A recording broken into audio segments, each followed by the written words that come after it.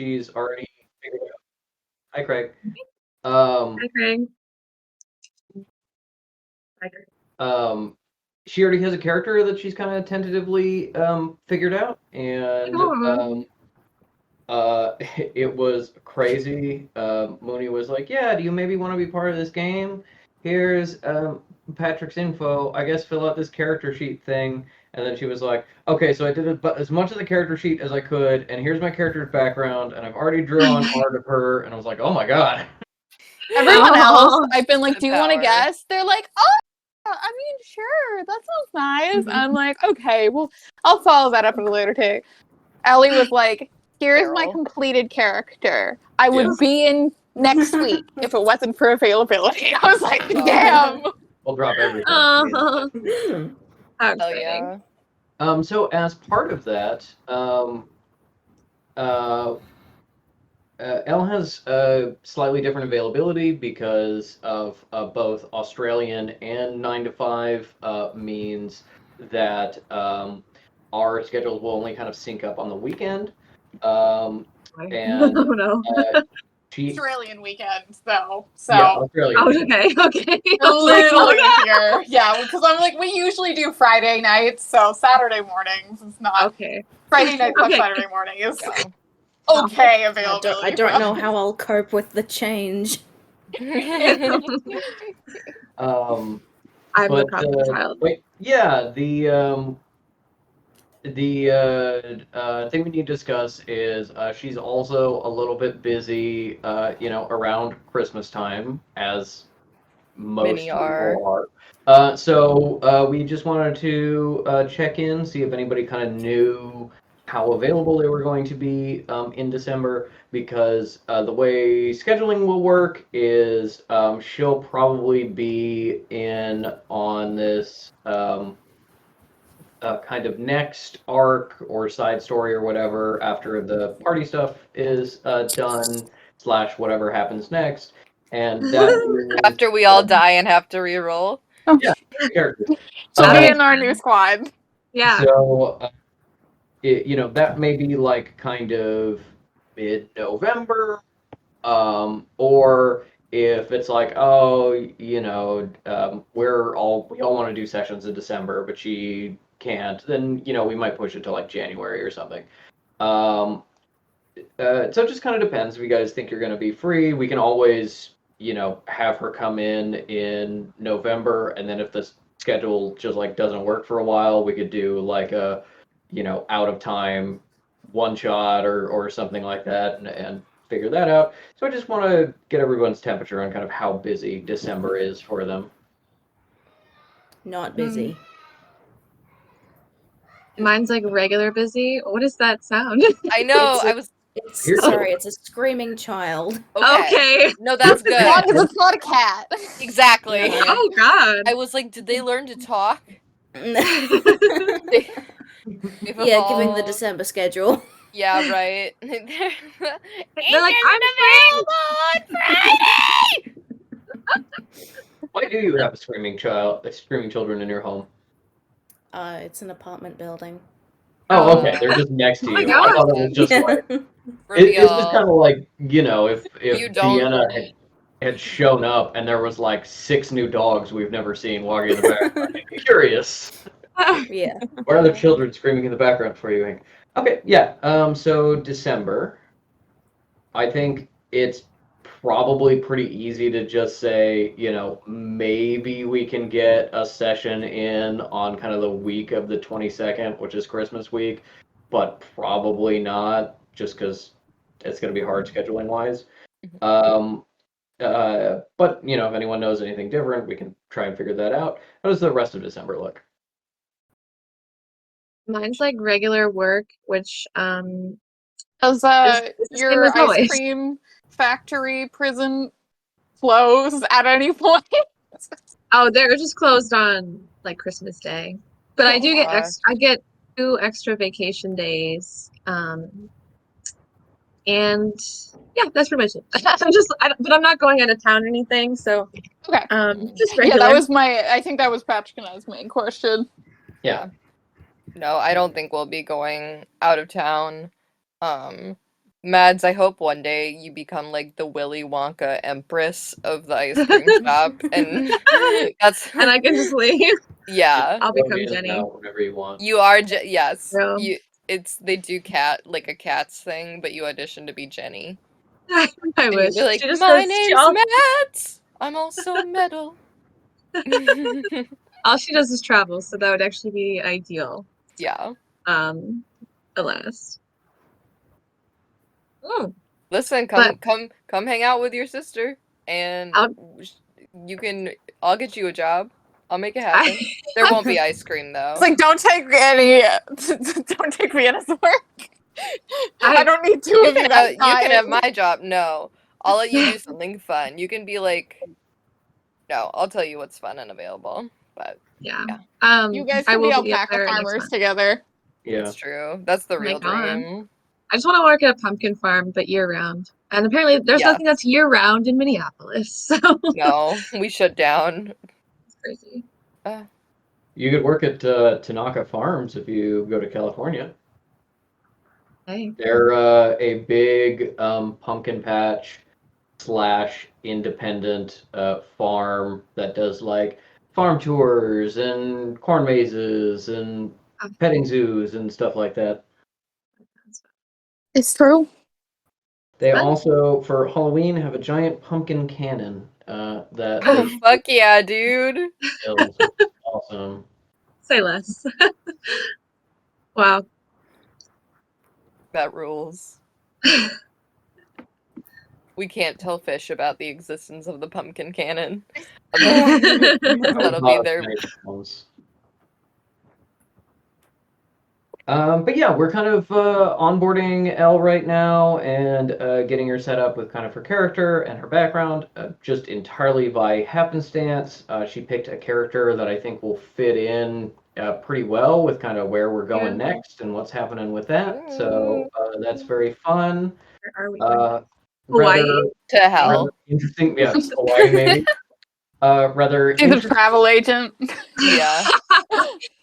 She does travel a lot. She's a small blue alien. Ooh. Stitch? She works in protective. Yes. I think that was the joke. Yeah, Yes. she works in protective services and will give Isle a new identity. She's Would an Isle enormous accept a black new man. face? Yeah, she would. I mean, she basically gives herself one every time she transforms anyway, so. Isle just doesn't remember what she looks like. No, that'd be sad. She just knows she's tall. She's Yeah. 6'10", And she's growing taller. 6'12", baby. Yeah. Getting taller every Six time. God. Wow.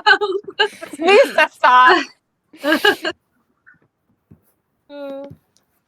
Hey. Oh yeah, I forgot! Basically, I blacked out the last 2 weeks, so it was, like, Real. yeah. I'm a not conscious, but I'm here. Well, we've Wow. got I the explained rules. I explained our reputation system to my mom, and she was very excited by it. OMG, Ink's Yay. mom for next guest player. Yeah. Yeah. Ink's mom and Mads' brother. Fight. If I ever got Jordan to play, I think that'd be quite that'd be a feat. He's very shy. I invite so many people, and again, they're mostly just like, "Oh wow!" And I'm like, "All right, we'll revisit this at a later time." Yeah. You're like, please, I meant for real. I think it works out though, because we don't necessarily want guests too often because we kind of want the main story to be going along. Because we care more Yeah. about us. But I think it does like a good amount. We got a good like rhythm here of like every like 6 to 8 months we've got someone in for a couple sessions. That seems good to me. Yeah. But yeah, we from the very beginning we've been talking to Mooney's sister, who is like, here's my ideas for character. I'm like, that doesn't really work for what we're going for. And she's like, well, it's my character, so you need to redesign the campaign so I can do it. And I was like, okay, we can figure something out. When do He you want wants to be basically an Akatar fairy. Yes, Yeah. he wants to be an Akatar. Oh. Yeah. You know what? I love her for her. And- Let's go to Fairy World. This will be And the AU. Yeah. Our Um, court of Fae and Flowers, are you? Exactly. She can join in right now. We literally have a society party. and then we're like, oh, do you want to like actually try to like do the mechanics and I sort know, of like but I build want this to. character? And she's like, no, I'm never appearing on camera. My voice will never be anywhere. I will never meet strangers. And we're like, Poor okay, Bridget. I'm here. She knows me. yeah, I'll protect her. yes, you She's will. met all of I- you except I Matt. met her one Yeah. time several years Yeah, ago. she's I fine. almost met her. I think she was coming Yeah. from the airport, but I was Exactly. There I'm was sorry. an overlap where you couldn't meet. I will say Vienna will be fine, but Bridget is not great with even people she has met many times and knows fairly well. So She won't be like mean. She just is like She just gets stressed. stressed out. Exactly. Yeah. shyness That's okay. moving Maybe into she can be anxiety. like she can be a character entirely off screen, but like, another mail round. Like every episode, it's like here's the new letter that's come from Bridget's character. That's very Fae and Flowers. Yeah, I was Bridget's thinking of character just, is a ghost. I was thinking just recording a bunch of stuff and having her be a little soundboard. That's cute. Yeah, that'd be Bridget's good. character, what do you think? I think that's great. There you go. Yeah. Okay, so just as a reminder, we've got the reputation track in Owlbear right now. The track doesn't super closely line up with the actual like little spaces that the tokens slot into. So if you're ever confused about where you are, um, just ask me and I'll Just clarify. cry. And we'll be rounding towards That's 0. best. So, for example, you can see Isle right here, kind of on the line between +0 and +1. That is +0 because while she is a very fancy purse dog, she is also a dog and therefore has made a positive impression on Yep. the party, but not a huge one. As a reminder, these roles apply to everything you do when you're at the society. So even if it's like, I want to make a perception check while in there, you'd still get like the +1 plus whatever your normal perception is. This is like, just to make it easy, flat everything. Yep. So it's a good thing that you really want to do, and maybe you want to kind of build that up before Metal's speech. Time to see how fast I can get to -5. I was wondering if it would be you or Fish. And then Oh no, I'm really gonna try for this Fish one. is famously, as long as there are no lesbians at this event, Fish is golden.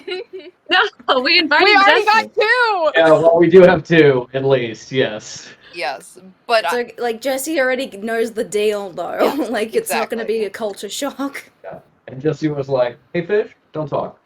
Mhm.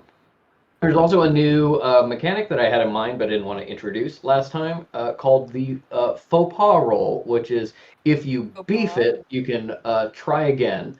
So if you perhaps stumble over your words or do something uncouth, anything like that, you have the option after you've made a roll to roll again, and you must take the new roll, but it will drop you down 1-2 slots. So it's something you can take advantage of every once in a while without too much harm. Relying on it too much will swiftly get you into the negative. And as you get into the higher, like +3, +4, it's enough to knock you down to a lower level. So kind of sacrificing a temporary bonus versus a more permanent standard bonus. So yeah, you do have the option of dinging your reputation by a decent amount in order to roll again if you really fuck something up. Also, Isle and Caligulus disappeared from the reputation tracker. I don't know if that's Yeah, Their no, reputation is good. it's just you, me, and Mads. Oh, yep, now now. they're back. Okay. And so that's that. And we talked about L and December. And yeah, all good. Cool. I'm so Let- happy we get to play this week. Yeah, Yes. let's get into it. Okay. So our party was hoping to support metal as well as also go to a party. When Metal was faced with sort of advocating on behalf of the sanctuary and reporting what she saw and what she experienced during the attack, it seems like her aunt is sort of expecting her to be negative, talking about how terrible the sanctuary was and how it's not safe, and therefore support her kind of desire to perhaps defund it or insert more influence over it. But Metal has been stressed and wasn't able to write her speech, but she knows that she will be called on to speak on what in front of everybody on what she saw and what happened and make her case. Along the same token, we also know that Administrator Tone and Elder Delore are also coming to this meeting, um, driving separately, seeming because they can't stand each other, but both hopefully trying to argue that the sanctuary is good as is and should not be messed with. The Society for Better Governance, of course, very heavily financially supporting the sanctuary, but at least right now, not having much to do with its day-to-day running, thankfully. And in order to support Metal, who is coming with her aunt, driven by Manfred, but also to not have to spend time with her aunt, the party came up with some alternate accommodations. So Isle decided to become a purse dog in a fancy little. What is this? in a fancy little capelet. This is what it looks like. Yeah, that's me in the Oh, yeah. purse. Can you guys see? Yeah. Sorry. Just wanted some background for you there. Anyway. Mhm.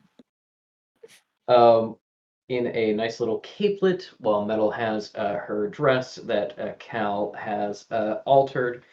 And meanwhile, Cal and Fish decide to invite Jessie and her wife to come to the party and also drive them.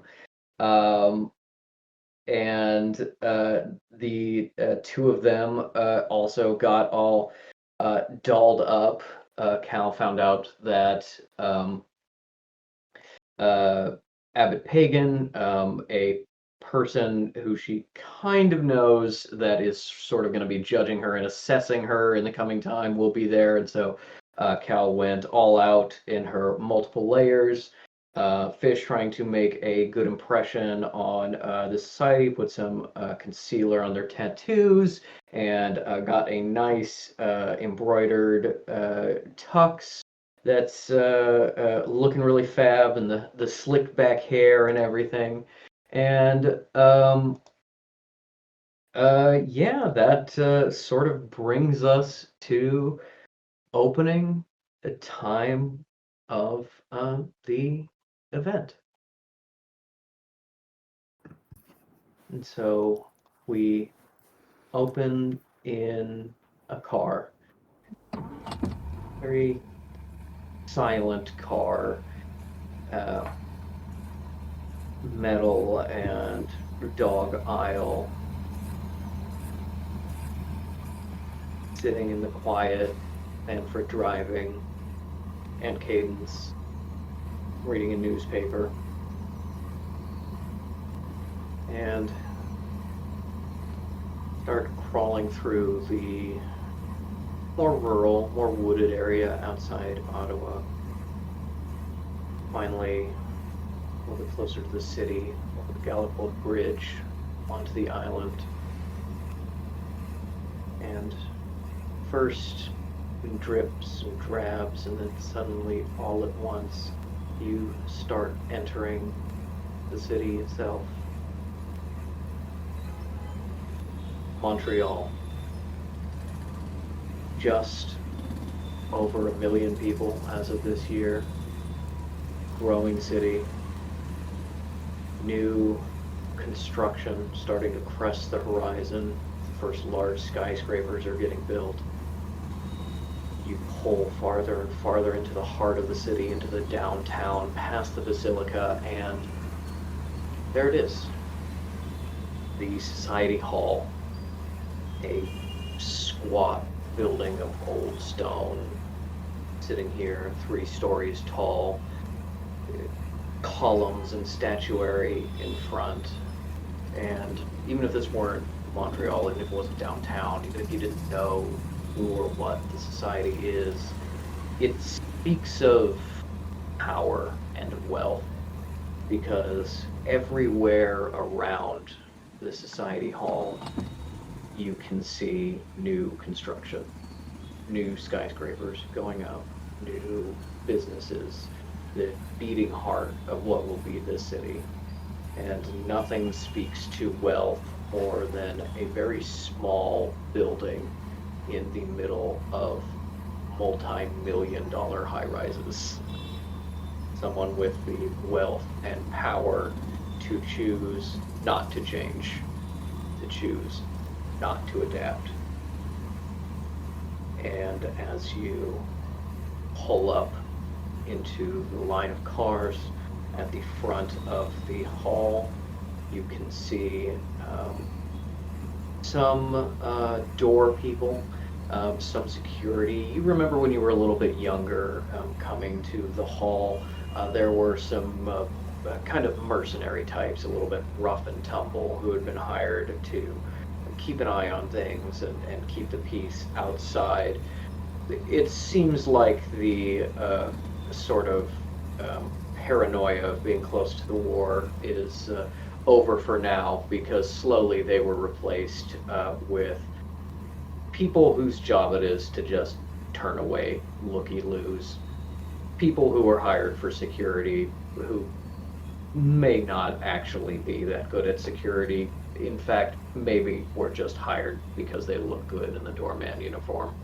But you see a man and a woman keeping an eye on the cars, keeping an eye on the street, standing out front as a plush burgundy carpet coming down these stairs at the entrance of the hall, ending at the curb, and the series of valets going in and out, opening the doors, presenting the people, and driving the cars away.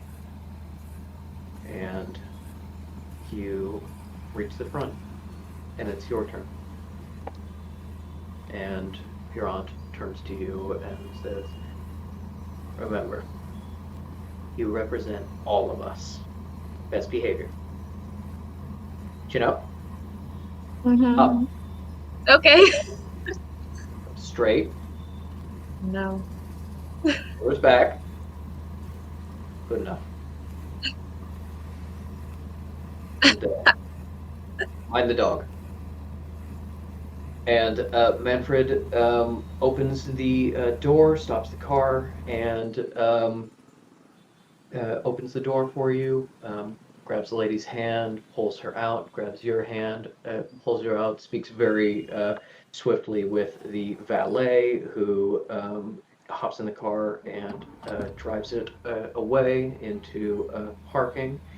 And Manfred offers his elbows to both of you as you start to walk up these stairs. You know that this is more than anything just a meeting, just a lunch meeting. But these people, they have to show off to each other, show each other up, make sure everyone knows exactly how rich they are. And so what should be a very simple event has become, a bit more of a party. And as you approach the entrance, you unfortunately see something that is a little bit familiar from past. Hopefully this was not a serious enough event to um, require it, but you do see the announcer at the door who will be speaking your name to the room at large. Um, Although this is a party, it is still more casual. It is not a princess's ball. There will not be no grand staircase you walk down with everyone staring at you. But you will be the center of attention as you are introduced. Is there anything you do in this moment?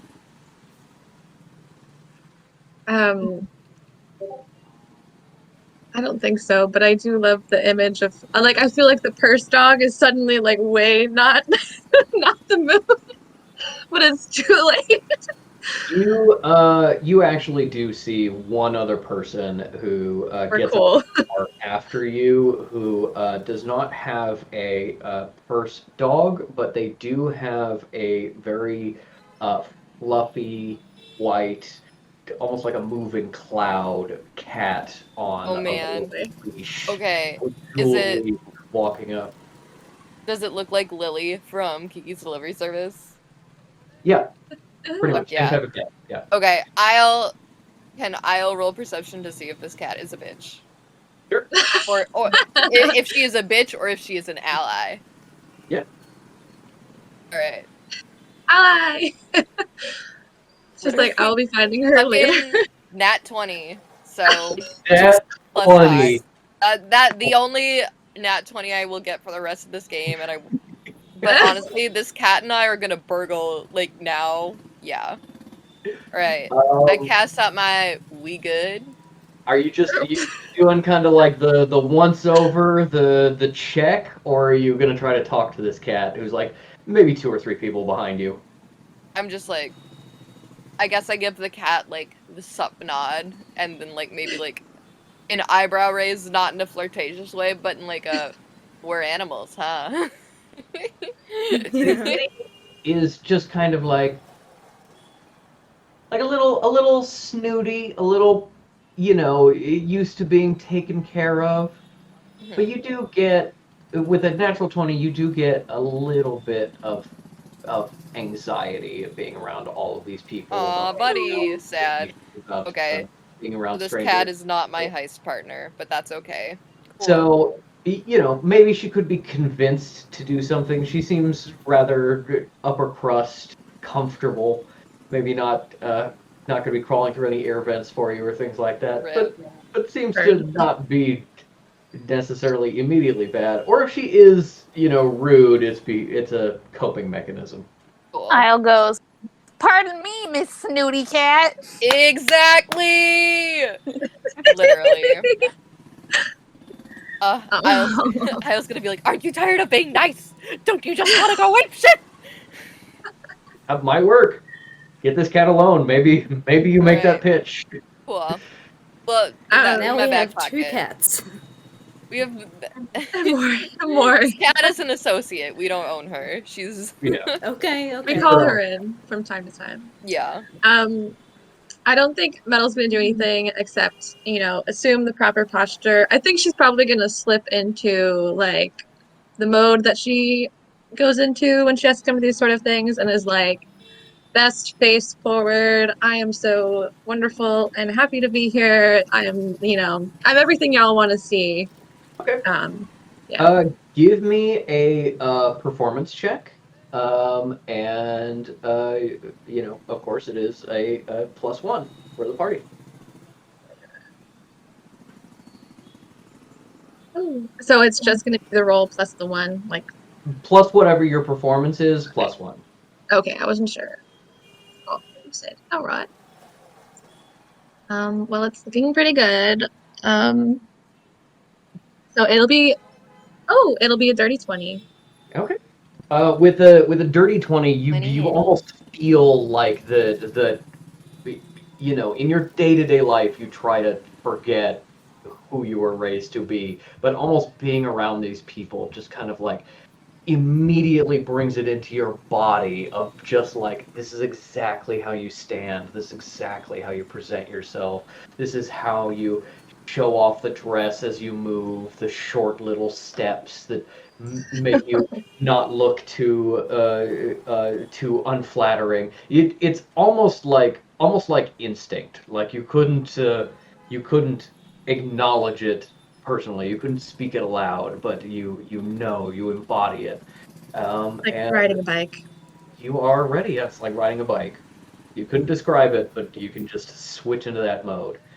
And as you approach the door, Manfred breaks off.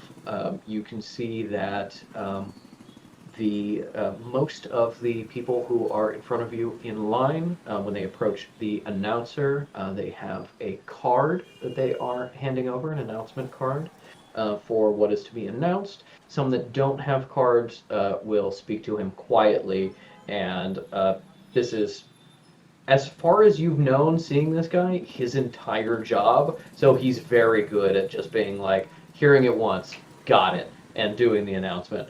And so as you are just about to step forward, the background of the city starts to fade as you get your first view of the party itself, the people inside. Um, Manfred hands over the car, sweeps you forward, and then there you are. Everyone's looking at you. Like I said, there's no grand staircase, just sort of the entrance way. You can see a lot of people milling around. Actually, give me a perception check with advantage because you've been here before. Okay.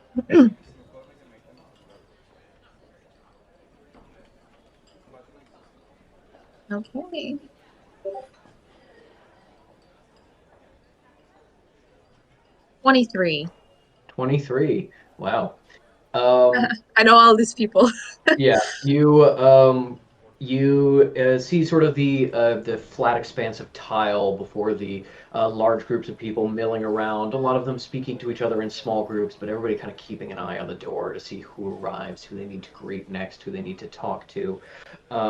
You see Elder Delore in one such group, a little bit off to the side, having a whispered and seemingly intense conversation with some people, including you recognize the president of the society, Mr. Echelon Goldhammer, who is more a facilitator, keeping things running, organizing the meetings. He actually lives here in the hall on the third floor as a perk of his job. But he's a very large, kind of gregarious man whose main role is keeping these people who would sort of naturally be competitors kind of all on the same page and mediate disputes. And it seems like he is mediating a dispute now with Elder Delore. You see a number of people you recognize, some you don't, but most are at least familiar by sight or with people that you know, so you can sort of make an assessment. Oh, I've heard her name as a relative of this person, and I see that person who I recognize, so on and so forth. As you go out farther into the room, there is a small buffet, some traveling waiters who have miniature-sized champagne flutes, bringing them to tables. And then towards the back, a small dais, a small stage, stepping up, just put you 2-3 feet above the rest, everyone else. And this is, of course, the rostrum you'll be speaking from when the meeting starts.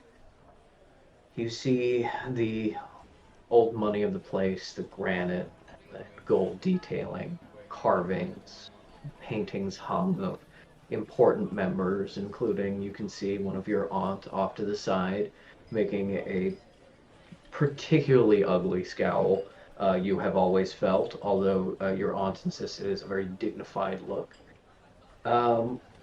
And you also see the upper gallery, where is this second floor balcony that wraps all the way around the room, where a lot of people go for more private conversations.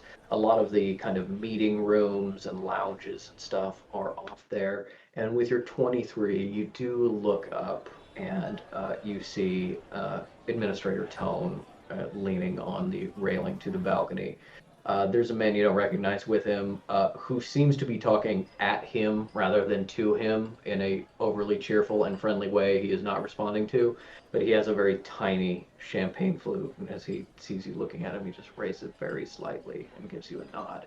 A nod of, with that 23, a nod of support.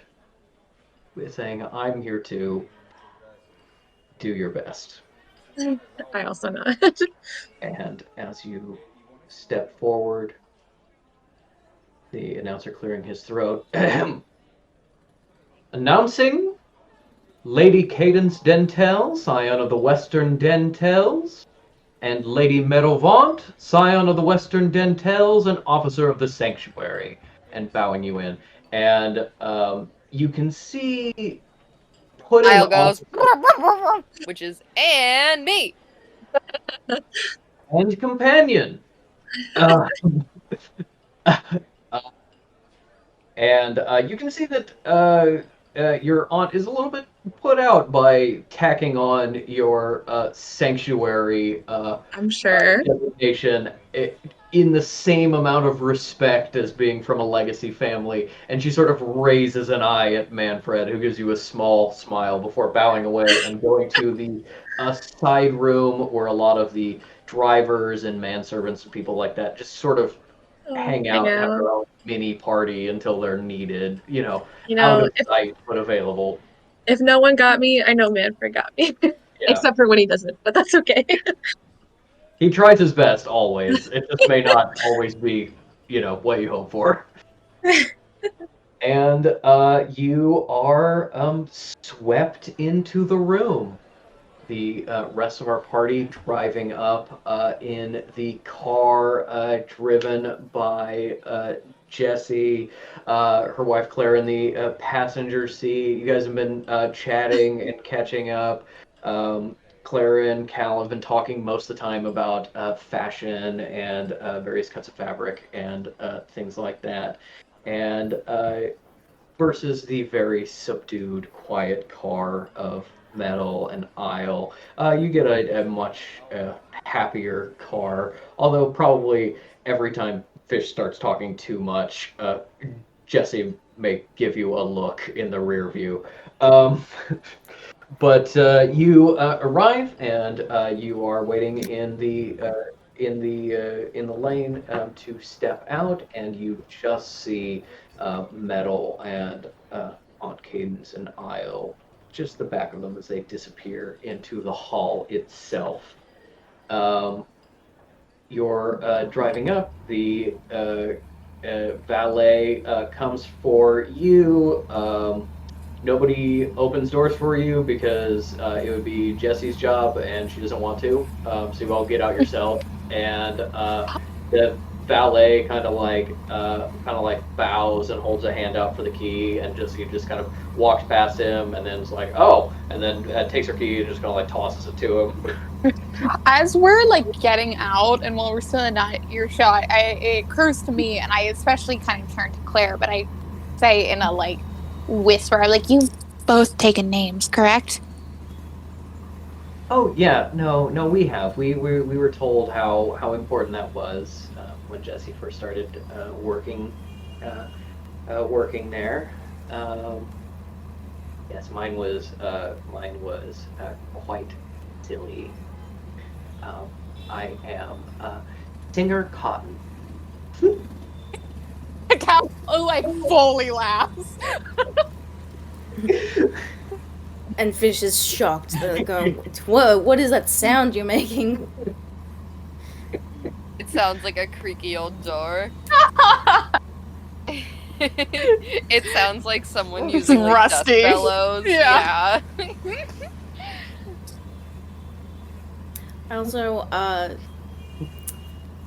before like parting from Jesse and Claire, Fish passes Kekano off to Claire, like, hey, he'll watch out for you, and you watch out for him as well. Oh yeah, thank you. Of course. Want to be my little buddy? He's like, yes, yes. And he's like, Okay, give him a little pat and say, all right, good boy, pal. and She's like, all right, Isle, we can make our move now. Let's go. Kekano is excited to be held and going into the party where there's a bunch of new people for him to meet and potentially be friends with.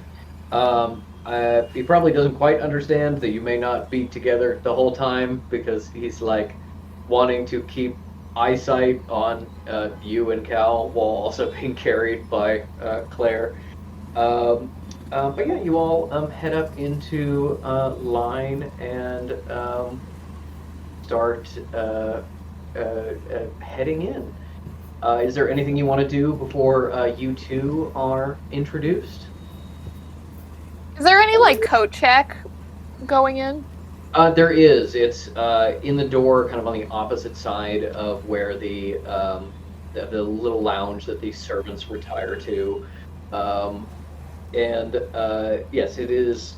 It is after being announced, but there is a staff member who's like outside beforehand, so you can kind of make the decision of being like, I want to be announced with the full presentation, and then give them my code. Or I'm like, I need to be set. Here's my code. Take it. I need everybody to see the dress when I come in. Yep. Oh, Fish is good to go in. Actually, but they are feeling very nervous and like butterflies in their stomach and not feeling concerned and worried. And hopefully Isle and Metal are okay in there already. And oh god, what's she wearing? And did she laugh? And she's never laughed at any of the jokes that I've said. I can't believe it. Just, anxiety's compounding, but like, let's just get in there. Can Isle like look back to see if Fish and Cal and everyone are arriving? Yeah, you would. This would be kind of like as Metal is entering, Walking out. about to, greet people coming up to say hello to her and to her aunt and sort of chat. You can just kind of look backwards and see out the door. You can see, you can see them arriving. I will give the dog equivalent of a thumbs up, which I think is just. And so Fish like distantly sees her and like gives a really strained, subdued smile for them. Just like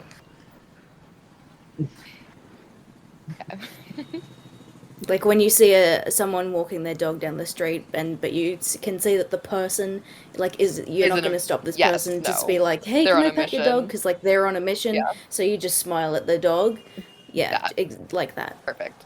Yeah, and then if you're me, not smile at the person, but that's okay. Just completely ignore and be like, I wow, never smile at the person.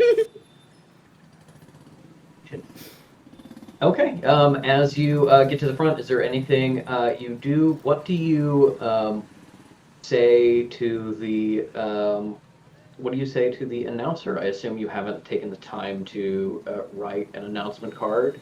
Cal wishes. She's thinking about her typewriter at her room, being like, damn it. Something, Metal could have mentioned, but was probably too stressed and busy. Kind of slipped her mind, because sometimes this society stuff feels normal to Metal, and it's really normal to no one else. Yeah, you guys didn't bring your announcement card, or that's kind of weird. But You didn't have your person make your announcement card? You didn't have your guy? Here's my idea. Fish like elbows Cal a little bit to be like, all right, you tell me what you're called, and I'll write down our announcement cards using encode thoughts. Ooh. You have paper with you? It forms a magical message that like puts the words in someone's mind when they receive it. So yeah. And it can look like a little magical scrap of paper. It'll just like disappear once it's activated. Sure. Are you going to do that for Jesse and Clara too, or just? Oh yeah, sure, yeah. All right. What order do we want to do this in? What order are we walking in? Like, you know, Uh, if it's the two of us first, then me, and then I'll throw one back for them. Because they didn't bother to like open the door for you, other than Jesse like opening the door for Claire and walking in, they are in front of you and just kind of like heading in. Oh, okay. And also, I wasn't paying enough attention to what Claire's, taken name was, and I don't know what Jesse's is, so it's just like, okay, I think it's too late. We will intervene if they need help, but if they are confident in their approach, we will not intervene. You Yeah, also get good for them. you also get the sense that it is kind of like a Gordon Edgley situation of like you do a taken name, and as long as you use it sometimes, it stays a taken name, but you mostly go by your given name. Yeah. So yeah, they're reaching the front. Are you going to pull them aside and offer, or are they just going to go for it? I'm happy to. Fish is just happy to let them go. I think Cal stays close enough so that if they look behind, they'll see her in case they're like, "Oh shit!" and but she's not gonna go and approach stuff like that. She's just hanging behind a couple steps. As they get close to the door and sort of the majesty of the building and getting introduced occurs, you can see Claire turn around with Kekino, just with kind of an excited smile, like, ooh! and makes eye contact. It's like, yeah. And Jessie kind of walks up. She's been paying attention to the other people doing the announcement. So she comes in and leans down to the announcer. He steps out and goes, Miss Jessica and Miss Clarice Coleman. And you see a bunch of people who are kind of like, who? Just kind of like, very few people would have the gall to just show up to a party uninvited, so everybody kind of assumes someone else invited them. But a lot of people don't recognize them. Either of you can give me an insight check for kind of what the mood is in this moment. I'd like to. I will do it as well. Oh, okay. Well, all right. What is my 16 for me. reputation? It's +1 right now, yeah? Yes. Okay, so then I've just got 11 total. Okay. 16 for me. With an 11, there is a little bit of a kind of outright hostility just to people you don't know. Not of being like, these are bad people, but like, this is a factor I didn't consider. These are potential rivals. I know everyone else here. I know my ties to their family. I know what backroom government deals we got for each other to do this. This is an unknown factor, and that is inherently a threat. With a 16, you also get that, but you see that Jessie is aware of this sentiment and is full on mad dogging anyone who would make eye contact with her. And Claire is just like, this is great. I'm a princess. This is my dream come true. She's having a great time. That's adorable. Can I say wherever Metal is, she's keeping an eye out for when everybody gets here and is making sure they're getting in okay. But if she also gets a vibe on that, she might be like, oh yes, I love them. You don't know them, they're so wonderful, and it's just trying to yeah. Make them seem like they belong. Yeah, you don't know the Colemans anyway.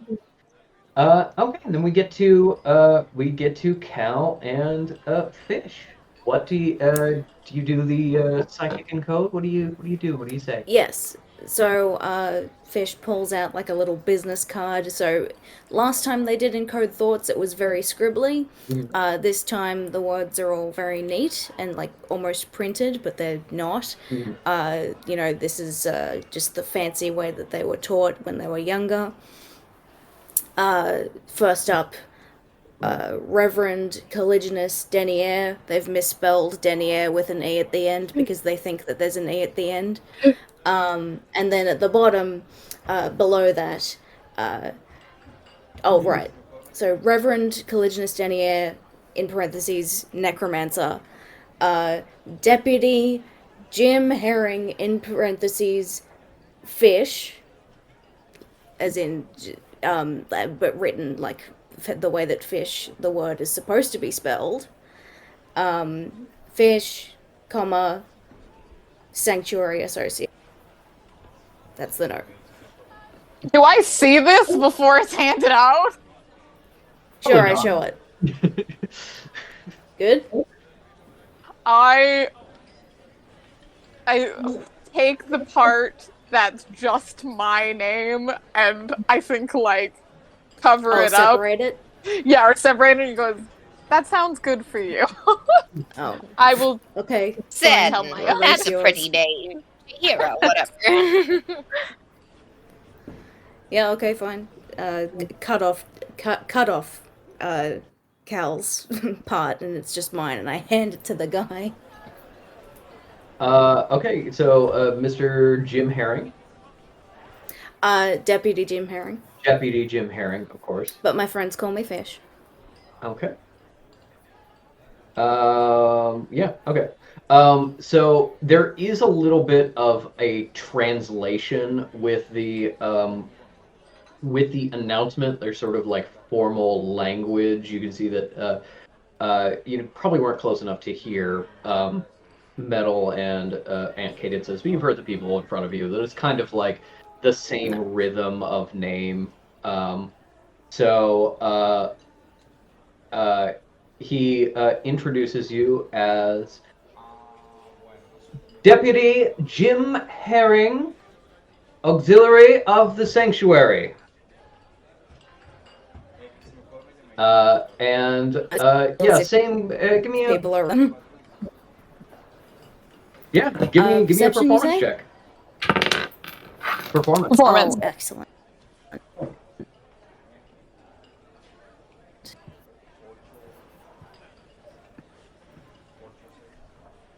I can I've, hear you, but you're performance, frozen you say? for me. Yes. Yeah, Performance. sorry, I'm losing everyone. What's the roll I'm making? Performance. Okay, excellent. Well, I've rolled. Okay, I've rolled 19. My addition to that is 6, so 15. 45. Plus 1. Yeah, 26? 26. Yeah. How, as you were announced, what do you do to like present yourself to these people to really sell this? Just kind of so like that way where you kind of put your hands on your hips but pulling your jacket back a little bit, like, yeah, it's me. There It are seduces the entire room. Sure. there are a couple people that are like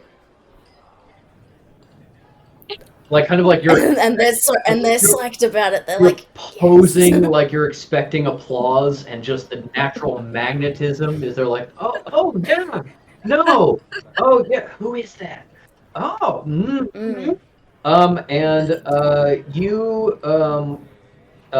I'll say you still have your 10 perception from your 10 insight from before. 11. 11 insight from before. You have a lot less kind of outright hostility. A lot of people are like, ooh, a new player. I must become their friend to gain advantage. They're very pleased about that, and like some anxiety is alleviated. There is actually a small group that starts approaching you to chat with you, which we will address later. I didn't say it out loud, but Metal's performance check also covered Isle, and both of you got a small bump for your successful performance. With a 25, Fish gets 2 bumps and is now solidly in the +2. Hell yeah. Considered Isle remaining neutral would be the best course of action in that moment. And then we get to Caligulus. What is Cal doing with this introduction? So Cal approaches the person who's doing the announcements, and she asks, "Have you introduced a necromancer before?" Yes, we do have a number of necromancer members as well as visitors over the years. I am quite apt. May I ask what temple you primarily represent? What was my temple is Auralac. What was that? Auralac. Oh, okay, right. That's the location one. Okay.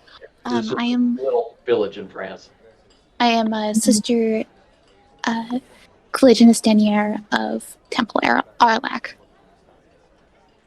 Or sister, would it be all right if I introduced you as cleric, or perhaps abbot? Cleric. Cleric would be appropriate. Introducing cleric Caligulus Denier, sister of the Auralac Temple. Give me your performance check. All right. And while I'm doing that, I am also immediately making eyes in the crowd to spot any necromancers. And I will say, I think she does that with her physical eyes and also with death sense. Cool. Range on death sense. Yeah. Okay, cool. After this performance roll, give me a perception check. And Okay. And I will say better performance will also lower the DC of perception because more people will be kind of like turning towards and paying attention to you. Dirty 20 for the performance. Dirty 20. Ooh. Oh, muffin. What is that, man? I made chocolate chip muffins and everything went wrong. So Oh, No. it looks tasty. Yeah. thanks. Stay tuned. Yeah. That's at the buffet. Yeah, that's what we're Literally. eating for our lunch. Was it Metal's not like, supposed to be the catering? With a dirty 20,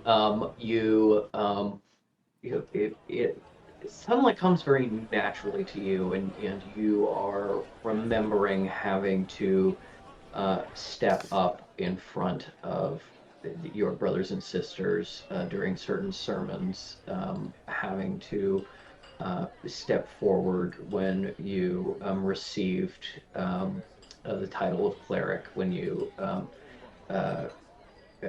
received your priesthood, and in a very natural rhythm, step forward, allow the drapery to fluff, pause for just a moment so everyone can look at you, and then carry on sliding into the room. Just very, very natural, but sedate.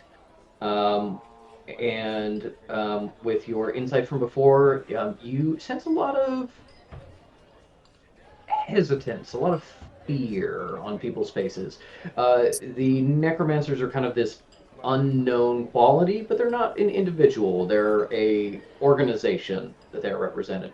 And you do not get the sense that these people are unfamiliar with necromancers, especially with what the announcer said. You see that they are familiar, have dealt with your people before, but that you are a new necromancer, and that could represent a new faction kind of entering the field. So there is a little bit of fear and hesitancy, but you do not seem any more unapproachable than you are typically. And then for looking for other necromancers? Yeah, give me that perception check. Okay. I will say, because of your dirty 20, first of all, you have gone up, but you are still in +1, and the DC is also a little bit lower as people have sort of turned to you.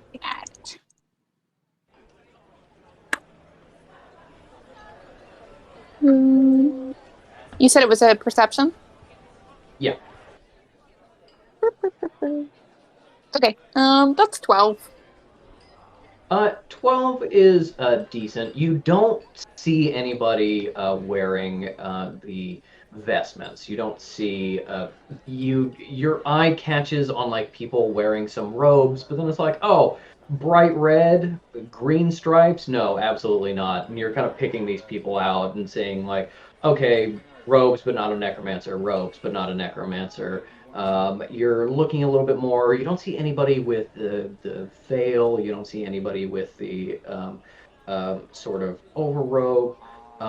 You see you see a couple of people who are just kind of like, black on black, all black suit, stuff like that. You can't clock whether they're a necromancer at that distance, and they don't seem to be looking at you or catching your eye. But you just kind of are like, okay, like necromancer fashion sense maybe. And yes, you don't kind of notice more than that. And No obvious like paying attention to you seems like definitely a necromancer. And with your death sense, you get a little bit of the the you get these tiny little spark senses that you've had before in certain parts of your temple, where just there's a lot of fossils and just the sheer amount of like bodies, for lack of a better term, of some sort of life form together causes a little bit of fuzzing in your sense, and you can sort of just sense the fossils in the floor spreading out from you, but you don't obviously sense any dead bodies, no death here recently, and you do know that death sense does have, a limited range to a certain extent, so you can kind of keep it on as you continue to circle, if you would like. All right. Yeah, and I think when they she walks down and she goes towards the coat check. When somebody approaches to take her cape, she unfastens it and then it dissipates in the air into just smoke. Very sick. Hot. Very hot. Yes, very hot. And that was everyone's introductions. Everyone did really well, way better than I expected. We're going. I was expecting to be humbled. Yeah. We're going to jump back in time very slightly as Metal is sort of making her way around the room, saying hello to people. Your aunt sort of saying hello to people. There is a string quartet in a very small alcove that starts striking up some background music for you. And you are left to mingle. This is my dream. Your aunt is very much keeping you on her arm for right now as you are introduced to people, people you know, but people that aren't very important. And then sort of sweeping up to you is recognized and haven't seen in a while. Hello! Oh my god! You look so great, Auntie! Big hug and a kiss on the cheek. Oh, and little Metal! Oh, you got tall! And this is Garden Dentel. He is a a second cousin, once removed. Like all the Dentels, he sucks. He lives in New York, where he does something in finance you've never totally understood, something in petrochemical futures that seems to make him a significant amount of money, but doesn't actually do anything or produce anything or kind of help anybody in any way. And it's like, oh, great, Garden's here. He's very nice. He likes to chat and gossip. He's also a dick. So maybe you can have some fun. He's a fun distraction. Maybe don't want to bring him into conversations with other people you're trying to impress or anything like that. Although he does seem to be doing, fairly well. He's got a couple of friends trailing after him. It's like, oh, how are you? I heard about the attack that is so sad, so scary. I'm glad you're okay. Oh yeah, no. Everyone's good. Oh, everyone's good? I mean, maybe not for long. We'll see. I don't like that. Yeah, no, I'm giving a speech later. It'll be great. So it's really cool that you're here. Oh yes, and anyone new in your life? He kind of like tries to slip his elbow over your arm, so you're like really close, and he starts walking you into the party. And Is this just over the purse arm or the other arm? other arm, but Okay. yeah, I was there, getting Wow. kind of dragged along. Um, so last time I saw you, Auntie Cadence was talking about maybe you were going to have a proposal, maybe get married to one of the Anchorage families. Isle says. That going? Dog side eye. Yeah, I don't know. I don't really know about that. I've kind of been focusing on work. That's like, kind of like my goal right now. Hence why I'm here, on behalf of kind of like the sanctuary and everything. So I don't think that's in the future, but I've made a lot of friends. Oh, of course. Well, friends are wonderful, but work, work, work. It's great to climb that ladder, but today's a day to relax. Kick your heels up. Maybe go for a dance. I heard they're both here, and he Metal's forbidden fuck list. he waggles his eyebrows at you and nods towards a cluster of some other legacy families discussing in the corner. You see kind of some important people.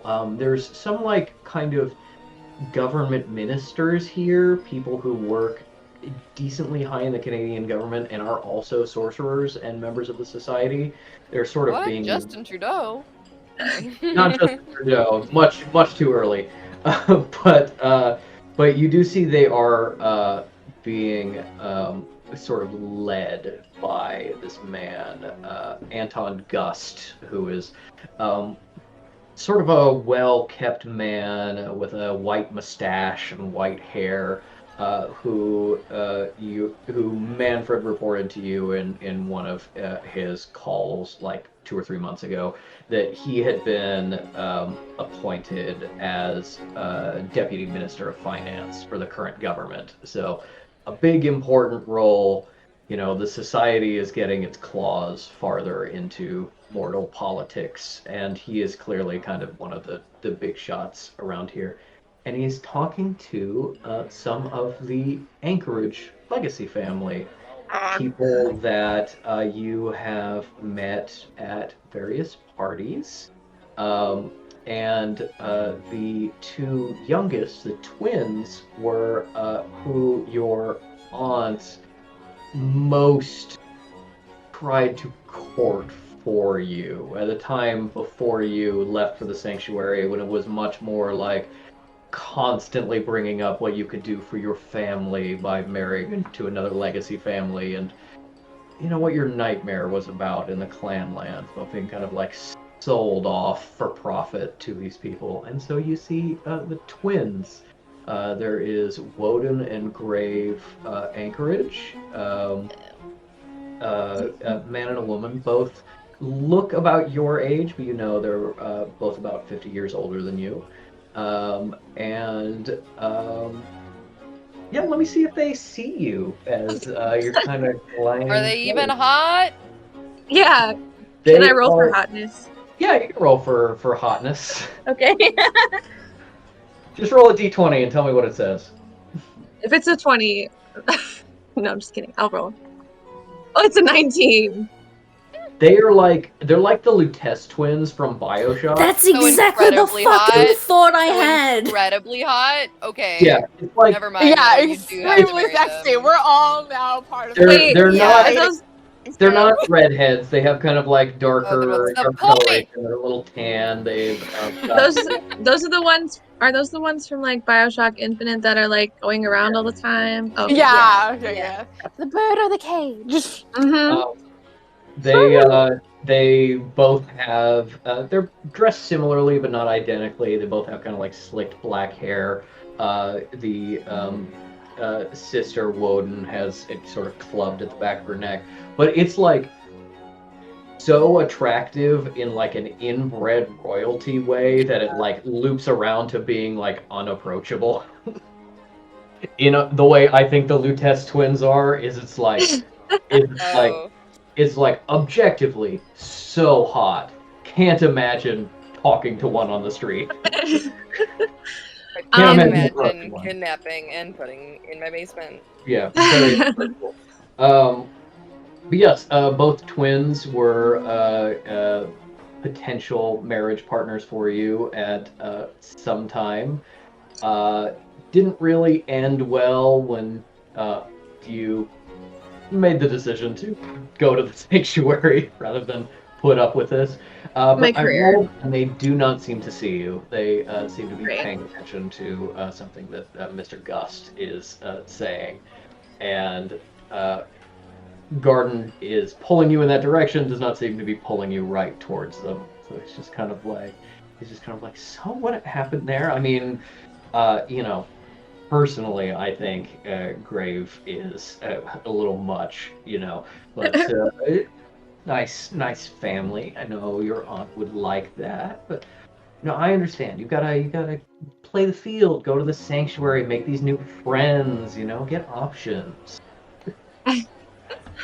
As if this man has Yeah. ever gotten laid. I think Metal has gone like a little green and is like, I can't remember if I've said this before, but I think it's the feeling of like, oh yeah, I remember what that's like. I grew up with that stuff, whatever. But she's been gone for so long and now she's back in it and she's like, oh no, it's not good. I It's don't like it. I horrible. really hate it actually. No. And it's like, I'm actually thirsty, so I'm gonna go find something to drink. I'll see you later. I have to prepare for my speech and everything, so Oh, of course, and of course we'll catch up later. Celica, yes! And I just drifts off to immediately go gossip Right. and chat with someone else. Isle is going to look at Metal and basically try to communicate, like, okay, you want me to stay here with you, or do you want me to do recon? Like,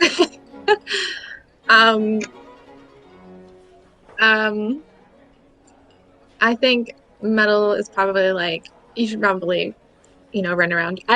I'll take her to like a discreet sort of corner where I can like let her out of my bag. Isle was gonna backflip out of the purse. No. Like, don't do that. No. Well, you Okay. can, but I think Metal's gonna be like, oh, okay, well, let me just, Yes. like, lay you under a table or something.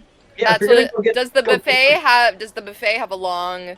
It does, yeah. That's where we're going. We're sneaking underneath there. Very, very classic. To the Yes. buffet, set the bag down, dog rolls out and under the table, pick up an Yes. empty bag. Exactly. Everything's cool. Dun, Metal gets dun, a little cup and is Yeah. like, finally, I have something I can anxiously hold.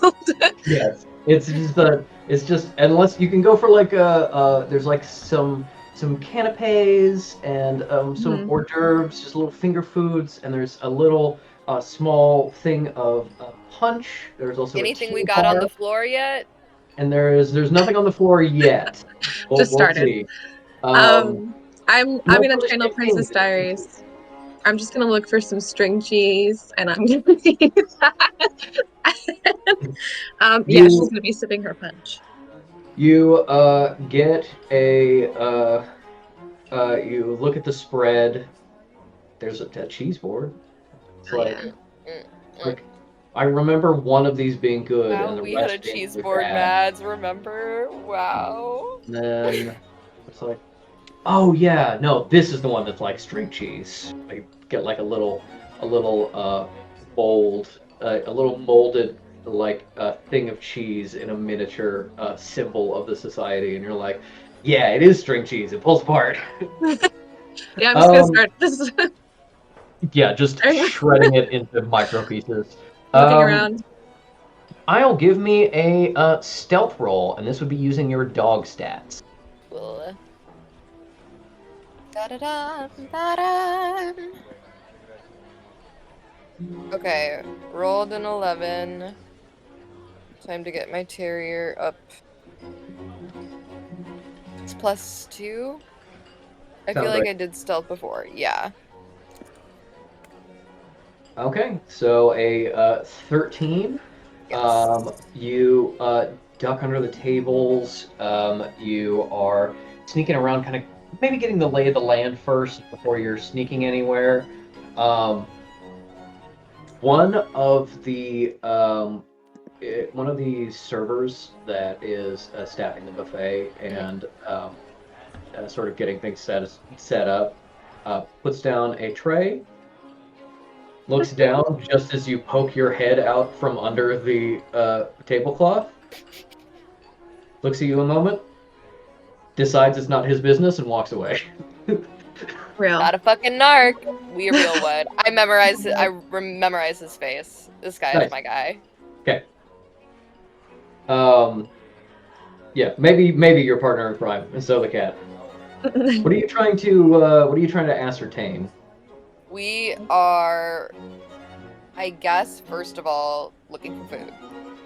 Yep. Second of all, I guess on the hunt for probably people specifically talking shit about Metal, the Sanctuary, or being... They're probably not going to be secretive at the buffet table. Yeah. But I guess keeping an eye out for anyone who looks particularly shifty. And then also trying to keep an eye. Listen, imagine she has eyes on every... She is hyper vigilant. Yes. And also keeping an eye on, like, Cal and Fish and Jesse and Claire. Gotcha. Okay. All at the same time. Yeah. Sorry. You're ducking in between them, making sure everyone's all right.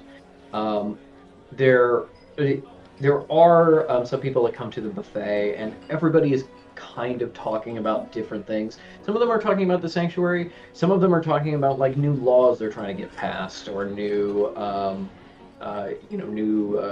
Senate parliamentarians that they're courting, and they have lunch meetings with. New interesting magical technologies and things that are happening in other countries.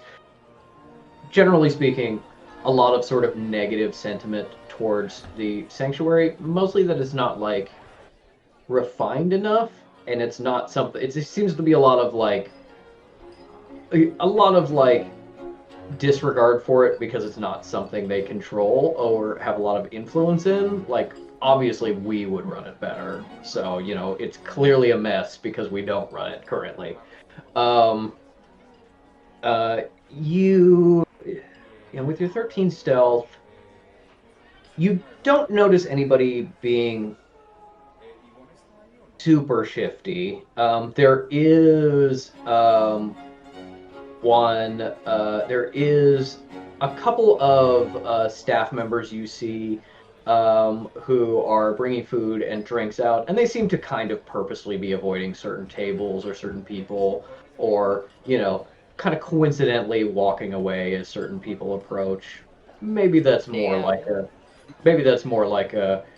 certain people have a reputation for being rude or whatnot than anything inherently suspicious. And there's also a couple of people in the party you can see kind of keeping to themselves, being in kind of like in the corners. Again, not inherently suspicious in and of itself. And at least right now, everyone seems okay. As Cal has entered the room, there are a number of people who come forward to just sort of pay their respects generally to the new necromancer.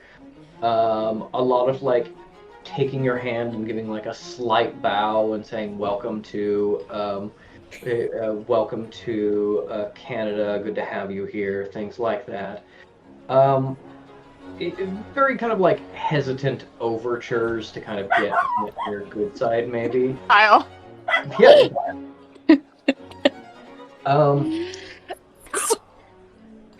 How much does Cal like want to mingle with people?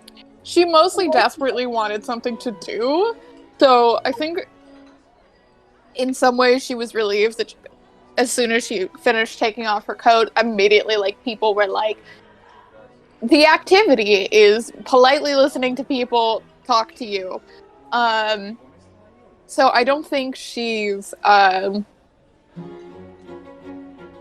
to get out of it or anything like that, but I do think she is trying to see if, like, after all of these sorcerers who are sort of just, like, mindlessly paying respects, is there anybody who sort of is kind of waiting to greet me that seems to be maybe more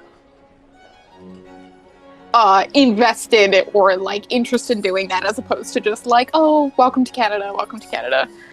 Without a roll, because it's so obvious, you do see that while they are paying their respects, you're not a conversationalist, and so they kind of pay their respects and they talk to you for a little bit, and then they kind of start to drift away, and there's fewer people around you, and then you can see that someone is waiting for your attention once you have a moment.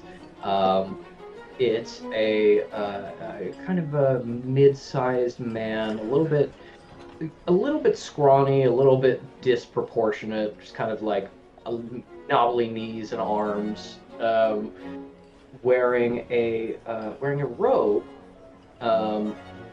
a sort of dark silver with accents of burgundy robe, very incredibly wide, overly polite smile on his face as he waits for you, and you see stitched on the front of his robe the barely intersecting circles of the Church of the Faceless. Oh, God. While in between, like, oh, thank you, pleasure to meet you, and noticing this man, I think she does make eye contact with Fish, and is very, very subtly just like a slight wave of fabric, being like, you fucking see that one over there? It's one of your favorites! Since when? You mentioned the Faceless ones to her, like, daily. Sure. Give me Cal, give me a religion check, actually. Oh, God. Okay, well, I'm good at that.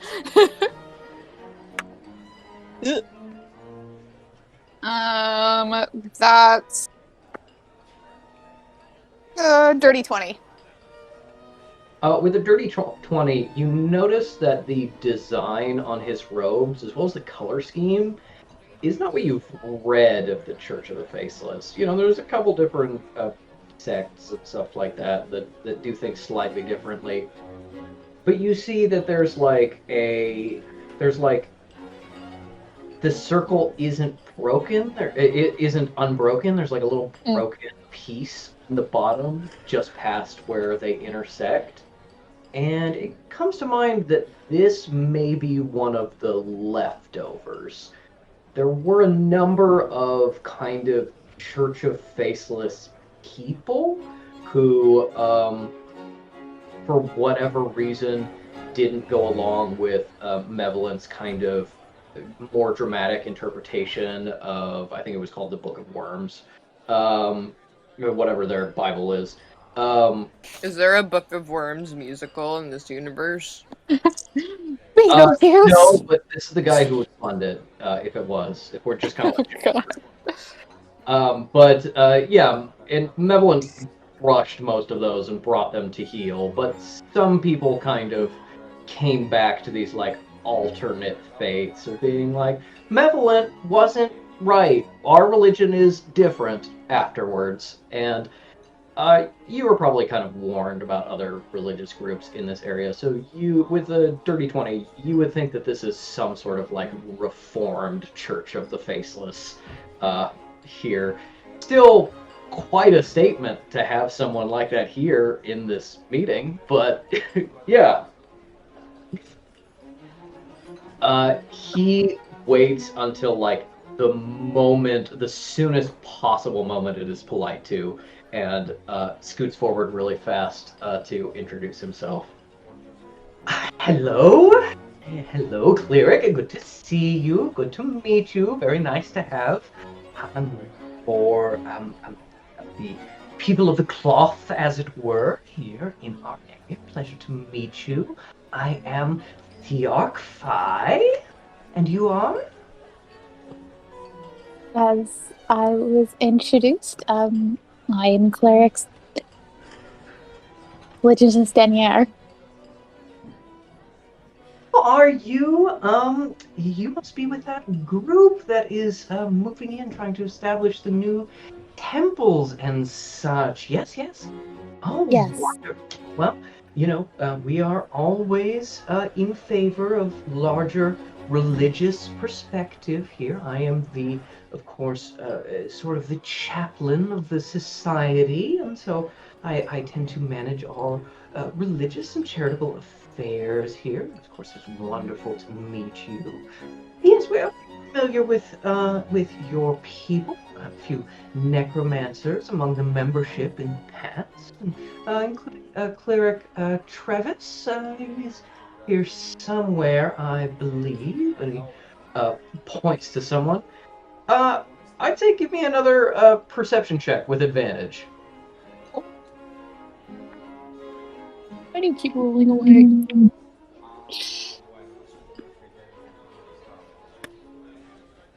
Alright. That's 18. 18. Sometimes I'm sad I don't record our faces because so many times I'll make a roll in the box and then just make eyes to camera. Can't see it. With an 18, you notice kind of off to the side, one of the people who are keeping a little bit more to themselves is a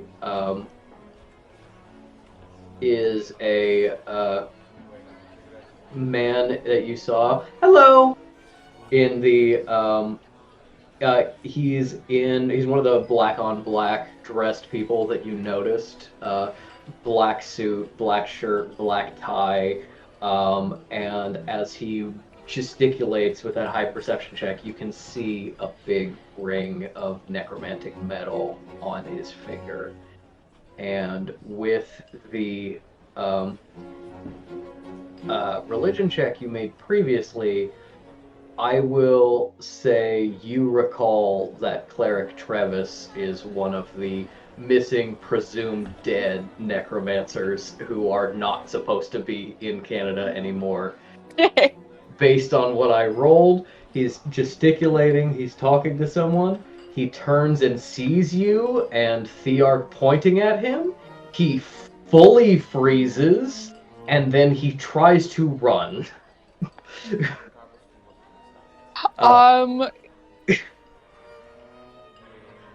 Cal tilts her head. She sees if anyone around him is trying what their response in his immediate circle is to him running. A bunch of people look very confused and are kind of backing away. He's definitely bumping into people a little bit, so people are looking at him like, rude. And with that perception check, you can see like a cheetah going through the grass. You don't see the cheetah, you see the grass move. Going through a crowd of people, you see the people move as someone is making a beeline towards him. She breaks out of cover. A woman of about medium height in a nice dress with a not a true veil, but a very gauzy veil-like material over her hair and down her back, cut in, and just like, to Cleric Trevis's perspective, he's running through the crowd, and then suddenly she is in front of him.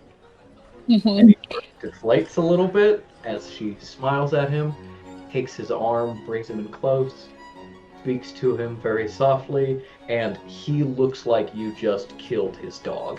He looks very deflated. He finishes his drink in one long swallow, starts kind of mopily heading towards the exit. And I'd say with that religion check, you do also get the little bit of an edge of necromantic magic that says that this woman has marked his bones so that he cannot be lost again. He can't what? He cannot be lost again. He can be found safe in this area. And he has seemingly been chastised, and he is leaving for seemingly faking his own death and running from the Necromantic Order when his temple collapsed. And as that little vignette plays out, you can see that she notices you and Thearchfai, and with no sort of urgency, stopping and chatting with some people along the way, is making her way towards you. And Thearchfai is like, "Oh, bit of excitement here. Wonder what that was about." Yes, well, Drummer alert. yeah, I think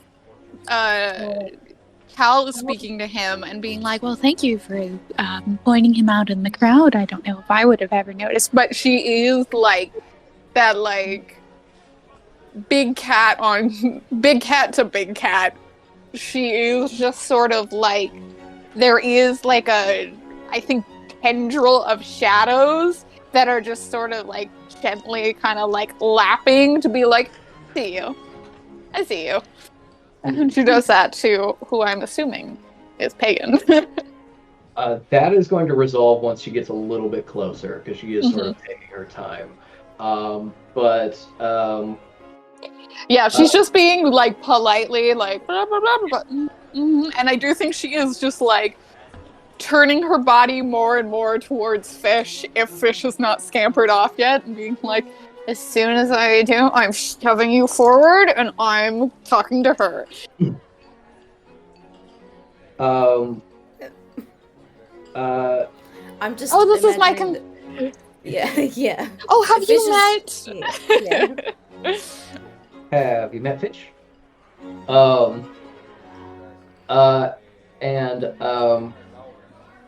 Thearch is just like, so what are your plans for a sort of expansion here? Of course we like to work together as a religious community, so maybe we could assist you, fellows, in establishing a new locale here. I have never actually had the pleasure of speaking to anyone from the Faceless Sect. What are the necromancers you work directly with? Well, there was Cleric Travis, as you saw, although he seems to be, and at this point he is like out the side door. Yeah. Leaving for the day. That's interesting. But we also used to work a little bit closely with God, I gotta get my notes up here.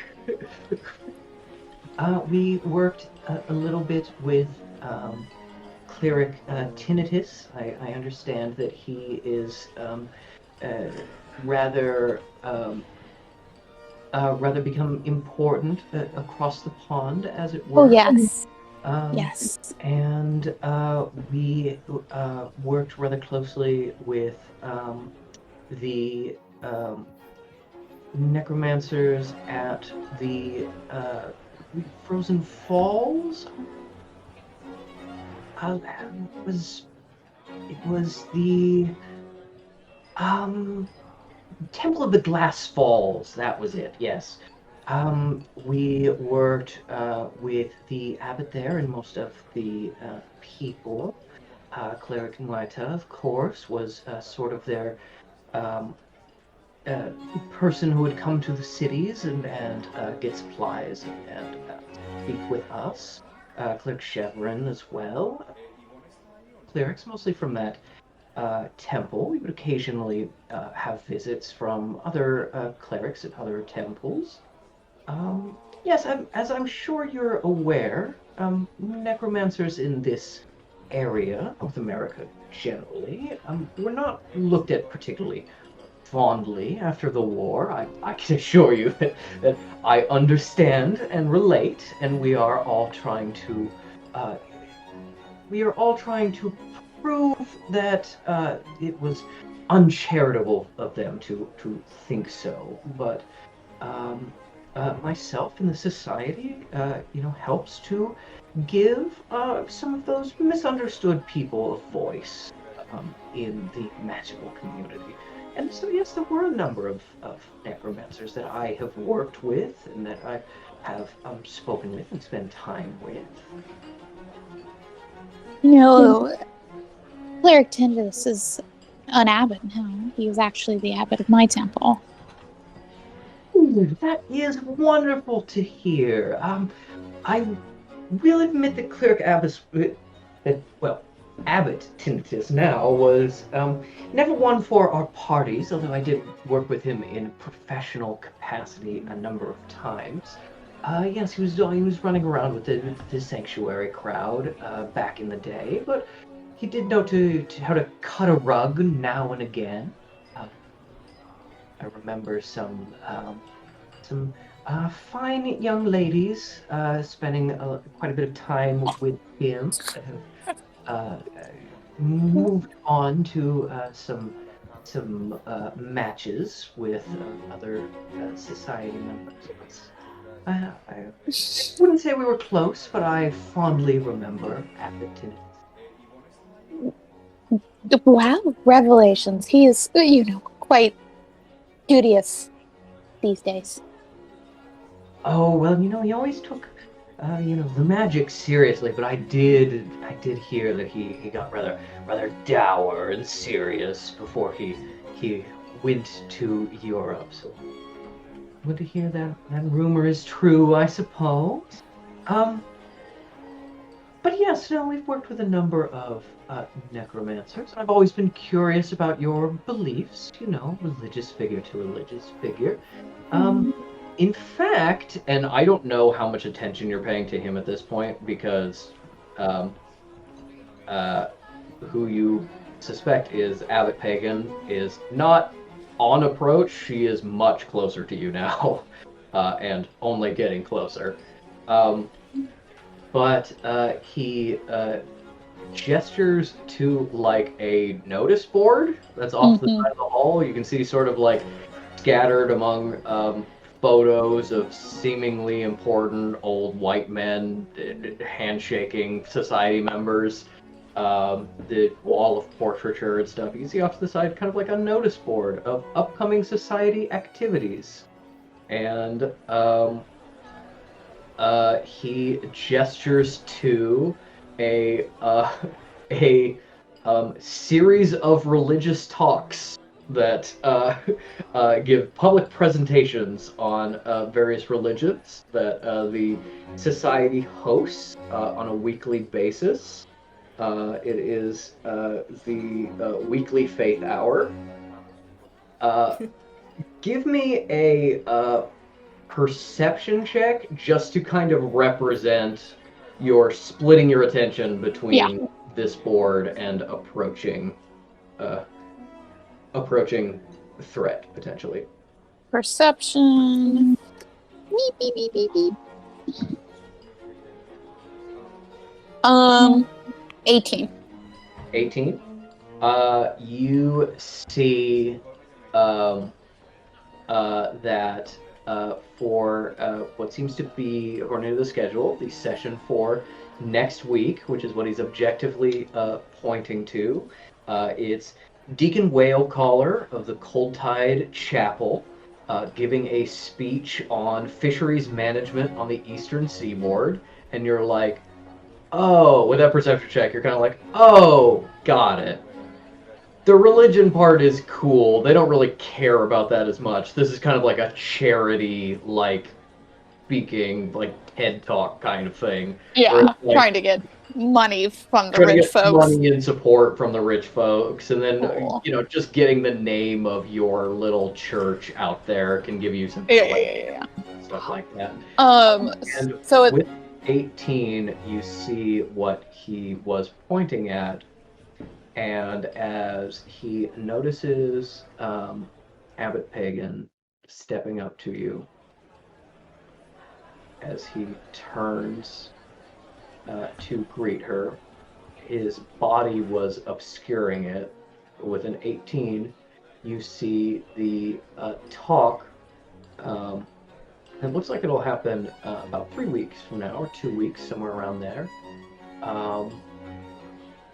Reverend Shepherd of the First Church of Harvest, giving a talk titled Fertility and the Future of the Sorceress Man. Wow. Oh my goodness. Okay, so with that, I think she like chokes, clears the throats a little bit, and then goes to the transition she had planned. What is Abe? What is Fish's name that they were announcing? It's Herring, but like you can call them Fish because they're going to be like, oh, everyone calls me Fish. Yeah. But what is their formal name? It was John Herring? Deputy Jim Herring. Okay. She goes, you know, Deputy Jim Herring is also a religious figure. And go, I am. No, that's not what they say. You're they're that doing a voice. improv. And it's like, Wow, isn't that so exciting? When yes, Deputy Jim Herring is also a religious figure. I am incredibly talented as a public speaker. and then Oh, she's flattering me, of course. Yes, pleasure to meet you. Hey, what the fuck? Oh, No, go to the voice. I love No, it. it was It's just I support I it. need It was all just of it. shocking. My I need body it. needs to adjust. excellent. But yes, Fish, I assume, has been kind of a circle of admirers, much more than Cal has. Sort of the awkward introductions. You've been performance. You've been kind of charming people. People have been getting to know you, and have you been spinning stories about who you are and what you do? Absolutely, I'm from the movies, or I'm gonna be in the Mortal movies. Oh my god, you're I'm just the gonna guy be from Porco in Rosso. Hollywood from the inside out, getting the society's name out there. But for now, working for the Sanctuary and having the pleasure of serving Lady Vaunt. Give me a deception check. Yeah. Great. I've been working on that for a week. Caleb says. It shows. It's good. Deception. Fuck. I might have to use my faux pas roll. Okay, so I've just rolled I give 2. a help action because I did just say, here is a fantastic public speaker. I Sure. do think this was kind of like happening while you were being introduced to people and Okay. then getting to figure Okay, out so why. But yeah. I've rolled a 2. My deception is +6, and then I've got +2 from the thing. So that would be a 10. Yes. It's not great. It's not great. I'm not gonna tell you the result until you decide whether you're gonna use the faux pas roll or not. I don't know if that's so bad you need to throw it away. You know what I mean? Yeah, like I'm just yeah. gonna Ten's roll with not- it. Just go 10's with it. not great, but it's not like a that's a natural It's not one. great. Toss it out. But Yeah. Fish's bonus is really high, so you'd lose the +2, including like in the future. You'd probably be down to, yeah, you'd still be in +1. You'd just be in low +1. Also, Well, like just maybe get- you're making Cal look better now. Maybe it works. Yeah. Also, they're Patrick, gonna clarify. keep posting on the performance, pose. Anyway, yeah.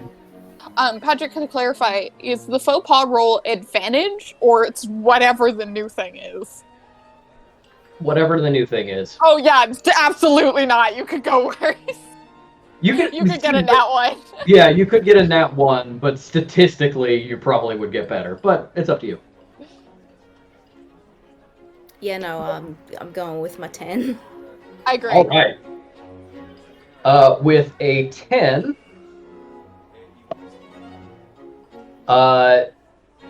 your sort of hangers-on seemed charmed by you. You get the sense maybe they don't fully believe you. Maybe it's more like, oh, I'm an aspiring actor, rather than I'm going to be a big actor.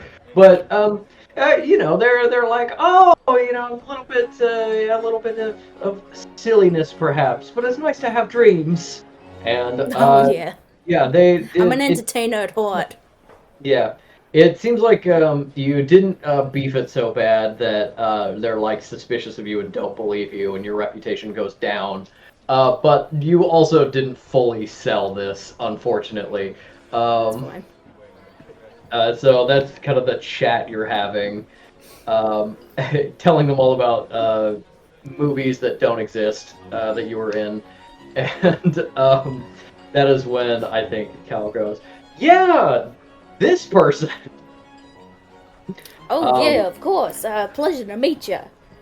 Jim Heron, but my friends call me Fish. Oh, well, I will call you Fish as well. Oh, please do. It's great to meet you, and I understand you are also a spiritual person. Oh, certainly. Believe in the faceless ones all my life. The accent is going everywhere. I'm Yeah. sorry. All my life. I believe in the faceless ones all my life. Guys, I'm losing focus. I was I love so it. I love confident. it. You are so deep in the Texans when you hard switch to Irish. It's really hard for me to do Australian, so like I feel. Yeah. No, I feel like it's Okay, difficult. can we just pretend that I'm not Yeah. fucking it up? Yeah. Oh, No, no, we'll you're save that for amazing. later. You're doing great. In character, Fish is still keeping it. And I will say, Patrick will let me, I will say, as Cal is exiting this conversation, she is going to give some form of like help action of being like dramatic shadows. It makes Fish's face look better and very actor-like. And it's like, hey, getting the fuck out of here. Actually, and no, I'll take this opportunity to use one of my thaumaturgy little like flares along that line. Okay, so I was like, I loved them in 2 herrings, 1 cup. yeah. You alter the appearance of your eyes for 1 minute. How about that? Like, just like put an extra sparkle in them or something. Yeah, camera ready. Yeah. Sure. Give me a persuasion or deception check with advantage. With my help. Alright, Yes, because of that. let's see. Sorry, I have to grab my other die.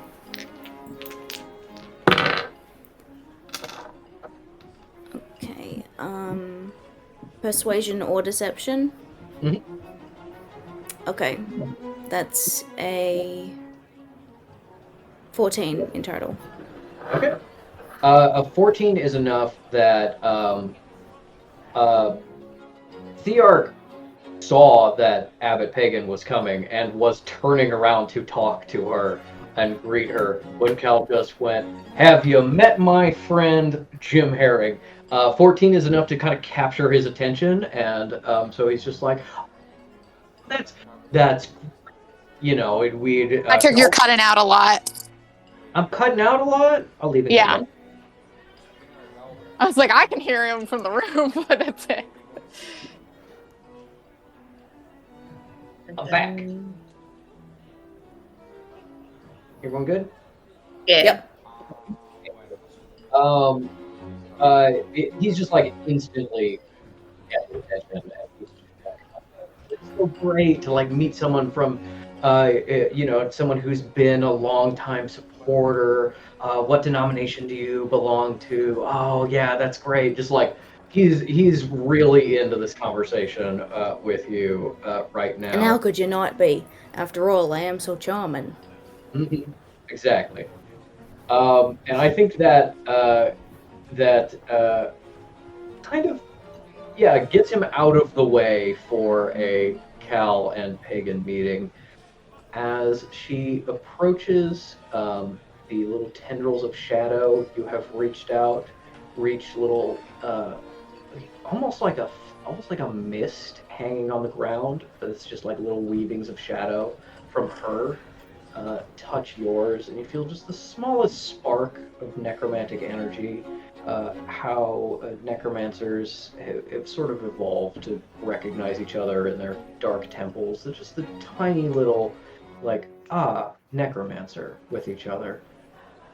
And you see this woman gliding towards you, as I said, unveiled, rather pretty in a sort of well-kept late 40s look, a little bit careworn, but healthy skin. Um, uh, Clearly of the kind of like white person who tans easily rather than say like super Italian or something like that. She's got kind of the tan skin and the darker brunette hair with kind of some sun-kissed highlights. The She is not wearing black, which is why you didn't notice her before, because instead what she is wearing is a blue dress with a sort of C pattern that fades into a black as it gets deeper and deeper down into the hem of the dress. And along the bottom, you see little carving, little carved like buttons almost, little carved decorations of shells and starfish and other sea life. And with your death sense active, these are carvings of human bone. She is wrapped in this sort of shroud that covers her hair and her back, just incredibly gossamer, thin, and holding it in place, as well as her sort of it is the very like professionally unkept messy bun, the messy bun where every swirl and curl is perfectly in place because you sculpted it that way. And holding that all in place is a large oversized hairpin that you can see is very sharp coming out the other side. That is entirely black necromantic steel. And she says, "Hello, dear. I believe I heard that you were Sister Denier. Come. Cal does the deepest curtsy, like the most proper curtsy. I don't think she's ever had an opportunity to trot out before. Pagan kind of curtsies and bows back, not quite as deeply, but a lot deeper than probably traditionally an abbot would give a cleric. But she kind of brings you to your feet, grabs both your hands, and gives you very large air kisses of not getting anywhere close to your veil. But being like, "It is so good to meet you. Yes, I hoped you would be at this event. I have to make an appearance to sort of get in good with the trash. But it's wonderful to see a sister here as well to keep me company." Cal is trembling. She says, I telephoned this morning to inform you and the other necromancers staying outside the temple that I would be in attendance, and I'm surprised and delighted to know that you'd be attending as well. I was going to see if I could get you invited, and was surprised to know you were already coming. Dear, that's wonderful of you. Thank you so much. Yes, unfortunate scheduling requirements. We have our fellows setting up our new chapel in Cumberland. And while we are here doing our own social work, they are laboring away. Fortunately, they will have some help. It seems a cleric Trevis, I believe his name is headed over there now to help move some boxes. But yes, it is so exciting to see you. I know so much about you. Your sister told me all about you when she was on her pilgrimage. Did she write about me? She did. Probably not with the respect that you maybe deserved. She, as you know, had her isms, but it is an honor to meet you. This dress is incredible. Oh, thank you. Yes. Brought it up from the home temple. Thought I'd get a bit fancy. Yes, your sister did have a bit of a mouth, a little bit informal, I will say. I genuinely appreciated it.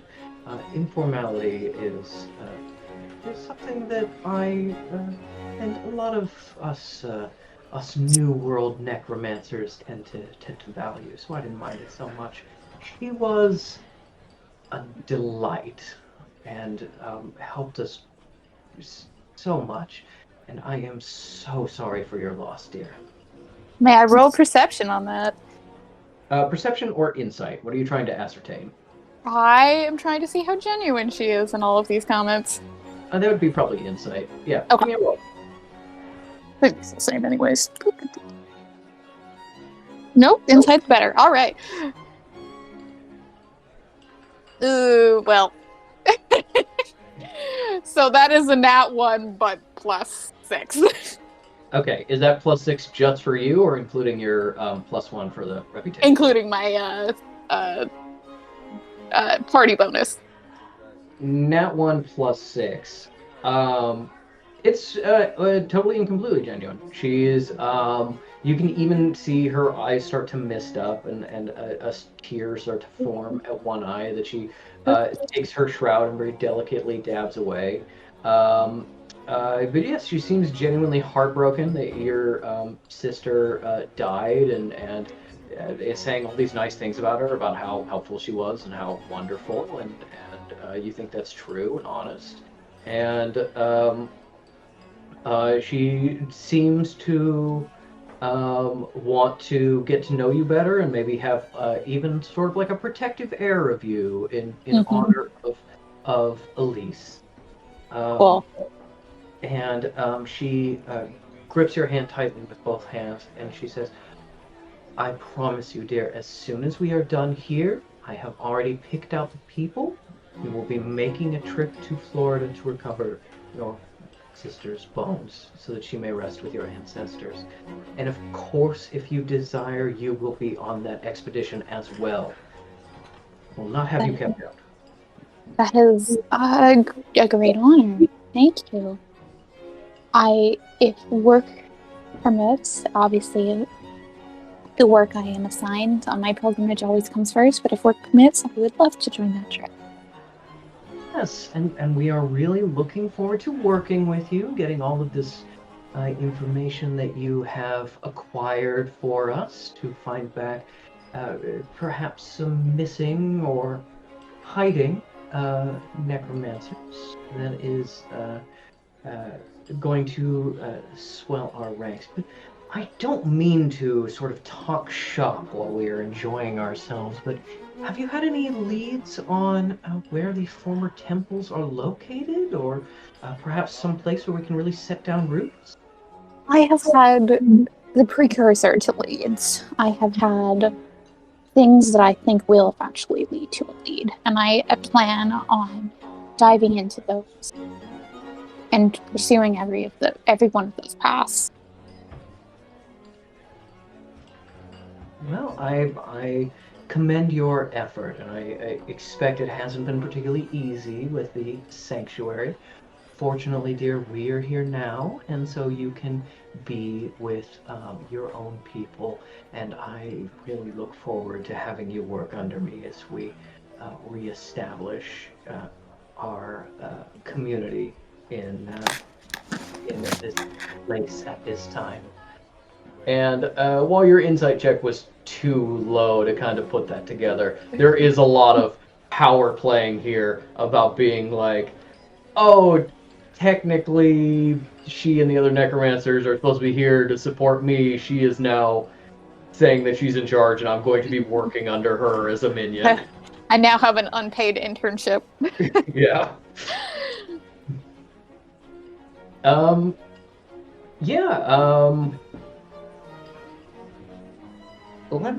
want to move to someone else to see what other people are doing. Let me just see really quickly. That is fairly high. So I do think she goes, "Oh, by the by, what was this? What was this funny little thing that Thearch was showing you? He's such a hoot." And she goes over to the board. She is reading it, and she's like, "Oh, cold water." Quite a silly little man.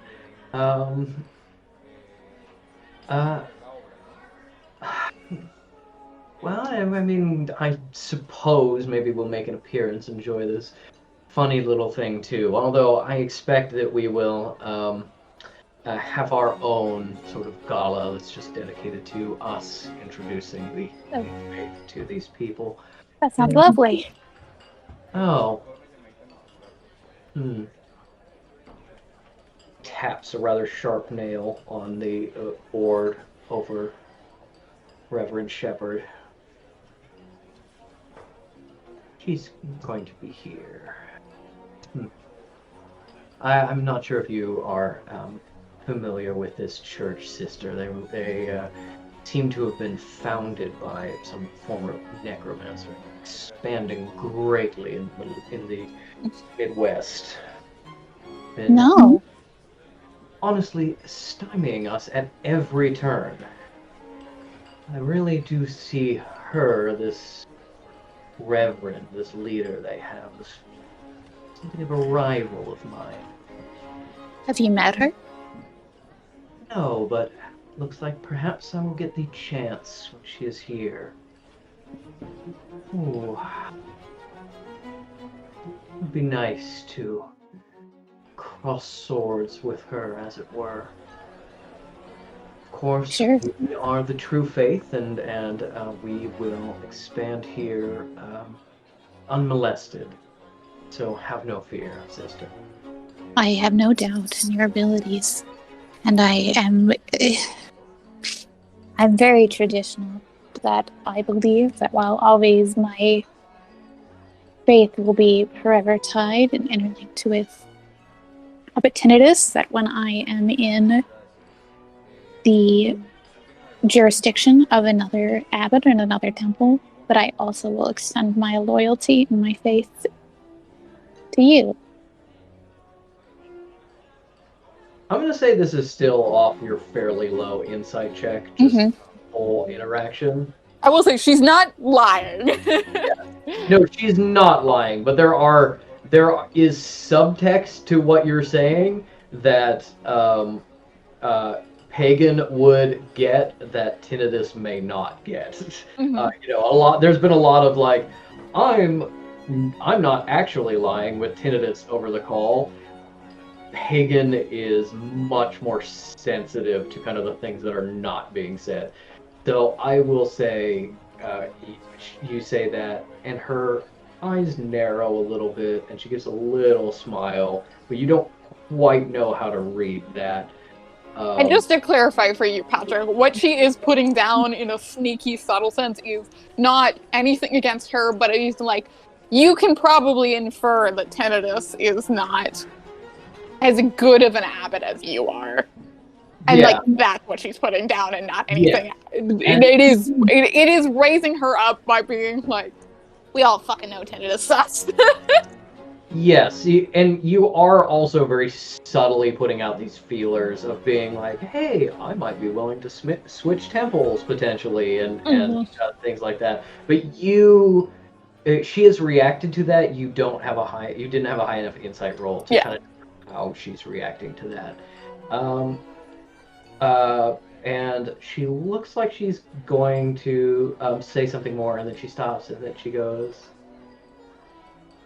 Tinnitus really is just such a wonder, isn't he? I have just learned more about him tonight. This afternoon, sorry. About his wild history, yes. It's difficult to picture. Oh, isn't it? Yes, I knew him back then as well, and then he was very strong, perhaps not very disciplined. Yes, but it looks like she's going to go more into the gossip when Thearch Phi comes back with Fish. You've had a really good conversation. Entirely lies. I've told him all about Scientology. Yeah. Yes.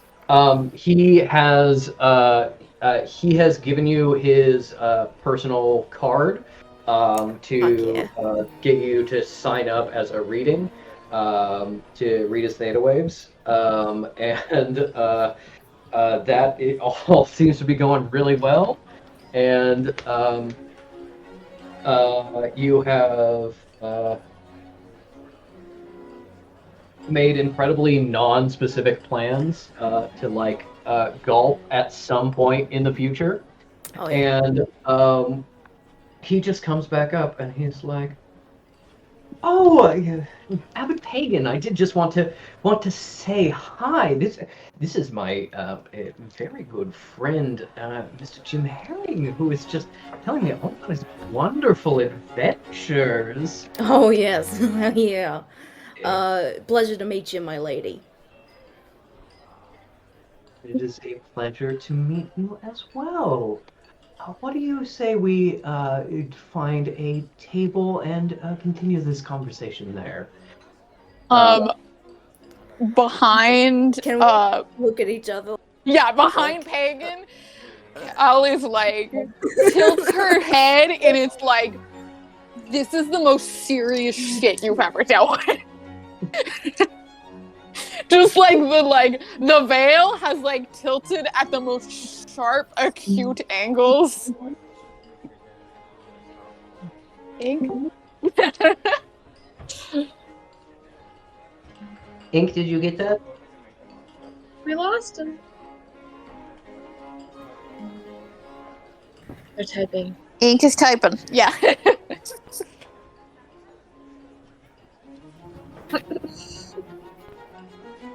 Oh, God. No! Here I am. Sorry.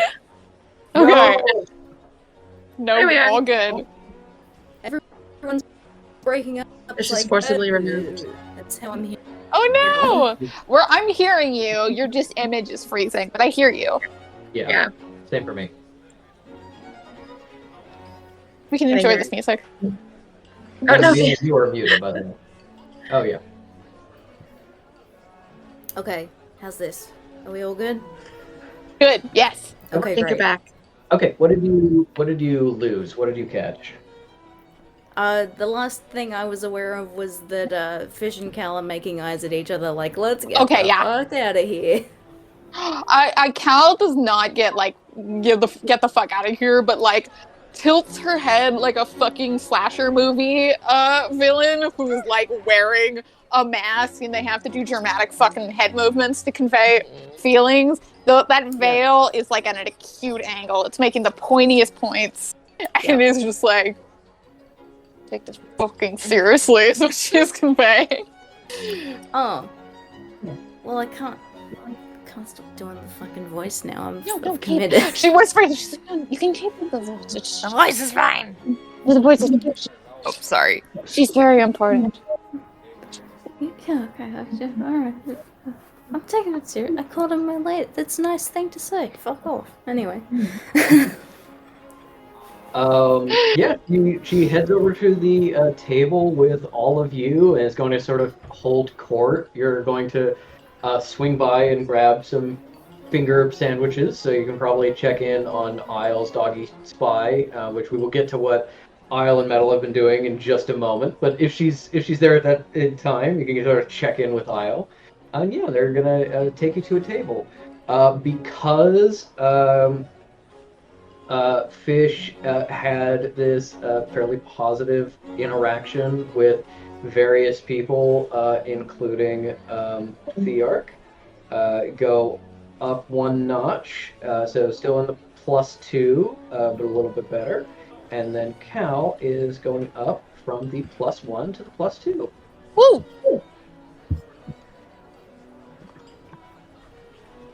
All right.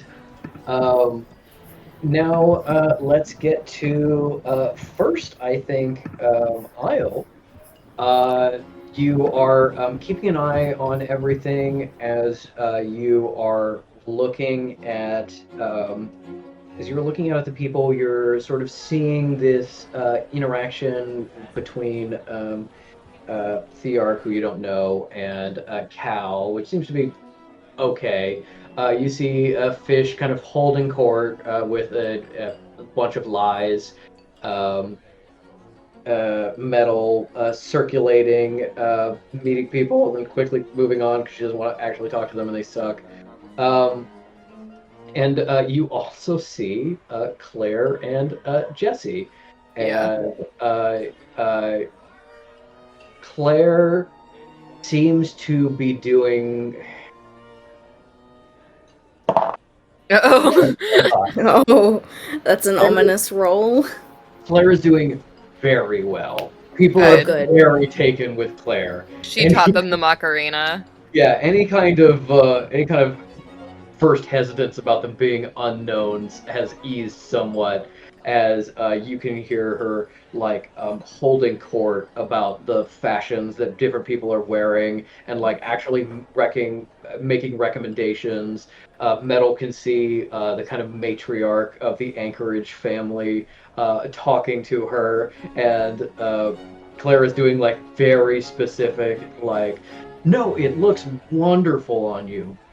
Next time, tell your tailor, yes, you want this. No, see, it's a different run. It's ever so slightly lighter weight, but it still has this good body, and it gives you this nice flow out at the hips. Yeah, and I think it would look stunning on you. Yes, and it's with the gold. Yeah, no, gold instead of silver, and just holding court on fashion. Jesse was at first right against her back, just kind of looking over her head at people. But now that they clearly like her and are enjoying herself, she's 10 feet away at the buffet table. She has cleared an entire platter of bacon wrapped shrimp and is just holding it in her hand as she eats. And the staff put a new platter on the table behind her because she's just holding it. Nice. She, as you peek out and are keeping an eye on people, she's by the table. I'll actually say. She sees a little bit of movement of the. I think Aya wouldn't mind being noticed by her. So she's kind of peeking at it. She's looking at it, and then you poke your little head out, and she goes. Takes 2 shrimp, tosses them to you. Oh yeah, baby. Where's Kekino? Kekino is still in Claire's arms, being held like a stuffed animal, and I would say because he's your boy, he's still kind of he's checking in with you psychically every now and again to make sure you're okay. And you just get that a lot of people are paying attention to him, and he likes it because they think he's very cute, and they keep complimenting his fur. Mm-hmm. Claire's Claire walks in, beautiful mortal, holding a seal, and everyone's like, "Fuck yeah, man!" It's genuinely a thing of Claire by herself. Claire didn't need the help. Claire probably would have been really well liked. She is also holding an incredibly charismatic, cute seal. There's a lot of people paying attention to her. There are also, I think, give me another perception roll just for keeping an eye on the room. 13 plus 5, and then plus 1, I guess, right? Mm-hmm. Yeah. 19. 19. With a 19, you first of all, a couple more pieces of food have fallen. A lot of it's like garnished lettuce leaves, but bitch. That's fine. Definitely some crudité that fell. You've got some carrots with some ranch on it. You got a couple of little finger foods, little rolls, a couple of half. We got any cucumber sandwiches? There is cucumber sandwiches on the table. You found one that had fell and you took a bite of it. All bread, no cucumber. Just you got a corner with That's all right. none of the bread in it. Nothing. Question: As a dog, can I eat chocolate? Yes, because you're a Okay. magic dog. Cool. Sounds good. Just want to make sure. There are definitely some like desserts out. I'd say with a 19, you can overhear the staff talking about like more of a dessert course coming out a little bit later. Cool. With a 19 and being by the table, I would say you get a little bit more of the staff. You probably realize that like majority of the staff are not magical, in the Okay. same way that that the Dentels seem to have forgotten that they're not supposed to reveal their magic to Manfred. These rich assholes like don't care enough to follow the rules, and so they just have mortal caterers. You hear a little bit of like gossip and chit chat. People you get chit chat about the lady who's drinking too much. Is it Lady Dentel? It is not, although I imagine your aunt has definitely had at least one flute. And I don't know, maybe Metal's getting sauced, but God, I would be. yeah. No, me too in this situation. But you just like rumors among the catering staff talking about like, oh, a couple people have like gone off to like the meeting rooms to have like private meetings, like phone calls coming in and out of various rooms. A lot of like kind of secret, the staff knows kind of the secrets, and the secrets are like governmental calls and like secret insider trading type stuff. A lot of things that are semi-legal to illegal that they're not paid enough to bring to, or rather they're paid too well to bring to anyone's attention.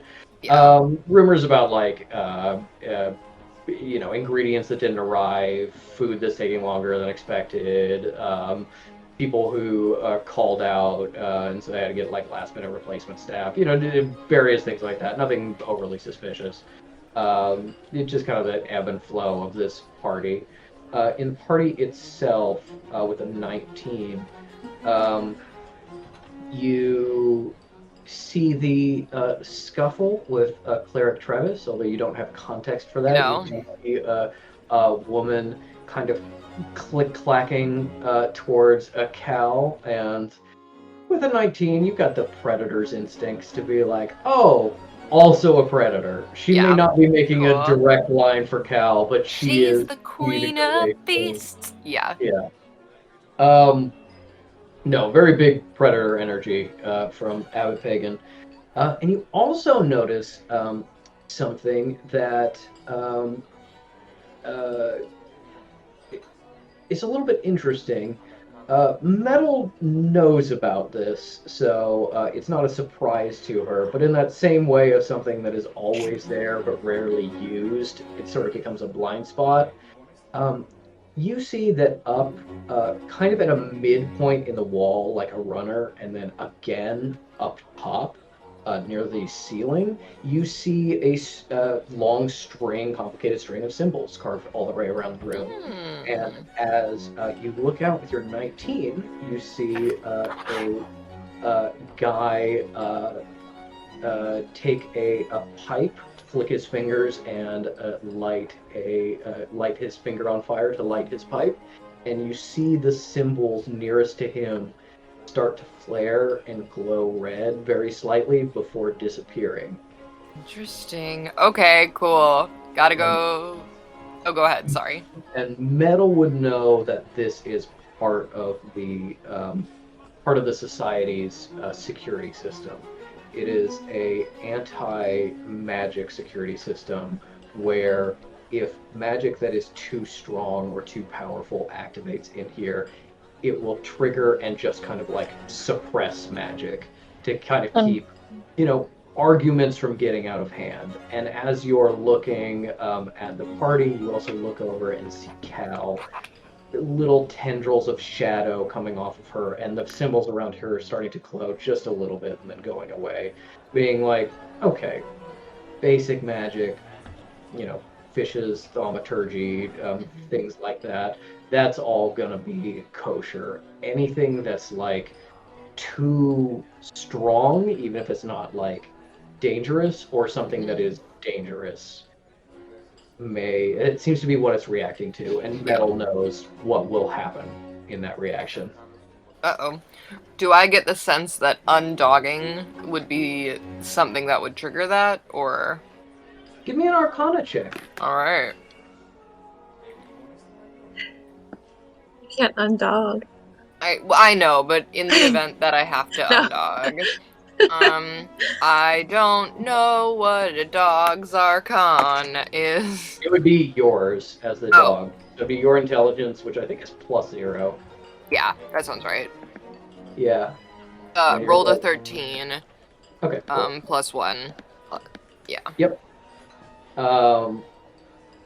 With a 14, you get the sense, kind of knowing your own power the way you do, that like the transformation itself is kind of a expression of magic, and so it may cause the symbols to like flare, and maybe if you transform to like a bunch of things back to back, it might be enough to trigger it. But like it's kind of a small amount of magic released. It's like so internal to you. Okay. And I think you do actually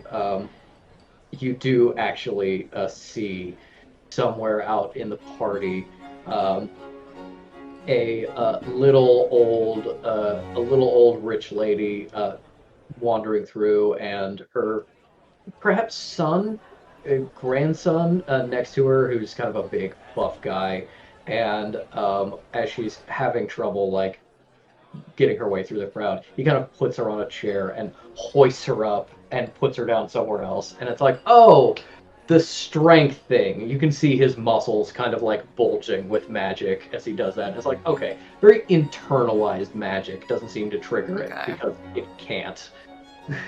So we Right to can the fuck do list. that one chair dance at Jewish weddings. That is Yeah. going to happen. Okay, Mhm. cool. Yeah. If the speech goes well. Yes, obviously. Yeah. Ava Nagila, baby. You would also see sort of Metal starting to get approached by a couple of seemingly important figures, kind of becoming more central to a crowd that's talking about her. You see her aunt, who you're like, fuck her, good riddance, has kind of stomped off to the side and is having seemingly very important conversations at the corner with people you don't know. You catch a word every once in a while of like, oh, the strategy for this city council is to do this. And she's like wheeling and dealing, you get the sense. But fortunately, she's not here to make Metal's life hell, but also she's not here to buffer Metal from the people she's about to interact with. What do you do in this time? Are you still just keeping an eye on things, or? Great question. I'm trying to decide if I want to see if I can find a place to listen to whatever Lady Dentel is saying, or if I want to, like, I guess could I roll like a vibe check to see if they're not who the most important person in the room is, but maybe like, I don't know. I guess she'd probably go and see if there's some place she can hide closer to Lady Dentel. Okay. And to listen to that conversation. Okay. If you are trying to like get a read on the room, I would have you make an insight or persuasion check of just kind of like seeing like game recognizes game, who's the most charismatic that people are flocking to. And then it's Fish. And you're like, damn it! Fish is definitely one of them. But Hollywood actor? Hollywood Jim Herring? Wow, Jim Herring. You were in all that vintage porn. Yeah. Yeah, it was.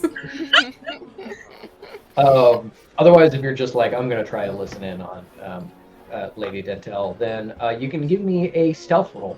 Cool. People will see you kind of regardless, but it's like how much they notice or pay attention to the fact that like this dog is off leash just in the party. Exactly. And how I mean, normal and there's a it is. cat there. Maybe she's on Yeah. leash, but there's it's fine. Right. Boop. 19. 19. Yeah. You kind of crouch down, get into your terrier instincts. Hunch, start wiggling your butt a little bit, and then you start to slide out, and then you're like, wait, no, the other way. I'm just a cute dog. La, la, la, la, la, la, la, la. And you just walk through the party. Yes. People stop and say hello to you and give you some pets and scratches if you allow them, but that you just flounce past them and they forget you as soon as you're out of sight, and it's a totally normal thing that nobody has. You do a good job of kind of like avoiding large groups, getting under tables when you need to, but you get pretty close. There are some kind of couches in this corner, and you can, your choice, just kind of like hop up on the couch and just pretend to be a dog relaxing and listen in nearby, or you can try to like hide more explicitly and wedge yourself behind the couch. I think that I'm going to... I feel like it's more suspicious to hide as a dog. So I think I'm going to probably like snoop like under a pillow, I guess. So maybe like my back half is covered by the pillow. And I'm going to be a snoozy Susie. Gotcha. I mean, part of me wants to be the like pretends to be a toy to continue the Kiki's delivery, continue the Kiki's delivery service. And then that cat will be my Jeff. This is Jeff. He's a real nice guy. I really dog. on the table. There's like that fish casserole thing. Yes. Yeah. I really love that. It's Metal bringing your cupcakes, and then your fucking cousin being like, I hate when she makes these. Yuck. Yeah. Metal's standing in the rain. Side note, we actually made that dish one time. It was okay. Yeah. What's actually in it? Herring? I made it without pumpkin. Because it's a herring and pumpkin pie. So I just made like a chicken pot pie, but with fish. I liked it. Yeah, it was okay. I don't know that any of the things we took out, like we had like cod instead of herring, and I think we actually did have pumpkin. We just had a teeny tiny amount. No. None at all. Okay. No. I don't see how either of those would have made it better. I'm not gonna say it's bad. It's probably an acquired taste. Yeah. It's for the look. Yeah. The nostalgic feeling of like, it's that fish casserole. I love it. I love it. Tranced me as a child. I rolled to see if Lady Dentel noticed you, and she did not. She is now sitting on a one couch down, talking to people. And with your successful stealth check and lots of people giving you pets, that is a bump up for Isle. I'm so cute. I'm just a cute puppy. Yeah. Isle probably wouldn't be reacting this way, but Vienna is. Vienna's in full puppy mode. Yeah. And yeah, the information that you glean, I'm just going to use your old perception check. The information you glean is, one, a lot of politics talk about who is up and coming in government, who's on the way out in government, and how to influence each, where to send money. You do really get the sense of being like, oh, the Society for Better Governance is like in the business of taking over the Canadian government. It's not even like It's the Illuminati, baby. like, oh, we're gonna influence them just a little bit. It's like maybe for now. Ultimate goal is being like, we're World sorcerers, domination. we're better than mortals, we should be in charge of everything. Yikes! Yeah, not in a like a total world domination way, but in a very rich, snooty, like In a very we're like more, white supremacist, Yeah. like Yeah. we're more qualified way. Yes, very very white supremacist coded. The second thing that you get is, and as part of that, you get that like you get the sense that Lady Dentel is a deal maker and is kind of a power here, maybe more for her wealth than for her puppy mode.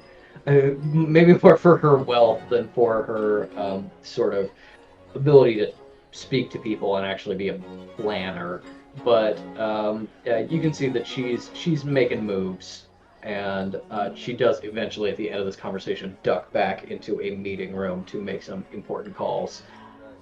And you're like, okay, got it. The second thing you get is out of this conversation.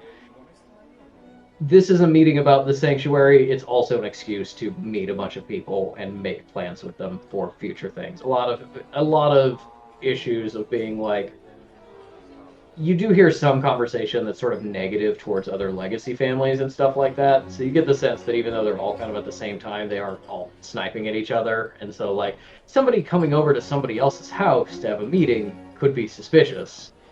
Happening to meet at a society function and arranging something is not suspicious. Yeah. And the third thing that you get is some real genuine concern over what has happened with the sanctuary and like the safety of the magical community. It's not a very strong concern, but like maybe Lady Dentel is different, but at least the people she's talking to are not so self-deluded that they're like, oh yeah, the entire stronghold of sorcerers didn't do super great while it was attacked. We would have done better. Us people who don't specialize in combat in any way, shape, or form. Yeah. So there is some disquiet in that. And the fourth and last thing you get is a very serious discussion about using metal to bind the Dentel family with other legacy families. Seems disgusting. That perhaps while Metal has abandoned this and Cadence has learned not to speak about it with her, she is actively shopping for a spouse for God Metal. damn. No. Yeah. Oh man. It's also polite conversation. You talk around these issues.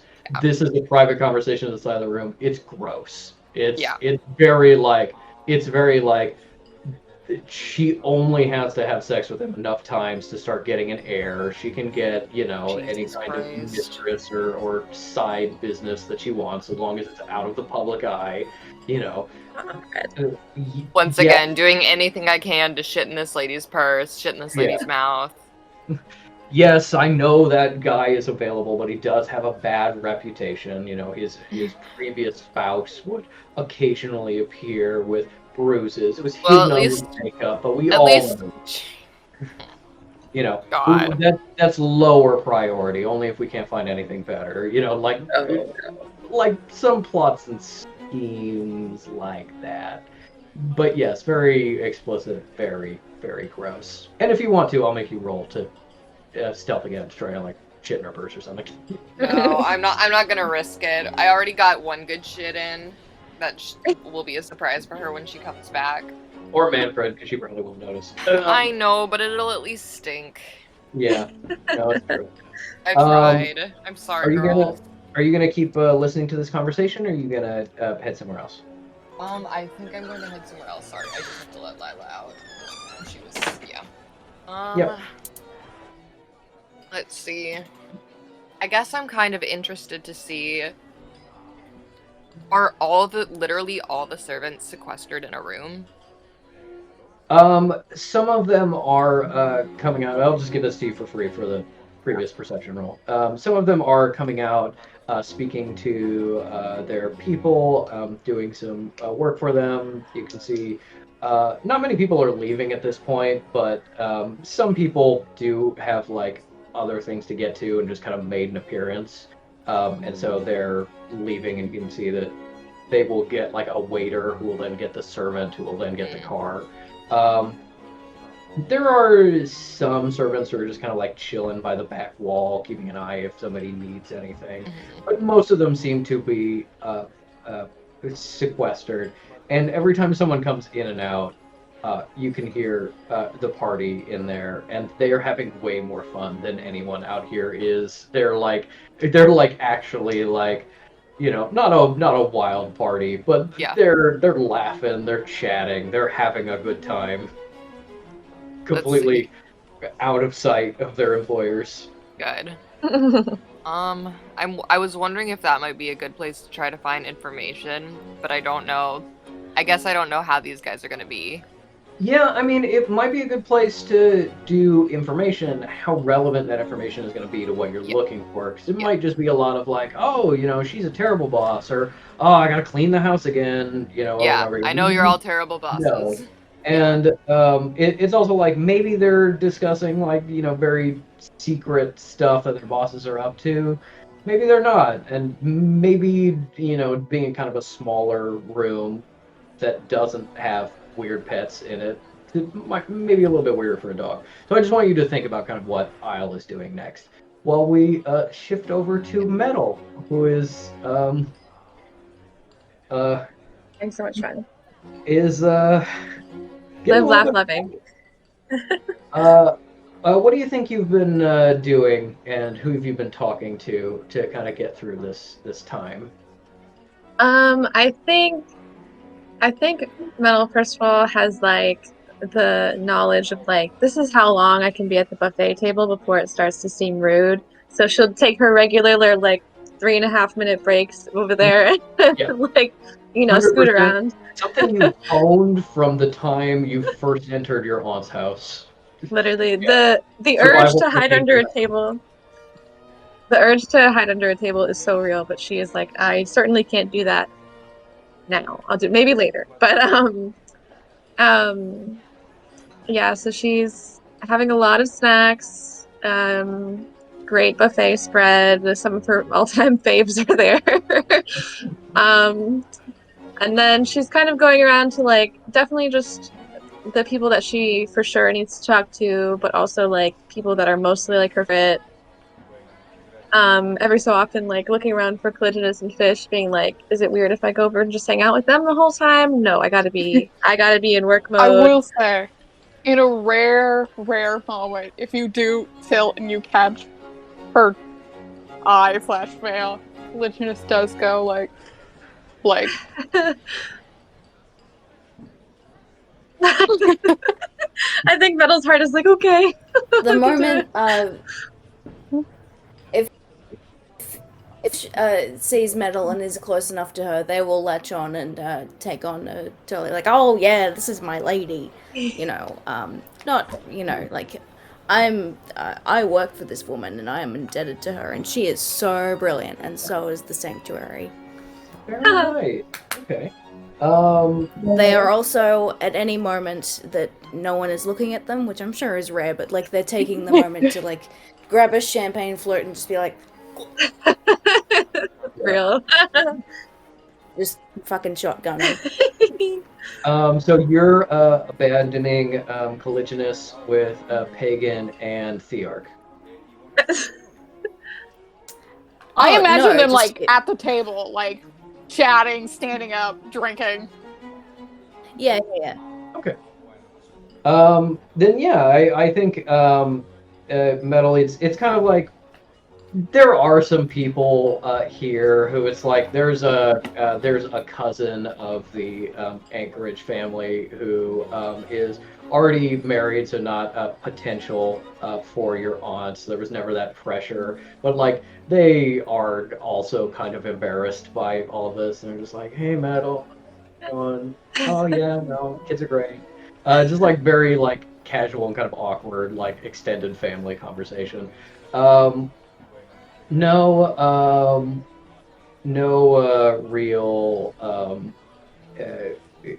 real friends here, but people you're friendly with.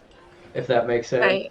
Yeah. And the people that are kind of more important to say hi to, some of you have to seek out, some of them come to you because your name is so important. You are meeting with some of them, and you see two people walking up to each other, to you, from different directions as Fish comes up and stands next to you and starts talking you up. You see Anton Gust, and he has a gentleman with him who is like, some people are eccentric and they like to dress down for these kind of parties. This guy is like genuinely unshaven and like kinda smells. And the fact that everybody is like, oh, hello, instead of like throw this weird tramp outside, must mean he has some kind of respect or appeal from the people here. And the two of them wait their turn and walk up to the two of you. Ink, this was when you stepped away, but I said Fish is there and talking them up with Metal. Oh, cool. Minister Gust comes and gives you a small bow, and he just says, "Oh, Lady Vaunt, I haven't seen you in quite some time. Yes, not since the Christmas party 3 years back, was it? That was, oh no, that was before you were here, Brash. Parties are to die for. No, wonderful, very like politician, like not letting you get a word in edgewise, just kind of like assuming what you're going to say. Also like, and who is this fine sterling figure in front of me? Put her there, son. Absolutely. Deputy Jim Sterling, but I insist you call me Fish, all my friends do. And my beautiful Lady Vaunt, who I am so pleased to serve in the sanctuary. Isn't she great? She is. I don't think Metal's turned you back in and is like, yes, this is Deputy Jim. I would say, give me another deception check. Just because it's a new group of people you're deceiving. Sure. Oh, Metal, you know you always call me Fish. I know that this is of course, a fancy occasion, but please. Fancy occasion. Alright. That's, okay, so am I currently, like, at 3? Am I at 1 or at 2? You are currently at +2. You're at high +2. Oh, okay, so +3. in total, that's a dirty 20. I've rolled a 12. Cool. Dirty 20.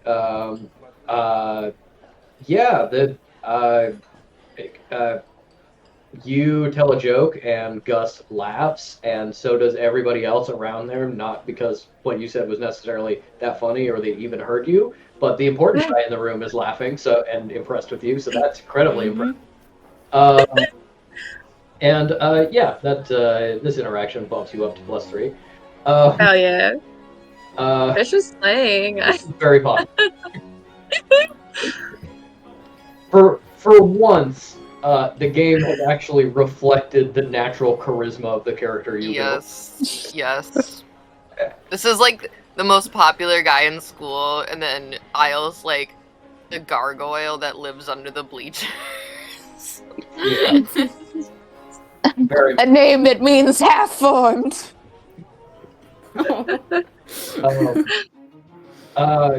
Well, let me introduce you to my good friend here and companion. This is Mr. Krennet Brash.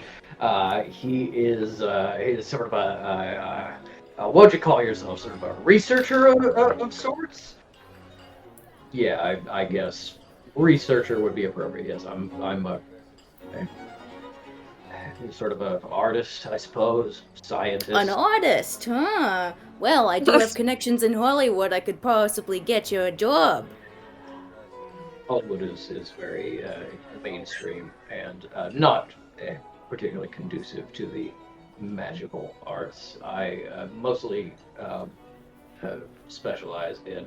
He specializes in reflections. Big old pat on the back. Oh, brilliant. Oh, come on, as if Hollywood couldn't use that. Oh, let me tell you, he's doing wonderful things. He's making. He is going to. It kind of takes a look to see if there's any servants around. He is going to make the modern servant obsolete. Ah, Multiple reflections. finally. People following orders, cooking nice meals. Wait a second. You, in Hollywood, you, with your reflections, my art, background actors. Hear me out. Okay, we get your connections here. We get your symbol science stuff. We put them both together. We get background actors on the cheap. You know what? Maybe do you think you could actually make like a real actor, someone who could act? I suppose it's possible, but okay, but perfect. So we're gonna. This is great news. We should hash out some details.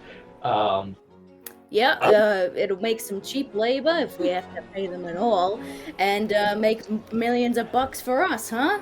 Oh, of course. You just like do the hand out the door payments. You know, you pay them their checks, and they walk around the trailer and they hand it back to you, just so the mortals don't suspect anything. No, I like the way you think. Let's go hash out some details. Cedric. And just like a little functionary steps out of the crowd, and it's like, pick one of the meeting rooms. We'll start making some calls and maybe doing some paperwork. And Brash, you stay here, and we're just gonna. He kind of like takes you off to the side and starts talking business with you. Metal's like, oh wow, they move quickly. Yeah. That I'd love to, but you know I gotta be looking out for Lady Vaughn, and that's who I'm here for, majorly. Oh, I trust Mr. Brash to chaperone for just a moment. Isn't that right, Mr. Brash? I would prefer not to. It's done then. And yeah, you can kick up a fuss to try to stay a little bit closer, but he is trying to kind of leave a little bit, and Metal and this scientist stroke artist is here. If I can just like voice what I'm thinking is, every time that Fish has gone off to a side room to like do a bit, it's turned out badly for everyone and everything. So they're really gonna be like, oh no, I really can't. Oh, I'd love to, but you just can't impose on me like that. Let me give you my card. Hands over Fi's card, doesn't even think about it. Oh, thank you so much. Doesn't look at it, immediately tucks it into a pocket. Yep. You know, maybe we could set up lunch sometime this week to hash this all out. Yep. I'm pretty busy in the capital, but you know, actually, are you down Ottawa way very often? I really do think that we could make something of this, you know. And while you're having this conversation, I'd love to make some time for you. Oh, absolutely. Let me just check my schedule, and Cedric. Cedric isn't there because he told him to go get a room, so he ran off. But somebody else comes forward and hands him his schedule book. And as this is kind of happening, a server from the buffet has kind of stepped up in the background and is holding a small slip of paper. And you can see he just kind of like waits for a moment for Gust to stop talking for just a sec, to step forward and says, excuse me, Minister? Yeah? We have a call from you from the capital, something regarding a amendment? Okay, yep. Sorry about this. Give me just one moment. Yeah, put it through in the Green Lounge. I'll be there in just a moment. Unfortunately, sir, the telephone in the Green Lounge is currently out. We could put you in the main conference room. Patch it through there. Yeah, that's fine. And he said it was an amendment for Kowalsberg. Pearson, damn. Damn. I have your card. I will call you. We will make lunch. Please. I promise. I've got to go deal with this. Yep. And, Best of luck to you. and he heads off, following the guy into a side room. Mr. Brash is kind of awkwardly holding some champagne, and it's just like,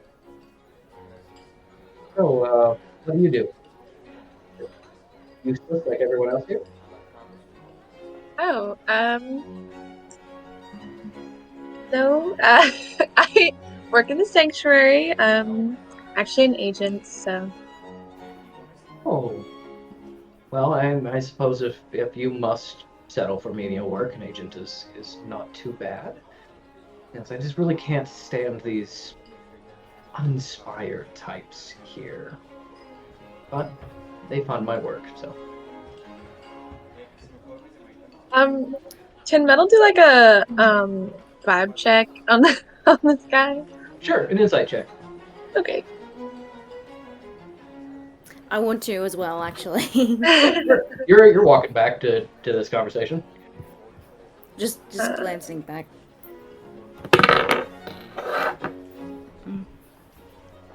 17. 18. Okay. 17, 18, about the same. He is like... He is this... he seems like this kind of artistic-minded guy who is above it all, but you do see that he is kind of paying attention to others and is like kind of purposefully trying to chat up Metal in the hopes that maybe she has some financial resources to donate to his work. You see him physically, he's kind of got like an open collared shirt, like, you know, one button is appropriate, it's like 4 buttons open, and you're getting a lot of chest hair. But you can see like symbol tattoos scrawled on him here, a couple on his hands. He's wearing some bangles that have symbols on them. And I think with that insight, you both kind of get the sense of him as kind of like a nega arcanist Goph, of being like, what if someone was like really brilliant with symbols and magic and making stuff, and was also just like kind of standoffish and mildly abrasive. But with that insight check, I think your original impression makes a lot more sense. While you're talking to him, there are other people who are coming up and trying to chat with him. He's putting on a friendly face, but he's clearly like uninterested in anything they're saying. But these like, it kind of, you know, circle of the rich and powerful are approaching him. He may actually be like a hot commodity. Like people, he seems like kind of an asshole. Other people may see value in being close with him. So maybe this work, this art that he's downplaying is actually like on the verge of success, or at least they think it is. That something really big is going to happen and he's going to be responsible for it.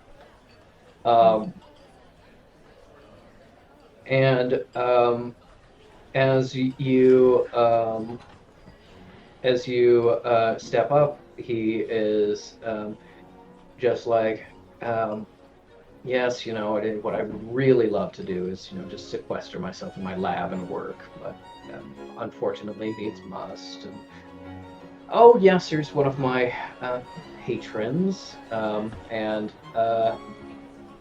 a woman kind of walks up, stunning dress, probably a little bit lower cut than is appropriate for this gathering. But you see her on the arm of some gentlemen. And then Fish, You recognize her. Sorry. Oh yeah. She doesn't Where do I- recognize you at first. And she's walking up. Just kind of like squares up Metal, looks at you, just kind of glances at you, looks at Krennet with like a perfect, and then as it gets a little closer, looks at you again like something is familiar and can't quite place it, and then it clicks, and she is so. You got an 18 on that insight roll? Yeah. She's so angry at you. And why wouldn't you be? As you recognize an old flame that you ran into someplace in California as you were passing through, a very hot and heavy, like 2 weeks before you were kind of like, okay, see ya. You see Niello, who you have not seen in a number of years, and who seems to, based on the wedding ring, be married in the meantime. And she and her husband come up to Krennet. The husband is immediately like going into polite conversation, while she lets go of his elbow, walks past everybody else, slaps you so fucking hard across the face. Oh! Let me do an attack roll here. And Metal's like, oh my god. Slap the concealer off. No. Yeah, this is. Wait, what did you say her name was? Niello. What is it? Niello. Spell it. Yeah. Niello. Okay. It did sound like you were saying yellow with an N in front of it. Yellow. All the Wow. spelling, Girl. all the Right. spelling of people's names in here. You don't want to see it. It's Also- just based off how you sounded it out. Do I notice the slap as well? Does Uh, It's got to be the slap heard across the room. I feel. I did hit with it, so I'm going to roll damage. She got a 16. So Can I roll to catch fish? if fish is gonna collapse, maybe. Yeah, fish is fucking gonna collapse. Okay. 16 damage. you No, 16 to Seem to hit. hit. Fortunately, only one. she fucking non-lethal obliterates damage. you. Yeah, one non-lethal damage as she just smacks you sharp and fast. Very well aimed, not super hard. But that kind of like, you know, a slap can have a lot of muscle to it, or it can just be pure form. Just like perfect sequence of events, exactly cupping the chin to just. And yeah, I'd say you hear it as kind of a lot of people around are like, oh, Does jeez. Isle notice? You are kind of far. You're a little bit farther away than Fish is, but you also have really sharp hearing as a dog. So yeah, probably. The Jack Sparrow of it all. Cal like jolts in her chair and like sits up again, and she's like, "Saints, I should maybe look into that and see if she kind of gets permission from, I'm sure, a very intense conversation of Faithless One's guy talking at the Yes. two necromancers." Thearch is like, well, I don't think, and Pagan just like kind of waves her hand, and like that's true dismissal. You know, you're not waiting on Thearch, you're waiting on Pagan. Yeah. And so you can get up. But Gurry. she's just like, how dare you show your face here? After everything. Yeah, baby. How's it Oh. going? Oh dear. Cal goes up to Metal's elbow and is like, "What happened? What happened?" With Metal's this like time. doing like a Definitely nervous tries smile. Definitely tries to like follow up swing and just kind of like loses her balance. Like, don't you baby me, please. Okay. How I'll Don't then you show answer your my face, other your question. fish. How's it going? going pretty well. Her husband is like I see you got immediately hitched. at her shoulder, and it's like, is this okay? Oh, so we're No, just having a normal no. conversation here. No thanks to you. This is not fun. Is everything okay? This is fish. The fish? Yep, that fish. The fish from California. Yep, Damn. here they are. In the flesh. In the flesh. I just you can't. may- I just can't with you right now. And do you have a drink at this point? Absolutely. Slaps it out of your hand and then walks off. Damn. Well, it was gonna be my fifth. I I think- would like to apologize to everyone for the behavior of my wife. Of course, she is a little overwrought. She is. Mr. It's classic her. Fish, was it? Yeah, sure. You hurt her very deeply. Quite a long time. Cal is the gasping cat from Puss in Boots 1. It happens. That's now You taking good completely care of her, though? forgotten. I am taking excellent care of her, no thanks to you. I demand, on her behalf, an apology or satisfaction. I can satisfy her, sure. I did it years ago, I can do it again. He Metal's like, I need to go. I need to Yeah, go. yeah. Cal's like, we need to go. He, He's gonna scoop Metal and like march her across the room. It's Yeah. like, I was coming Can't be to be staying with you. support. We now need to completely exit this. Fish, I'm sure you've got this. You see that he goes to full on punch you in the face and is clearly not good at it and like whips and kind of like gets an arm over you and grabs the back of your jacket in a weird like little wrestle. Yeah, pushes you away and says, I demand satisfaction! A duel! Fuck you too. The head of the society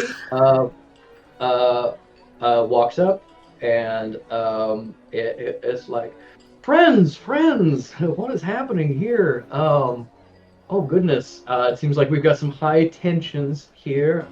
I've never seen this man before in my life.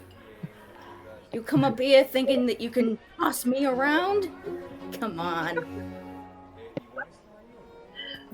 I'm sure it was all just a misunderstanding. Echelon, I demand satisfaction. You gotta stop saying it like that, man. Because they're just gonna keep going for it. But Fish just for this time just goes. As you well know, Mr. Tell, or actually Lord Tell, we don't allow dueling on the grounds anymore. Too much trouble.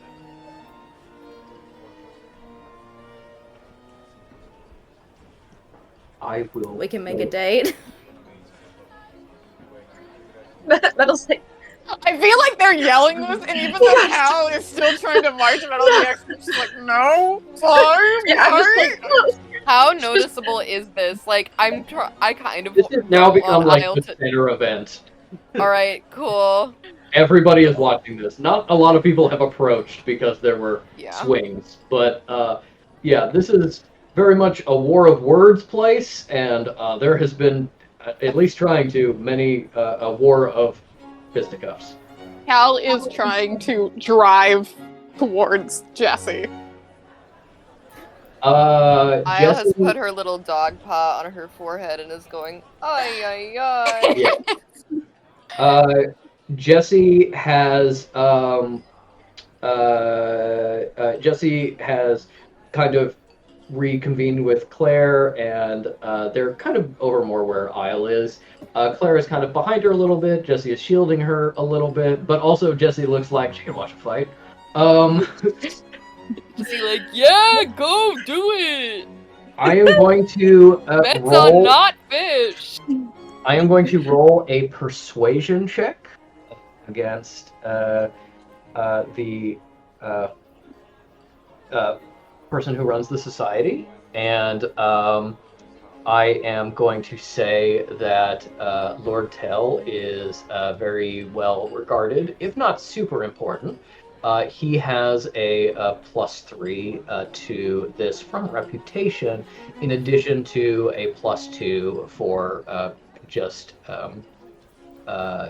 his natural charisma. So this is going to be a +5 persuasion to whatever this roll is. Mm-hmm. The DC is 15. So you want a 10 or lower. Okay. Actually, no. This is technically against the rules. I'm going to bump that up to an 18. No, go on, be hard on me. Okay. 13 or Metal's in lower. the corner. Like,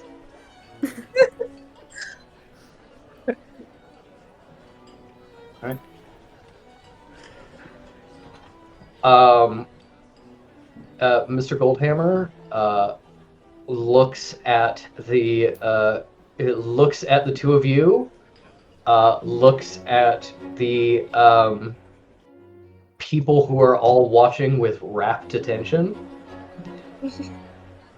and then he says, due to the severity of the insult, please clear the conference room and set up a duel arena. Out of character question. How much money does the society offer the sanctuary, like on a yearly basis? I'm not going to get into the exact amount, but genuinely like 40% of their budget. Okay. But as you would have probably heard from Metal in the lead up to this, people don't pay taxes. So kind of the unspoken thing is not just you give us a bunch of money because you like us, but you give us a bunch of money because otherwise we get that money by making you pay taxes. And that potentially becomes a whole conflict, but a conflict that until now has been avoided. At this, I think Al tries to close the distance between her and Jessie and Claire, and it's like, Jessie, I think you need to physically pick up fish and maybe carry them right here. Not sure we're at the point where I can do that if we're already talking about dueling words, but I can try. I would beg you to try. I know you do not like them. I also don't like them, but unfortunately they do serve a purpose, and the purpose can't be them dying from a gun wound. They also do, technically we're coworkers. Yeah, hun, pass me the seal. It like takes Kevin out. Yeah. We're gonna try to go save your dad. Kevin goes like, stop the violence. Yeah, and at that, she's gonna grab Claire by the arm. It's like, can you meet me in the ladies' room? Oh yeah, of course. She is looking after Jessie with a little bit of concern, but Jessie can handle herself. So she goes off with you to the ladies' room, as pretty much all of you are reconvened in the same area. Dog Isle just needs to hop off her couch and walk. Isle's like 20 pacing feet. behind the couch at this point. She's like, fuck. And I'm sure the cat's like, are they okay? The cat, across the party, you see the cat licking his paw and then just going, huh? You good? And then Isle's like, how can you be so calm? Not one person. No. Yes. So The cat belongs to Lord Tell. No. it does not, but it also doesn't really care if the two-leg people are fighting. Yeah. Fish got a drop in reputation for just making a scene. Cool. Love it. That is 2 levels down, so you're still in +2. But now it seems like they are setting up for a duel. It's like it's like when a hot guy does something like very evil, but people are like, it's okay, we'll only cast him in 10 movies instead of 11 now. Exactly. Yeah. Yeah. The Hollywood approach.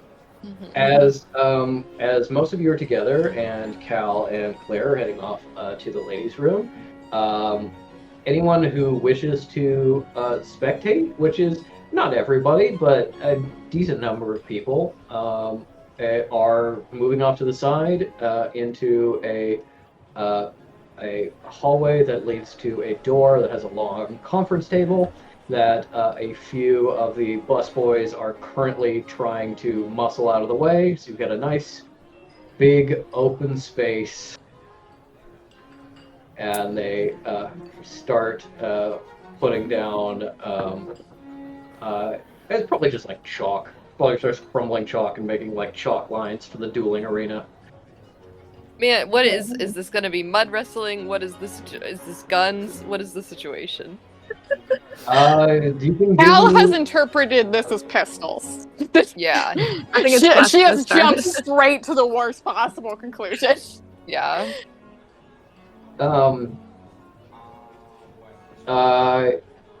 If Isle wants to know, you can give me a history check. We'll do a history check.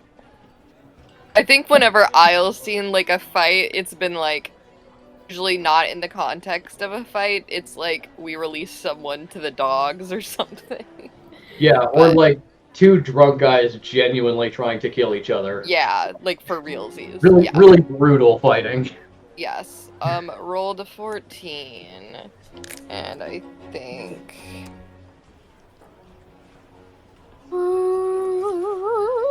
Which I guess plus the 2 that I have. Mhm. Um. Oh, you've got +1 still right now. Yes. You're on the border. Yeah. Yes. I'm sorry. I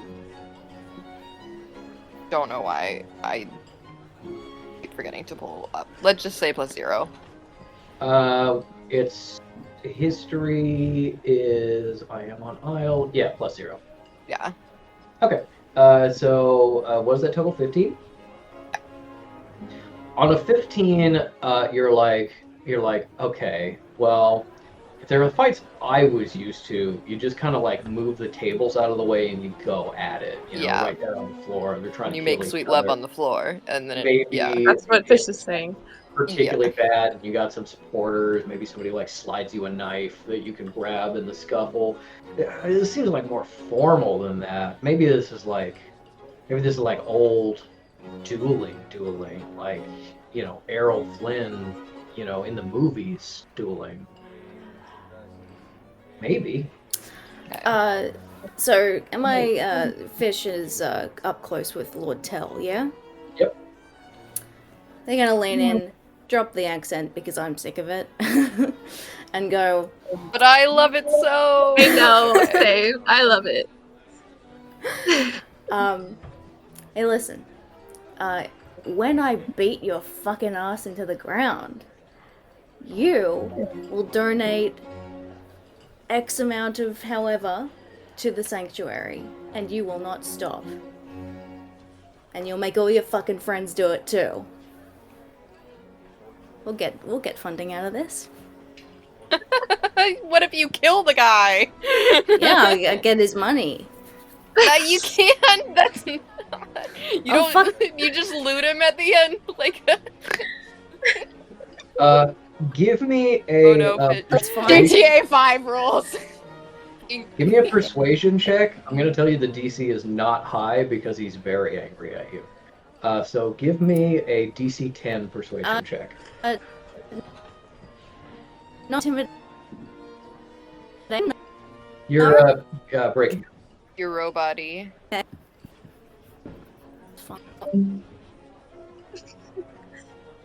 God. I said, Yeah. Yes, Bunger. Yes, Bunga? Hunter. Yes, Bunga. Hello? Are you hearing me? Kind Yes. of. A little. Yeah. Okay. Can it be intimidation? Can it be intimidation? Yeah. I would say if it's intimidation, then it's the opposite. So the DC is much higher. If it's persuasion, you're like asking him to make a bet with you, which he might be down for, might be fairly easy. If you're like trying to get him to not duel at all, then that would be intimidation, but the DC would be much higher. I'll do persuasion. Okay. Hold on. Where's my face? They're all Bunger now. Oops, all bunga. Oops. All over. Okay. Now you're just two beautiful blue dots.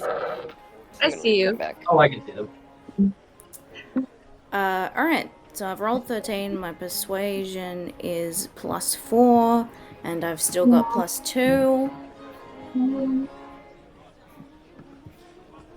Someone else add that up for me. I dropped out of Big maths. number. Thank you. Sorry, I wasn't paying attention. What was it? Okay. So my 19. Okay. With a 19, that is good enough that he says,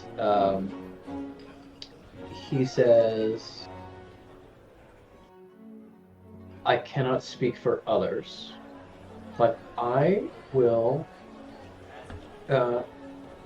rescind all claim against your honor and donate to the sanctuary 6,000 gold per year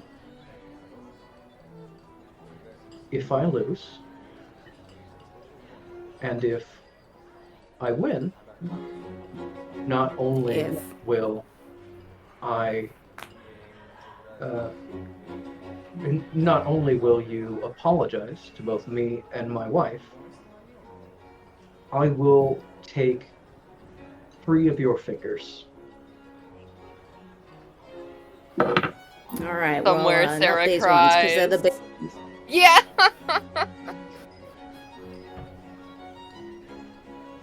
Do your worst. God, okay. Hold the hand out for a handshake. Fucking grabs it and just... Yeah. It's right at that time that Jesse is running up with Kekano and being like, hey bud, you really sure you want to do this? Little Yep. bit, you talk to him. Dad, what's happening? You're fighting? Yes, I'm going to kill this man in front of everyone. Okay, is that good? It will be. Okay, killing people is good. Good, okay. No, okay, no, don't. You're taking the wrong lesson from this. Okay. This dude thinks he's better than me, and so I'm gonna show him that he's not. Oh, wait, yeah? It's fine. Don't worry, Jess. You, head on back. No, I'll stay and watch. Someone's gonna drag you back out of here if you lose. I think at that point, Little bud, dog puppy Isle comes tearing in and is like, and she's not speaking anything. It's just like if Fish is using their beast speech, it's just like a scream. Okay. And doing like she's Okay, doing so like the dog punch She's come on up him. and she's just barking? Yeah. Yeah, oh, fuck, I was very upset. Yeah, I think everyone is. I'm very upset. You don't sound it. I don't want to watch you kill people. Isle does like a not dog points gonna- at I'm not- Kekano, like, you're doing this to your son? Killing people is bad, maybe. Isle's like I'm not- points back behind her somehow with her dog arm and is like, for titties! Like, Listen, I'm a little bit tipsy. Someone explain to me what exactly I mean, like, I know what's happening. I'm gonna fight this dude, but like, what's the problem? Like, come on, everyone, chill out. Isle's like, it's guns! It's not guns. It's not guns! I'm fine Danger. with not guns. Danger.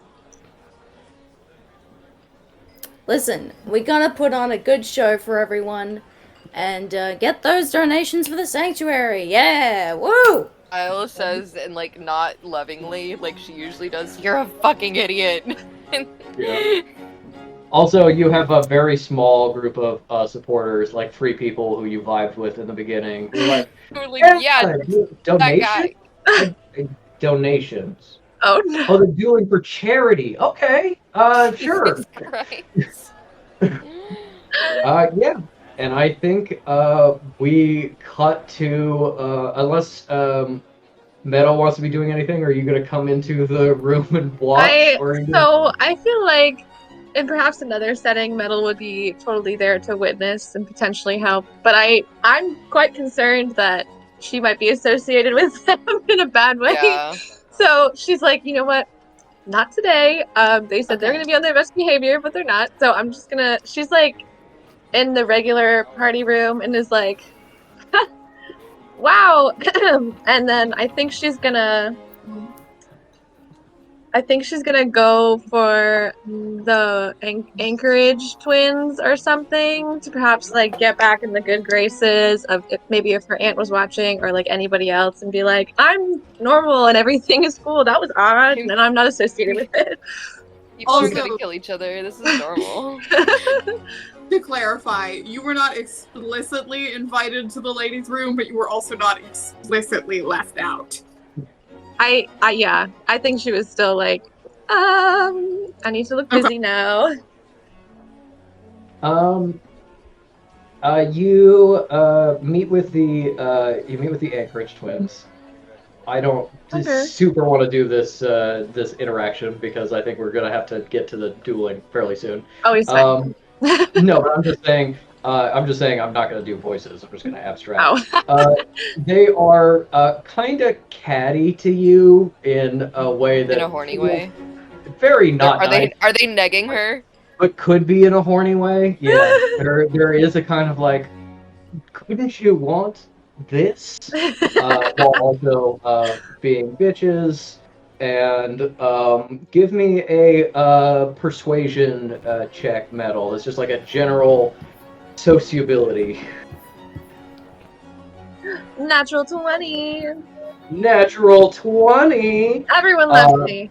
They Yeah. propose immediately at the same time, and you go, Yeah, both of them.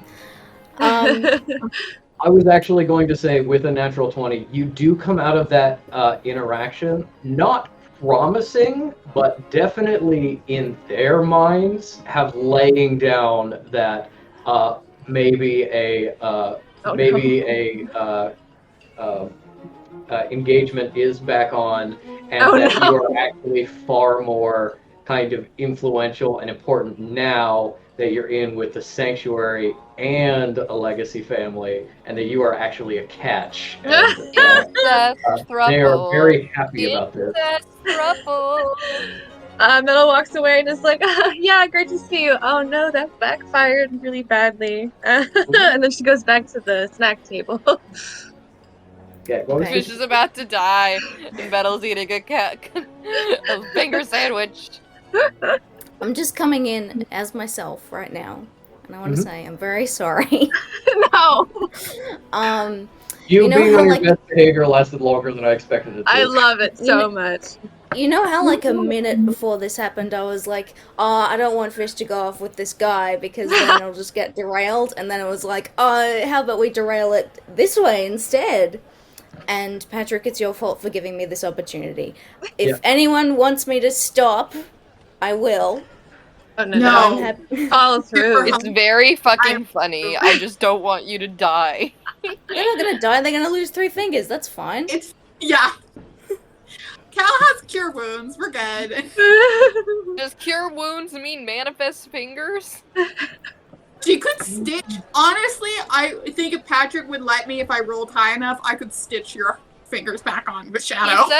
said he's taking the fingers. He's not gonna give them back. Yeah, he's taking It's them. 11:30 They're in the his morning. now. Yeah, it's literally new. 5 fingers. There's ice.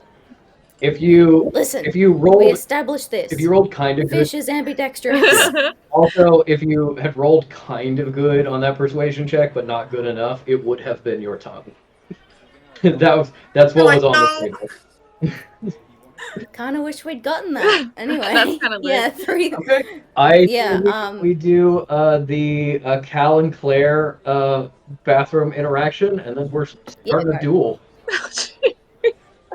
I will keep this brief because I know we got the important scene going on. It's all important. It's fine. Yes. Okay, what is it though? Okay, so they when they go into the ladies' room, Cal is going to see if there's any other people there first. It's kind of a small ish bathroom. You know, you look in, you kind of check under the stalls. There is somebody who's like washing their hands and leaving as you come in. It doesn't seem like anyone's here. All right, cool. So Do an investigation if you want to be sure, but for free, I'm giving you. It doesn't obviously seem like anyone is in. that's good enough for her. She's not saying anything crazy. She is going to look at Claire and say, I need to ask you a tremendous favor. And no, I owe you as much as I can if you are able to successfully do this for me. Okay. This seems rather dire. I figured we'd be helping your friend Fish, but sure. What do you need? Hold on.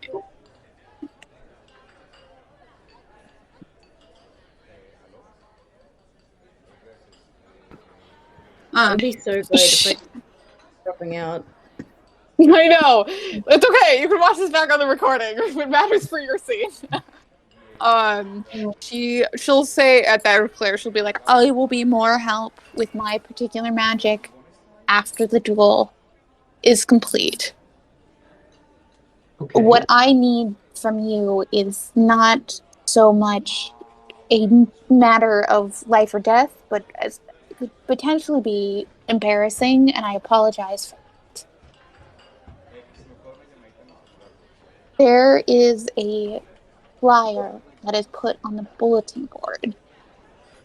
There is a woman who is a sorcerer who is going to be having a magical discussion on the magic of fertility. If you do not mind, I need you to pretend to be interested in that and try and talk to people at this gathering to try and get her personal information. This is something is important for me for necromancer reasons, just to clarify. Oh, okay. Is there a reason you can't go? You'll be busy or something? I intend to attend that event, but I would Okay. like to get information before it happens. Her personal information. A Okay. phone number, a address, something Uh, along those lines. Yeah, so would I just like talk to people here? Just ask around? Or... Yes. I trust you are very charming, and I saw you talking to other people here, and I imagine if you were just talking about you being a mortal, and I don't want to assume, but potentially having difficulty with conceiving a child with your spouse, they may volunteer the information freely to you. I do not want you to go too heavy with it. If nobody takes up those leads and you see an opening, then I'd take it, but otherwise do not exert yourself too much. I just think you are my best way of getting that information very organically.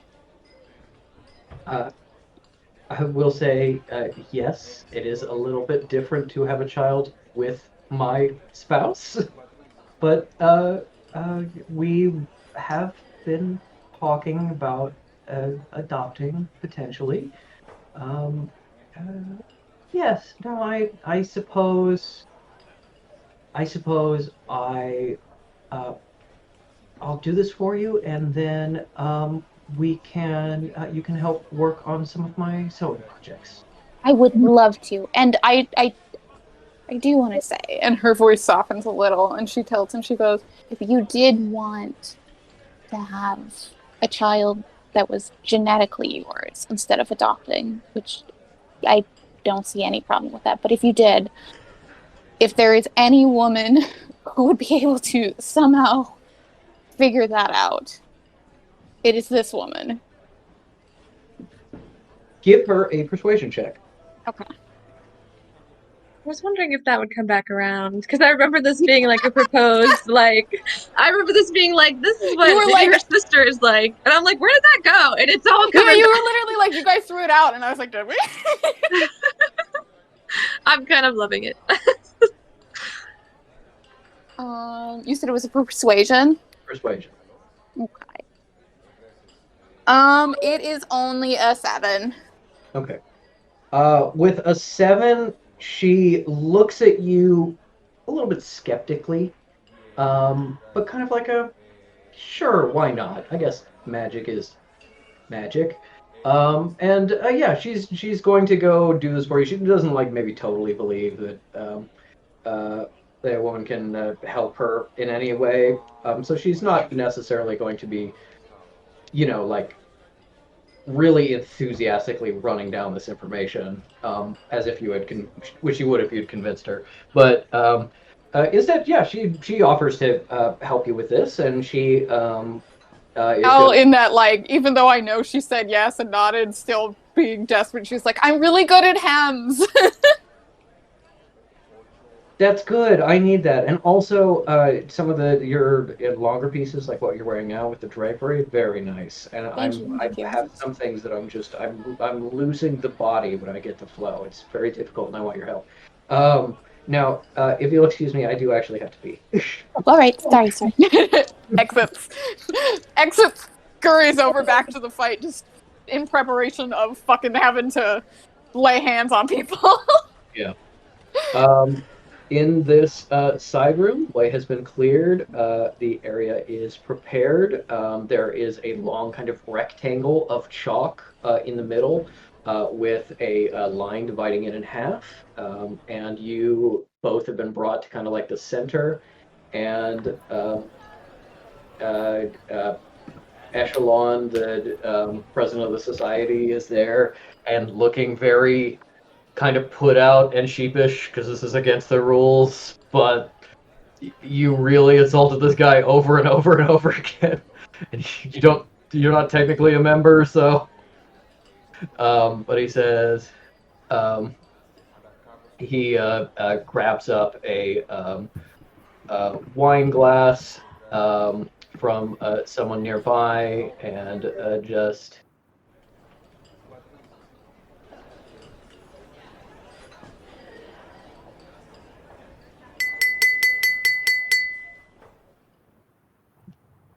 friends. I know we have a little bit of a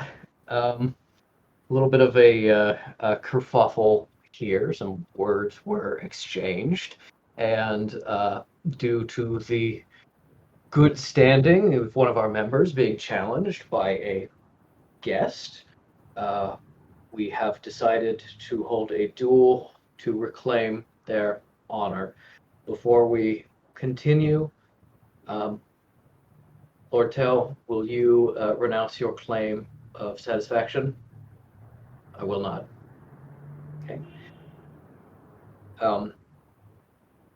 Mr. Fish, will you apologize and recant your words?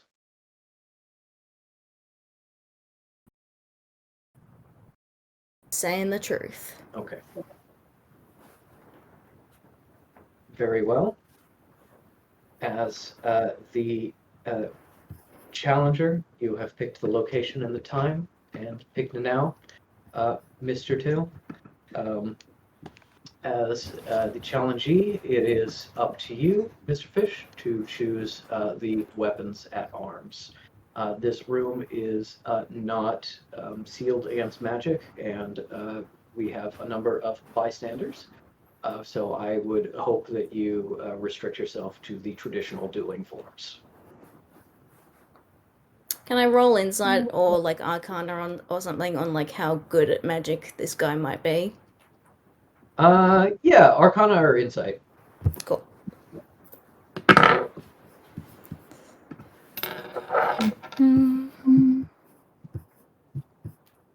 The idea that there might be a murder and then everyone's like, all right, now Metal's gonna give a speech. We're like, everything's great. Gonna do insight. Fucking insane, Barney. So do I still have this +2? Okay, so then that's 19. Yep. Okay, 19. You don't get the sense that he's like some big magical powerhouse. He is definitely like decently strong, probably above average for the society members, which is kind of below average for sorcerers in general, because they don't work at it because they're rich. So he's definitely someone who would give you a run for your money. You just kind of have to see. Okay, well then, what traditional weaponry do we have? Because we can do swords. Yeah, no, it'd be swords, knives, fists, pistols, or a magic duel. Oh my god, please fist fight. Sorry. I'm Don't listen to me, but- it's gonna be fists. No, it Metal's is. like, No. take It's off gonna be. your shirts! Exactly, literally. I was like, not the bare knuckle boxing. Once again. Okay. Yeah, I'm choosing fists because I'm gonna have to show this guy that this is them taking off their suit jacket and untying the tie and taking it off and Oh, right. scruffling up their hair to be more natural and being like, I'm gonna show you that when you get fucked by fish, you don't forget it. If I was going to like kill herself. If Cal has made it to the room, she absolutely is like catching the tie and the suit with mage hand and like folding it neatly, like, God damn it. Yeah. God. This fucking Isle is looking to Cal like, what the fuck? Cal tentatively like pets Isle and then looks for where Kakano is. Yeah, you just said that in front of your son. Kekino is down on the ground with Kyle at this point, looking very incredibly anxious and sad, but also I see. being a little bit like, "Yeah, you go, Dad." Cal picks please up don't get hurt. Kakano and sees if Isle wants to get picked up too. At this point, she does. She's like, Double fisting the animal. yeah. Isle's distraught. They're just one big ball of anxiety in the cheering Yeah. squad. Metal's in the other room, like listening for a gunshot. Just like, No, I can't be part of this. Wow. Anyways,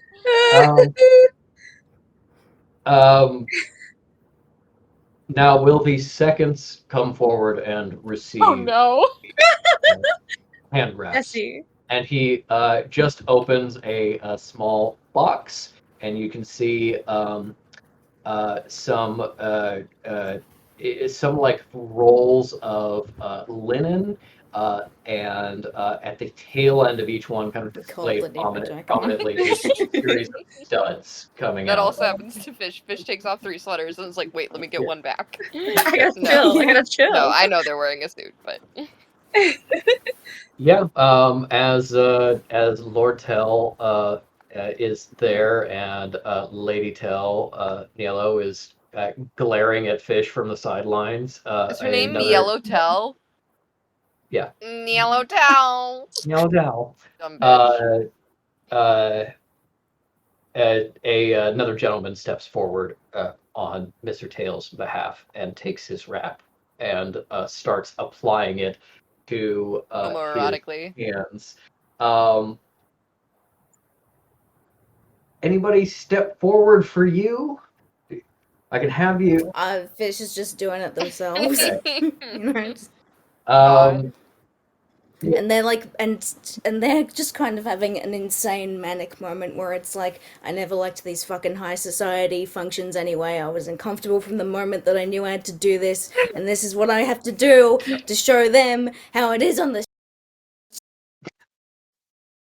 Sorry, you froze for me you at the cut most out. It was a dramatic beautiful speech. Yes. Oh no. My mom was. So like, you know, taking like symbolic Oh. revenge on their past, both like romantic and familial. Background, everything like that, just hyper focusing it in on this guy. It's like, all right, I'm gonna destroy you. We got between I think we you got the saying whole I speech. never liked society fiction, and if my mom was here, she'd be proud to see me. So if there was another bit between those, we didn't get it. Oh, she would be proud. I wish she were here so I could show her how bullshit how I can kick all people's of this ass. always was. This is how I always felt. Yeah. From when I was a little kid, and now I take revenge. Love it. As you put on the wraps, you do. I think you're cutting out and frozen again. I think Yeah. you're both cutting out. I'm gonna leave and come back. Oh no. Let's all leave. Matt and I are always connected. I got you. When no one else got you, I got you. Yeah. Except for last time the internet went out. I was just like, we should have gone to Hawaii. I know. In the back of their Yeah, mind, you it's gonna be should've. like, it doesn't matter because I'm going anyway. Well, Cal, yeah, now this is a really vindictive thought, but I don't think Fish would share it just yet.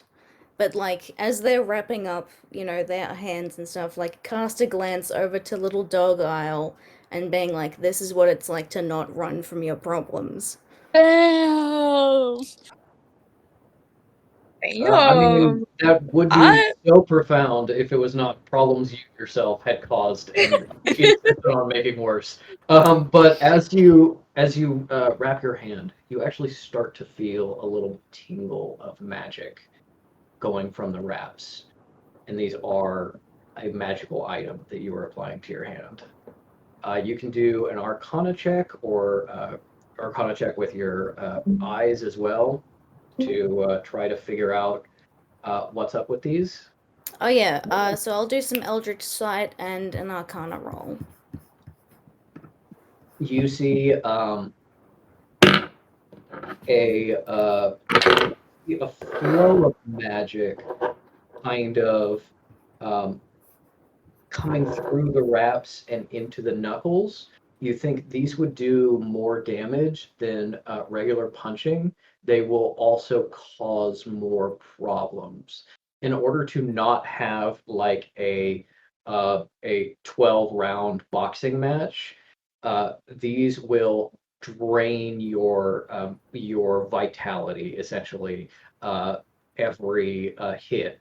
Not enough to necessarily like put you out. You're going to lose 1 health every time you throw a punch or get hit or something like that. But it definitely like if you every like 3 punches or something, you'll start losing health, and it will start get worse and worse as it drains you. So you gotta just come out swinging full bore, and you can also feel that they do more damage, and that while they're draining you, they're also draining your opponent as part of that. So you are all ready. Do you stand in the middle? The second Fertel kind of gives him a grasp on the shoulder and then backs up. He's kind of stretching and getting limber, and you're standing on opposite sides. And Echelon says, "Gentlemen, one last time to step back." No. All right. Yeah, To you'd the like forfeit? that, wouldn't you? Begin. And he runs out of the ring, and it is time for the duel. I am going to have you roll initiative to see who hits first. Ink, you're frozen for me. Oh wait, you're back. Oh, you're back? Where am I? I've no. You're here. You're back, and then now you're gone. Shunted. Hanson was like, I will be relevant forever. Yeah. I mean, maybe he's doing Hello. Hello. Fish Discord transforms into Bunger and gores Tell with the fry tusks. this. Yeah. You okay?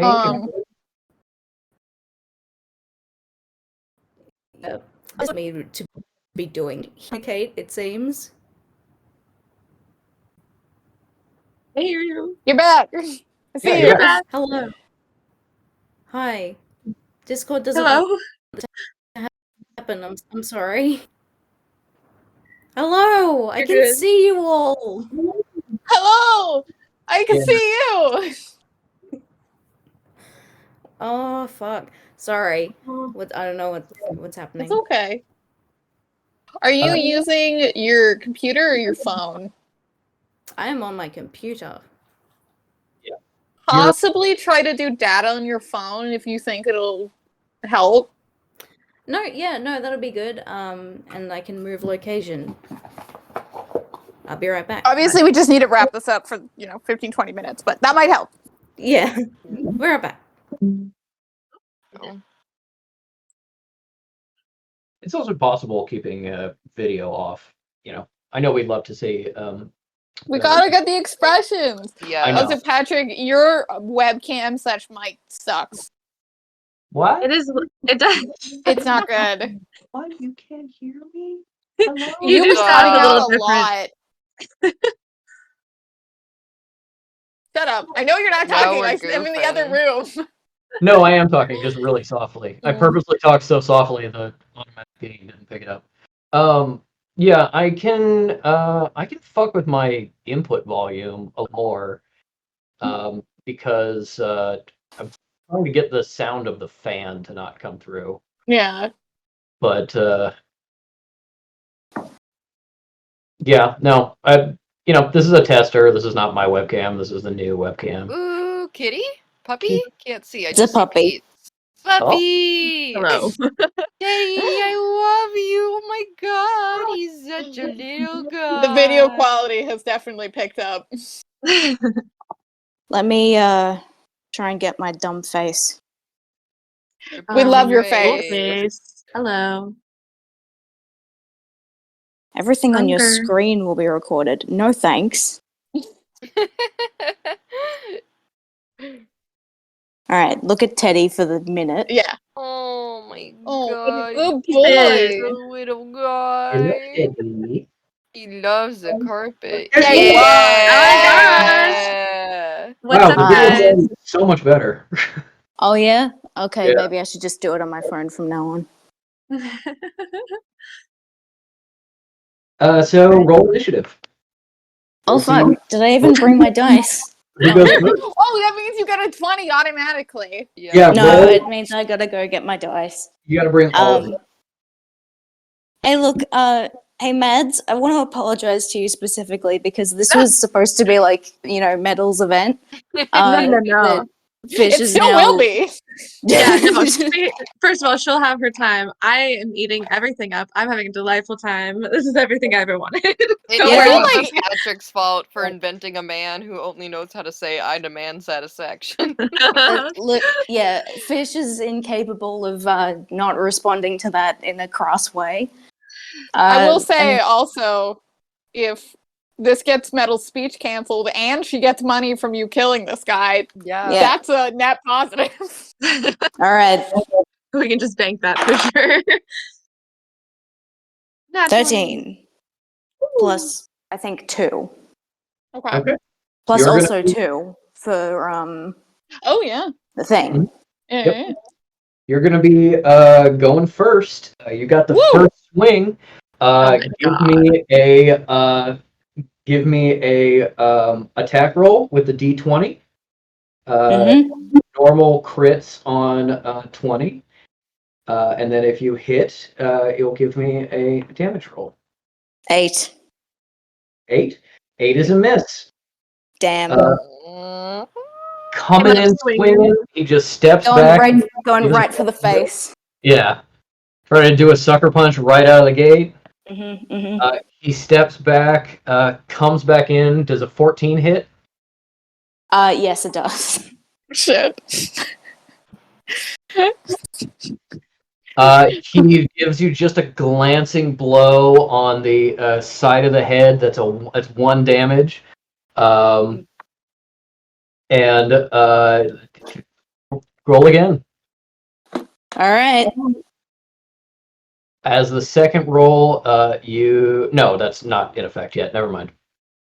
What? We'll see if it goes long enough. Then the bandages wrap around your neck and start to strangle you. They take off the fingers. Anyway. Yeah, exactly. What sort of horny bondage ass? I'm sorry. I'll be right back. I'm not as prepared as I should have been. I'll be a minute though. Do not worry. Ow. Yeah, you're the one who took it there. What's Isle doing? Being scared and horny. I don't know. When Fish comes out of this fight looking like disheveled with like their jacket untie off and they're kind of like bleeding a little bit. I don't know. I know. It's hot. No, I was literally like blinded by like rage and horniness, and it's devastating for her. Kakano is like worried. She's a and then, dog. Like, gets like a glance over to Isle and is like, I don't know what that emotion is. No. Mm-hmm. What's that feeling? I don't know that one. He's finally become like the like nasty quivering purse dog, but it's like you don't. Sorry that Cal has to hold her. Yeah, she's like digging attack. her little nails into Cal's sleeve and she's like, ow. Yeah.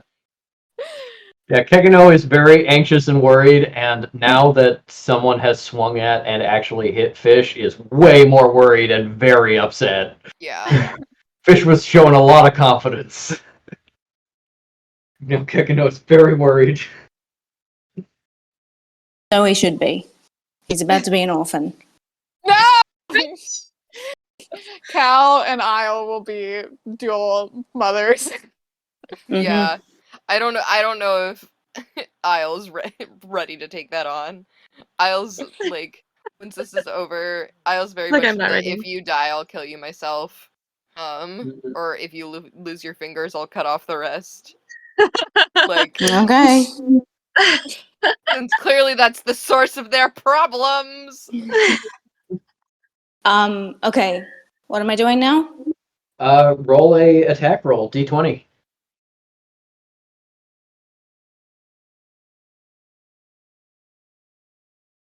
See what the floor says. Yeah. Mooney, Okay, I'm that's gonna kill you. 14. And then I'm also adding the thing for the reputation thing. Yeah, why not? Okay, 16 then. Woo! Right. That sounds 16 good. hits. Roll a D6 for damage. Is it a D6? Because, oh no, yeah, it is. It's a D6 for damage for this one. 5. Woo! Yeah. Woo. That first sucker punch was a feint because he comes in and kind of knocks you about the ear slightly. He's close enough that you can just pop him right in the face with a straight punch. And he's reeling back and the nose is starting to bleed a little bit. But he's coming back in for more. Oh, no. I'll get his ass. Cal cheers, but I think it's too quiet for anybody except Kakano and I. Oh, like a little Fluttershy, yay? Yeah, exactly. Yeah. That is, I believe, a... Wait. Hold on. Math. That is a 12? Is that right? Yeah, that's a 12. What's your armor class? Hold on. It should be over that. I believe armor class. I'm so sorry. No, it's Are you okay. My armor class is a 12, so I have to assume yours is an number. Yeah, I believe it's a 12 because spell save is 14. So yeah. Yeah, no, it's above the spellcasting stuff and the battle and saving throws. Yeah, armor class is 12. Okay. 12 hits. Let me roll damage. That is another 1. He's just kind of like flailing as he backs up. He's doing chip damage. Yeah, he's doing chip damage. Got another 1 HP away from you. And now it is your turn again. Now you immediately lose 1 hit point from the gloves. The gloves now crit on a 19 or 20. Okay, that's good. Power word, kill. All right. Just fish it that out loud. No, that's another 16. Okay. 16, roll damage. 3. 3. All right. Really, you really get him with a body blow as he's in the stomach. yeah. Wind him. He's looking not great. Still definitely got some steam in him, but he's not ready to back down yet. But it's definitely going a lot more poorly from the beginning, a lot faster than he hoped. Mm-hmm. All right, -1 health from him. Crit on 19 and 20. That is a 16, which hits. Oh boy. For 2 damage. Mm-hmm.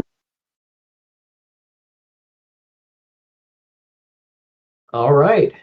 And Fish says, "Is that the best you can do?" Oh no, I've rolled a 7. You are too busy grandstanding to Absolutely. get that punch in. All right, but you still take -1 health. Yep. Okay, he rolls again. -1 health.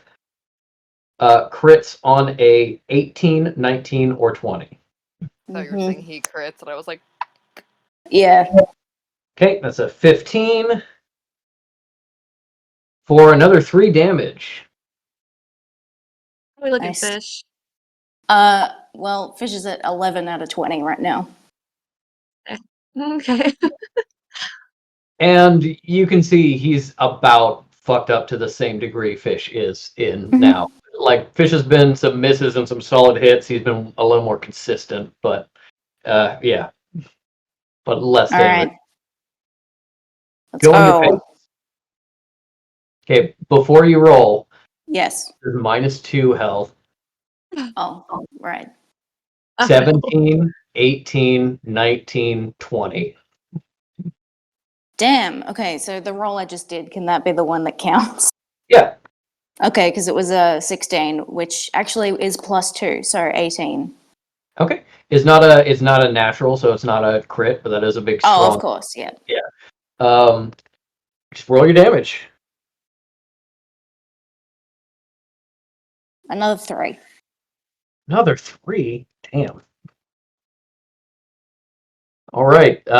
This guy, Lordtel, is looking a little punch drunk. He's weaving a little bit. He is bleeding from some superficial cuts on his hands. Also, something you may not have noticed on yourself, but now you see in him as he is going up to fight back. The bands wrapped around his wrists and hands are starting to glow a sullen red, and you can see almost like a black infection start to go up his arms from where the bands are, and the skin is ever so slightly starting to peel. These do take something out of you to deal with. Very fun dueling mechanic, guys. Loving that. That is a natural 20. Oh, Piss. just kidding. It's really bad. I think it's only fun if Fish wins. That is oh my god. You got so lucky. That is 8 damage. Hey, but the gloves are about to take the rest of it out. So I mean, this is non-lethal damage. You won't die. You'll just kind of like slump down. But okay, well we're at a 1. you can also like try taking off the gloves and go bare knuckle. But I'm not Do allowed. the gloves are they binding? Do they stop me from using magic at all? Because fish will cheat. No, they're not. They're not binding in that way. But you do have a lot of people looking at you. I don't give a shit. Oh my god. Blasphemous start. Well, I was thinking, what is the thing that does? Blasphemous dart to the dick. Blasphemous dart to the dick. I think everybody Okay. else last one start to the dick. Here's a thought. Yep. Oh my god. Inflict wounds is a thing that happens by touch. So Yep. if I land a punch, could that also do inflict wounds? Yes. I'd like to try that. Okay. First off, I'm gonna say do your attack roll. Because you are using a spell and blatantly cheating, you are using your spell attack bonus rather than your reputation bonus. So rather than +3, you get +6. Yep. And use that spell point, whatever. Take that away. And yeah, roll the hit No. +6. Please tell me that was a 20. This is not relying on the kind of like the effect of the gloves, so it's not. You manage to avoid that 1 health for 1 point. Is that a 3? Yeah. Okay. Make Make a sleight of hand check for me. Sleight of hand. We're just gonna lose 3 fingers. Oh, You guys. fun! Bye to my fingies. Okay, sleight of hand. Oh, that's +3, so it's a 4. Okay. With a 4, you go in and time seems to slow. Crowd is watching. You're very messed up. So is Lord Tell. Maybe you can pull this out. Hey, you gotta cheat. You gotta cheat. You go in for this punch. Green energy starts coming out of your fist really, really obviously, and everyone in the room goes, oh. As you try and fail. He ducks under your fist. He comes back up with an uppercut. He loses 1 health. You take 6 damage. But I'm down. And Bye. you are fucking out, Cole. I'm on the floor. Oh shit, Teddy's coming. Hey. Save them, That's a Teddy. must Teddy cast cure wounds. Where is it? Where'd he go? There he is. Yeah, I think He's Cal is gone. going to sort of forget that there might be an actual procedure for here. Gently drop down Kekano and You have been wiggling since Fish got low on health. yeah, and both of them drop down the ground. sprinting to Rush Fish's side. over to cure wounds with Fish on the ground. Yeah. Isla's causing more wounds. Isla's scratch. Isla's like, you're fucking stupid. You Cal, do stupid something. Wake up, fucking- Dad. Wake up, Dad. Okay. Isla's like, your father is an idiot. We knew that. Metal is listening for the commotion from like the other room and is like, I hope that was. Oh dear. I hope that was It's perfect. like all my Yeah, friends just there's definitely died. noise. They took them to that room and they shot them. Yeah. Okay, so what am I doing? Losing You're 3 doing fingers. nothing. Cal is rolling a d8. Yep. Cool. I think it's it's d8 plus what, like +4 or something. It's plus your spell casting ability modifier. Is that my? Oh, okay, got it. That'll be 6. Okay. 6 health instantly. Does that- Fish. Do my does that factor at all with reputation? No, it does not. Yeah, because that's more an effect than an Yeah. ability. You wake up on the ground, Kekino on your chest, frantically slapping at your face. Isle frantically digging little doggy claws into your arm, and you look up and see Cal over you, and others worried about you, and wraps on your hands are slack; they've come off. I'm gonna whisper in their ear and say, "I can cast darkness if you want to run." Oh. No. I was like, oh, so they could run. For you, hands. Fish like turns to puppy dog Isle and like tries to give her a little scratch on the face and is just Right. like, sorry. Kyle takes off the fingers. Yeah, I was like, this one's mine. You can't have it. You know, humiliated, upset. Like they built this, they were so confident, and just it was torn away. They're just like, fuck it, take my fingers, it's fine. Isle puts herself in between Fish and the Lord and starts screaming. Like the worst, most annoying dog voice you've ever heard in your life.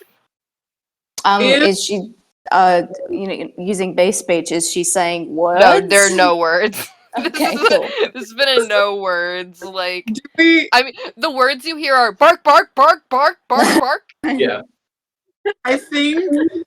I also think this is cool with you, Ink. I think it's not quite a lap. It's like Fish is propped up on Cal's knee, like the back of their head, which is still extremely intimate. Absolutely, but they're not clocking that at all. Yeah. They're undressed. They are undressed. As Single layer. I know. We were Ink, while you were gone, we were like, wow.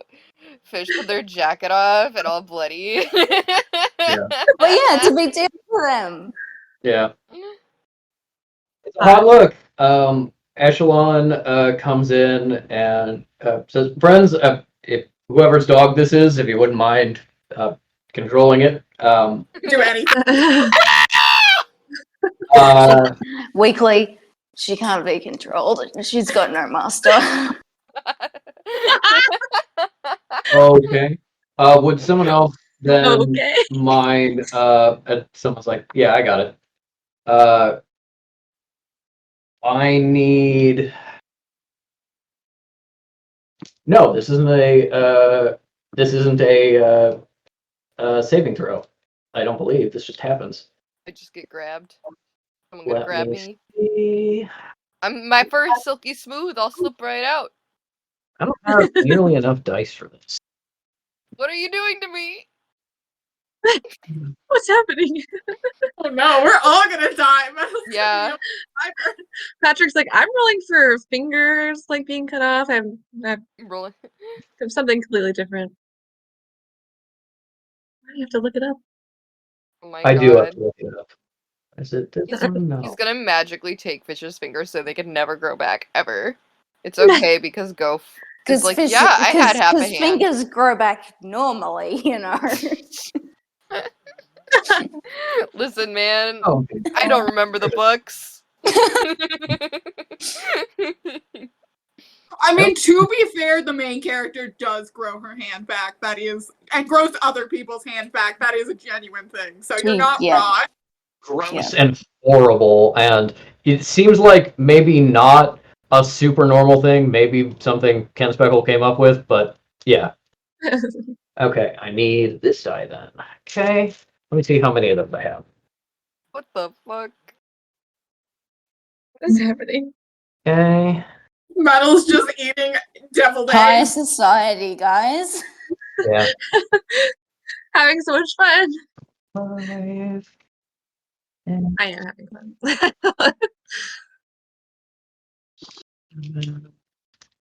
Live in fear.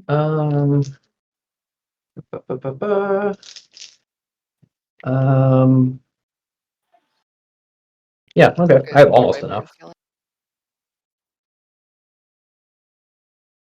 Oh no. My guy. You could have just rolled a d20. No, it's specific for the effect I'm using. Okay, do some quick math. You're gonna get undogged. Girl, what the hell? Really possible. Oh. Maybe it is a dispel magic. Let's see. Or they're just gonna beat her up until she has to go back to Isle. Yeah, you're gonna kick this little dog? Come on. People here aren't nice. What's happening? 5. Okay, and then 2 more.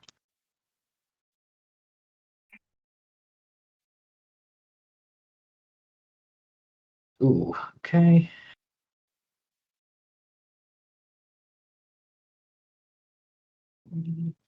$26. Okay. How much health does Isle have in total right now? One moment. God! Oh my god. No animal killing, you guys. Not at this party. Do the terrier health, and then your also like your regular health. Jesus Yeah. Christ. Okay, 1 moment. I did not have my kiln up because I didn't think this This is is the where... best roleplay episode. Oh, we roleplayed, We just had. alright. I just love that we've had a duel. I can't wait till we have like a personal duel, like when it's Cal versus Fish. Yeah. That's Oh gonna yeah, go hard. PvP. Oh yeah, I will eat that up. Mhm. to the I like how top. it's definitely Cal. It's Cal with someone else. Yeah. It's definitely Yeah. Cal. It might be Island Cal. That honestly is probably coming soon, but it kind of already happened. But hey, buddy, see, you wouldn't hurt a dog. Yeah, that's who you're hurting right now, Patrick. That's Yeah. who you're hurting. Sweet little guy. Oh, I will be imagining I'll going around like that. Just so darling, so soft. Oh, Oh, look, she's sad. very nice. He's sad because my mom's not home. Oh, Yeah. buddy. I'm so glad she's not, so I could fall onto the ground and die. And be dramatic. Yeah. He said, "Come back, bitch." Okay, your terrier has 3 hit points. Oh no. Cool. Sorry, I'm still in small brown bear. Small black bear. Okay. 3 hit points plus 42. 42? Yeah. Cool. God, you're 42. What happens is, as the sleep spell of someone trying to pacify a dog goes over you, the dog Isle immediately falls asleep, transforms back into a person, and catches herself. You're like woozy for a second, but it doesn't quite put you out. But you are now Oh, in human mode. This is hell. expose. This is hell. As No. everybody gasps, and everyone's like, "What is this?" And now Oh shit. kidnapping women? Mr. Fish, I'm afraid that this is quite extraordinary. You should be fucking afraid. Can I transform back into a dog and just pretend that didn't happen? You can, if you want to use your other transformation, My yes. second one. Oh my god. I know that there's a bomb at this party though. Yeah, maybe save that. The jig is up. The jig is The up. jig is up if we won't be fooling anybody. Oh man. Lord Tell actually offers you a hand and helps you up if you want to take it. Me or Fish? Yeah, okay. Okay. No, Isle. Oh no, fine. Offers it for Isle, Fish takes it. Yeah. I was like, fuck you, and Fish is like, sure. He squeezes a little too hard on your hand, but does actually lift you up. And Echelon is like, well, then the agreed upon result. First, I believe, Mr. Fish, you need to publicly recant your statements and apologize to Lord and Lady Tell. And Niello comes forward, glaring at you as she is by her husband.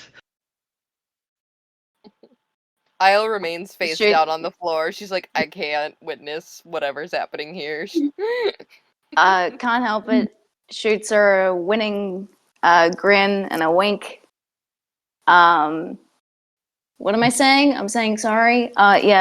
Sorry for being so good at everything.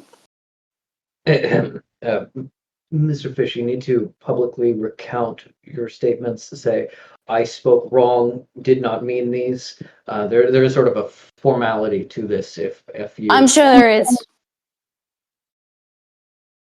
If you start another duel, I won't be able to protect you. Oh, no. Lord Tell, Lady Tell, I recant my statements. I was wrong. Is that good enough? Lord Tell.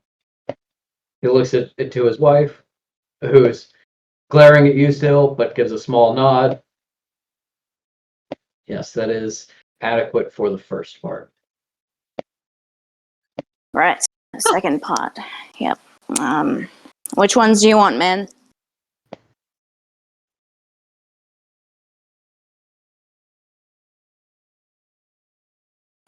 Pinky These through mid. ones. Collisionist goes, is it really necessary?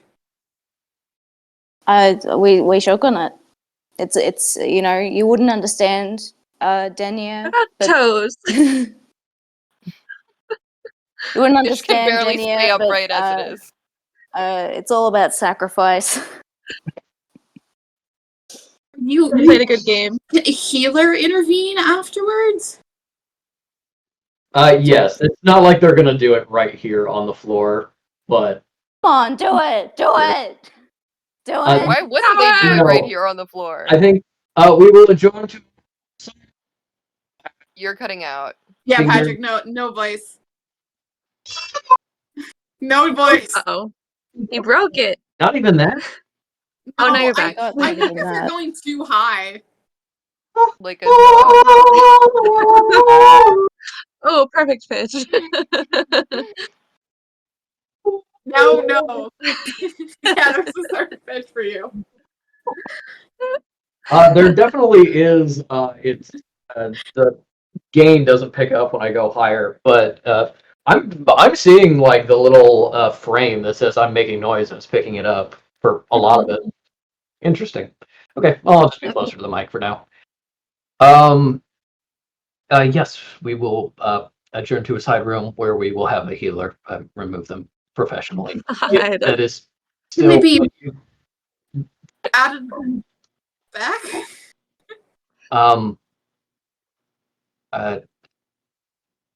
No, unfortunately.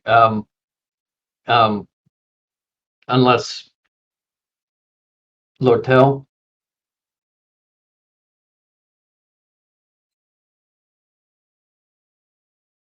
I am willing to renounce our handshake. If you give a genuine apology, Oh no. admit that you are a fool and a liar in front of everyone, leave, never show your face in this city again.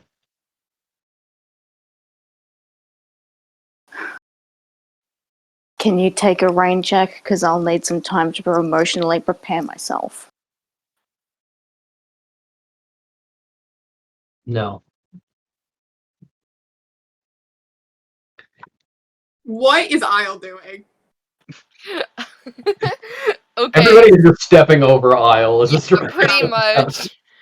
Isle's like what Isle wants to be doing is just laying face down on the floor and like literally pretending that she's not here and isn't in this situation. She probably shouldn't be doing that. She doesn't want to consult Fish because she thinks that this is their fault. But It is. Yeah. yes. It's okay. Cal was trying to see if she could get Isle for backup. She's not. So now she's just holding Kakano with the big baby eyes and being like, Yeah. You're gonna fucking do that, aren't you? No, okay, Isle will turn her head and just go just fucking do it. I can't. I genuine me? Come on, Isle. You're the only one who gets that out of me. And look at Isle while you do it. I was like, I don't want that. No. Yeah, I think Isle does say, like, I don't want that, and Cal's like, shut up. Isle, like, Okay. moves her head, like, fucking do it.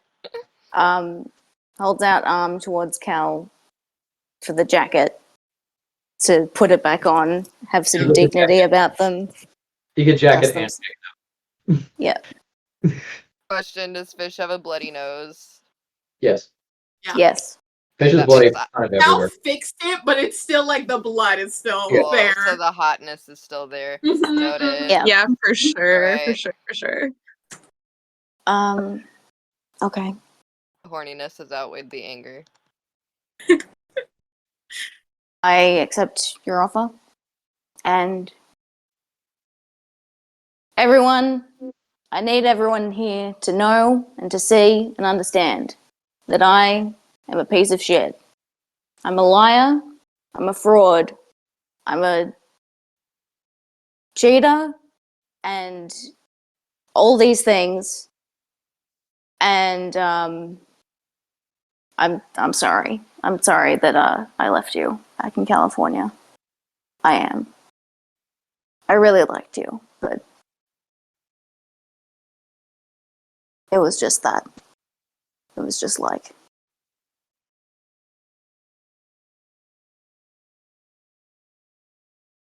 And I'm sorry to you, I guess.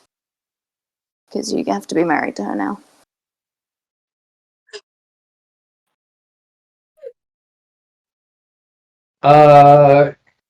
We had been doing so well! That kind of made me want to cry there for a second. We were so good. We were so good until the end. I love it. you got healed for how much? Oh, I think it was 8, yeah? yeah, that sounds right. Stabs. Okay. Just stab them. So you were at 8 hit points. She slaps you 6. again. What? 6. 6? Yeah.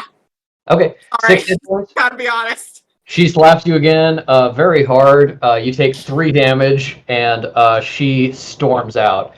And the president of the society looks at the Lord. He gives a small nod, and 2 of the security guys that you saw up front grab you by the elbows and walk you outside.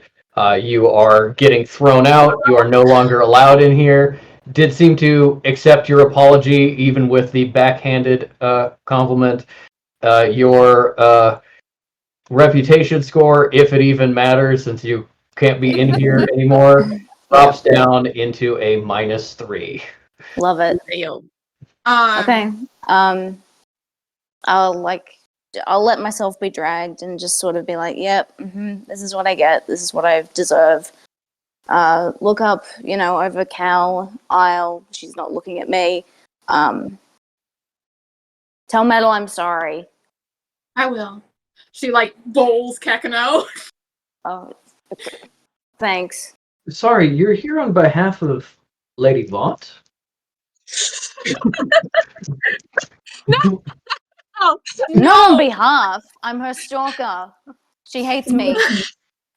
Oh, how do you get in here? Remove them. Bye, everyone. It was real fun. is this happening like out the front door? You do see a crowd of people kind of emerge from the side room and Fish Right. getting walked out. And also, I want Fish as they're getting walked out to make a perception check. Yeah, let's go. Oh, God. Lady Dentel saw the whole thing. Jesus. Oh, that's not good. Ugh. No, That's help 10. action. 10. 10. What are you saying, Mooney? Oh, Kakano, Yeah. Kakano, help action. Pekino's fucking distraught. Kakano is Kakano's going too to busy crying emancipate to help. himself. Kekino's learning so much today. Yeah. High unfortunately. society, You're gonna have to tell dueling. your son what fuck means. He knows what it means. It was the first thing we talked. Yeah, it's the first thing we talked. When he woke me up first thing in the morning, I was like, "Oh my god, you exist!" This is what sex is. I'll be going to Sarah's house later. You are 6 minutes old. You're 6 Sarah would months love that. old, and you don't have genitalia because you're a magic psychic seal. Let me tell Um, you. There was a 10 on my perception. Yeah, I. Oh, would wait, say- no. Well, I minus 3 because I'm Yeah. minus 3. Yes, you get a 7. I Yep, will 7. say. I will say this is something Kekino would help you with if you want to accept his help. Sure. Okay. Roll again.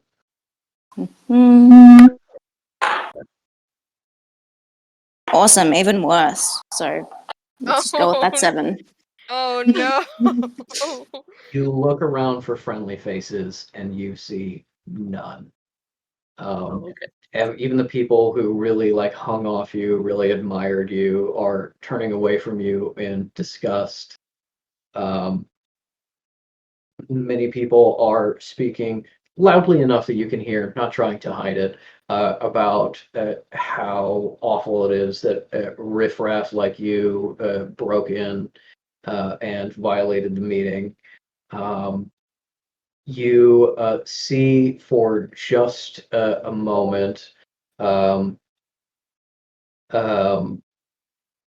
Administrator Tone, who didn't come see the fight, stayed in the main room and was seemingly off having a meeting when all of this happened, just kind of looking at you as you are thrown out.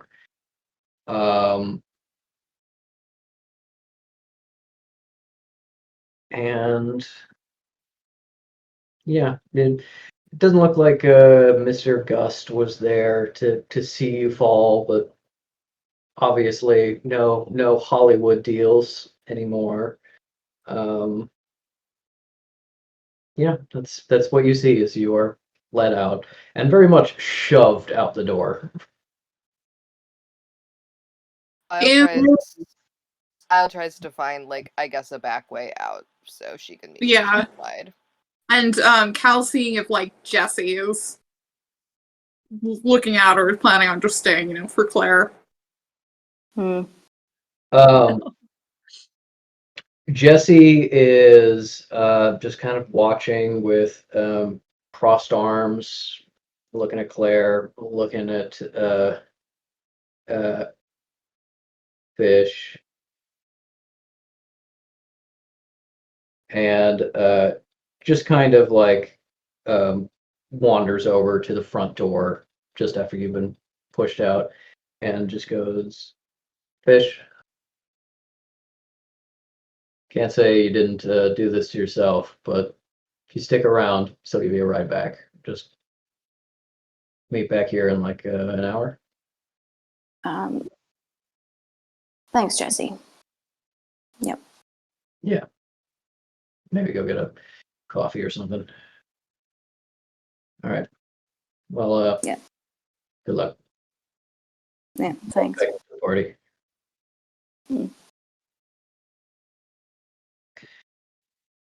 Fish is standing out there alone now, I would say. Yeah. Just feeling pretty despondent. Kekano under the arm. Look at him. Look out it to the street. Back at the door.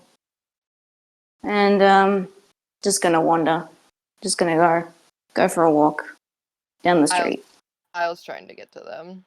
I don't know. Nah, they're leaving. They're going down an alleyway. You won't Hey. find them. Goodbye. Hey. No. Bitch. Yeah.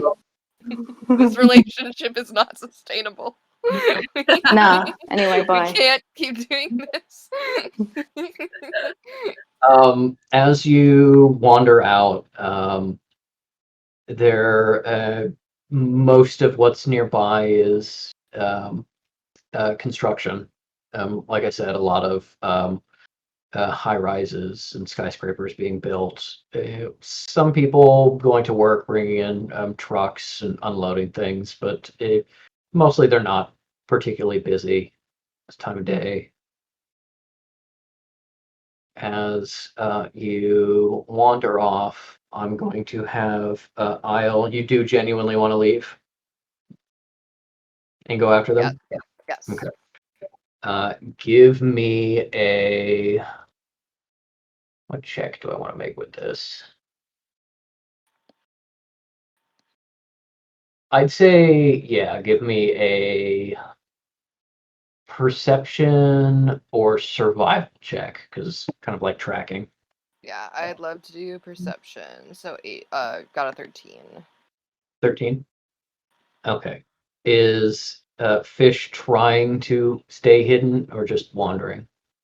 Just wandering, and at one point they do stop, and they don't tarnish the jacket, but they are happy to tarnish the shirt. Just rub the concealer off their face. Just, very Mulan. not like Mulan, because she does it really gracefully, and they're just like, get it off me. But yeah, doing one of those. I'm deep in my fish feelings. No, I'm crying. I would like you to roll a luck check. Just roll a d20. Don't add anything to it, and tell me what you Trying get. to act over here. I have to go back to rolling. Ink crying, Patrick. So can you roll a d20? Oh, really? My statecraft. No, it's fine. Luck. Where is that? No, it's just roll a d20 and tell me what the number is. Oh, of course. The luck dice? You know, that secret dice? Shaped like a That would be four-leaf sick. I don't know clover. about hiding. 16. 16. Seems like good luck to me. All right, I'm gonna go back to my what are- brooding spot. Yeah.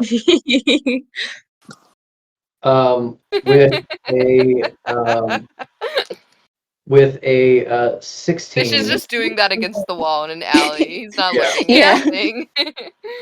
With a 16, it takes a little while, but Isle does find you. Drawn at least a little bit by Kekino's mental urging, and finds you in this random alleyway in a construction yard.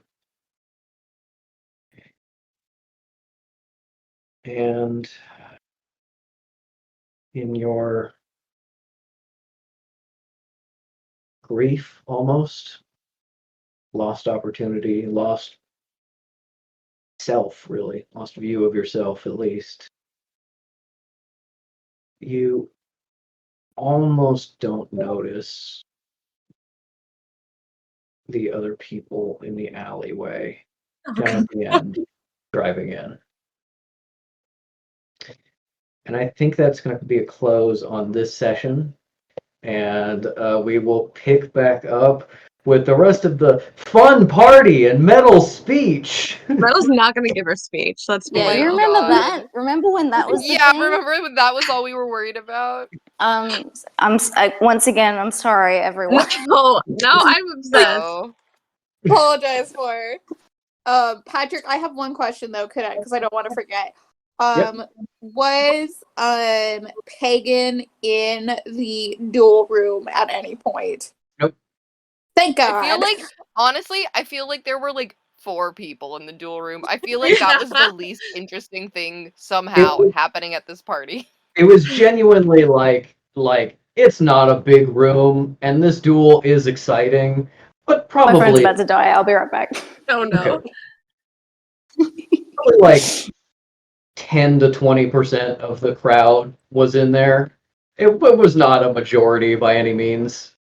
I feel like I am picturing a convention room where you had like a meetup, but it's not going super well. Like Yeah.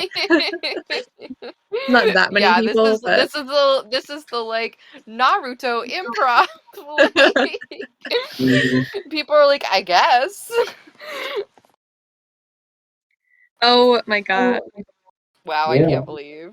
That was beautiful. I My love God. everything. I love everything.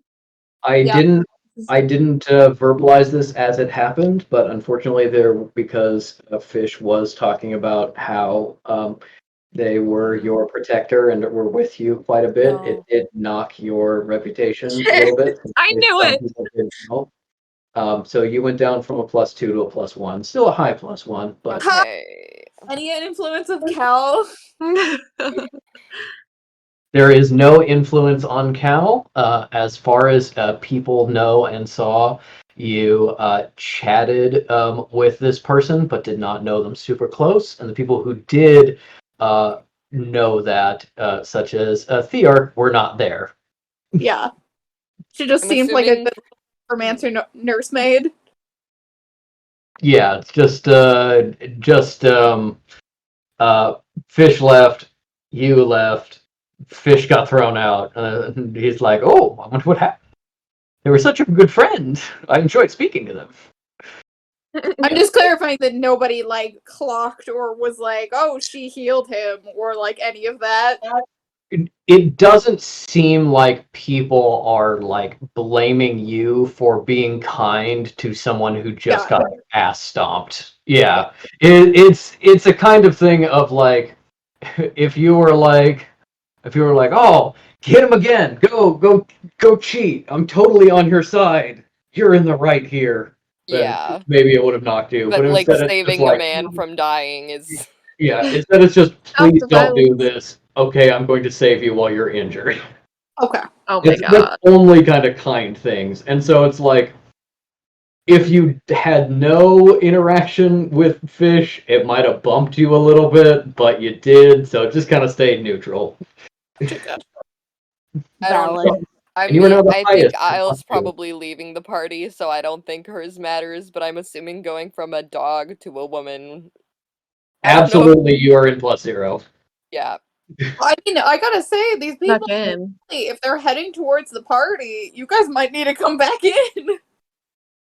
Oh, for sure. Is Fish about to get mugged? Like, they literally just had, like, the most, like, something that was going to be, like, a metaphorical victory for them, and they got fucking eviscerated, and now they're gonna get mugged?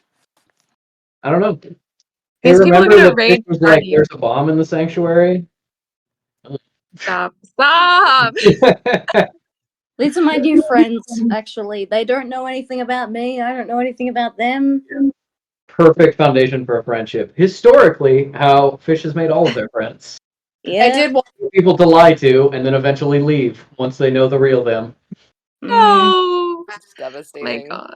wanted to My get another buddy. kill in, but I think Fish would have been too big scurrying off. Huh? Yeah, you're cutting out a little bit, hun. Okay, I was said I would heal in, but I thought Fish was probably too busy scurrying off. Yeah. No, I think Fish is sitting at a pretty 3 hit points. God. Yeah, Mm.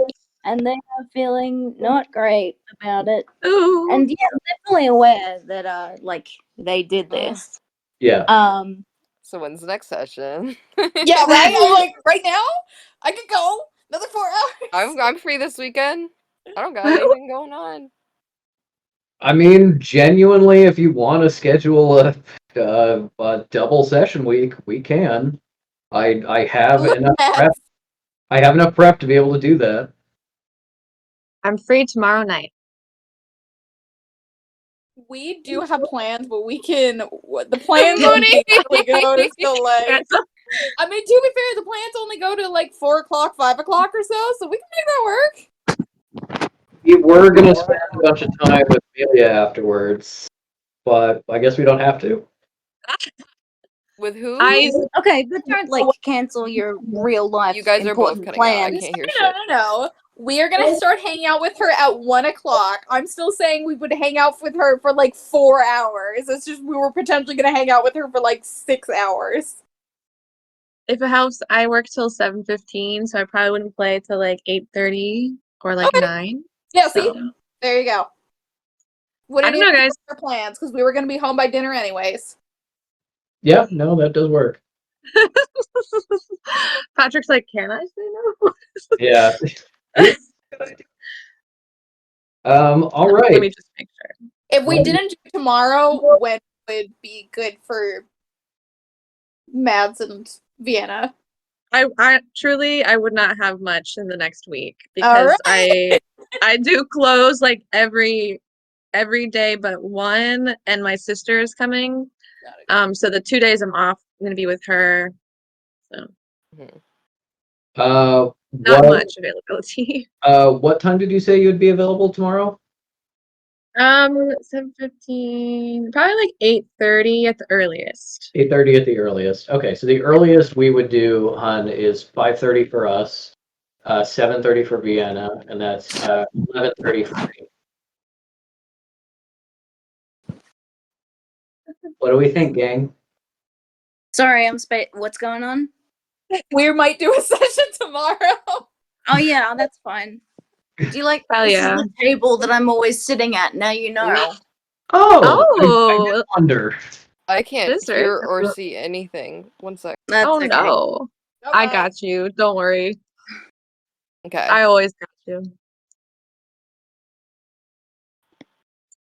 Well, I would like to play. I'm willing to. Let's boogie, baby. Okay. Everybody agreed? Yeah. Okay, cool. Hell yeah. I'll just do the schedule right now while you guys are on call. And yeah. Also, Ink, I don't want to hear you apologizing for the session ever again. This was one of my favorite Yeah. sessions ever. I was dying. Oh, Yes. guys, I'm not doing so well right now. I don't want to be on camera, but I know that if I'm not, then I'm at risk of relapsing with my thing. I'm not feeling. I feel like I totally derailed that in a bad way. No! So fucking brilliant. We literally love it. Yes. Yeah. I love the character choices. I love Fish so much. I think it's I'm really so worried about interesting. them. And they're also probably going to alert us to whatever the big thing is. Yeah, So, no, like, again, I think Patrick clearly clearly knew this was a possibility, and I think you're out there for a reason, and there's gonna be important plot things that are gonna bring you back in. Exactly. I- Patrick, no, it's like so cool. like you didn't say like, oh, Patrick, invite my ex to the shindig. Like, Yeah. dude, No, this is this is on operating purpose. is exactly how it should have. You did not Yeah. derail anything, and the only things that you got as a result of your actions was absolutely brilliant roleplay. I was completely Yes! Yes, I want to cry. I love it. me too. Yeah. Thank you. You're Ink, if gonna it helps force you- Isle to actually emote and try Yeah. to console. Oh, Fish touched Cal's knee. yeah. I know, right? Ah, That's Hot, getting the the fourth fish date with Cal. Cal It was a great time. The two of us. Yes. really close. My God. Um, Yeah. if Also, you it- still got to punch a rich person. So Yeah, that's true. That I was love how it played out. Yeah. Although I would have loved if you had won, but I think I like the way Love that that too, but this also, the dice tell a story. yeah. yeah, no, they it's do. true. And it's so angsty. And I feel like when Fish was like, I'm a liar, I'm a piece of shit, they were just speaking like the truth, the way I they know think about what they themselves. think And I is was the like, truth. don't make It's really hard. me cry. And now Cal has forced her hand of showing to some degree she cares. She fought so hard. Yeah. Earlier in the party, Cal being like, I don't even like Fish. Yeah. Metal was like, Yeah. wait a minute. My thing is that Metal barely got a line. Oh no, know? no, she's Metal- good. She's got the whole next episode. I'm fine.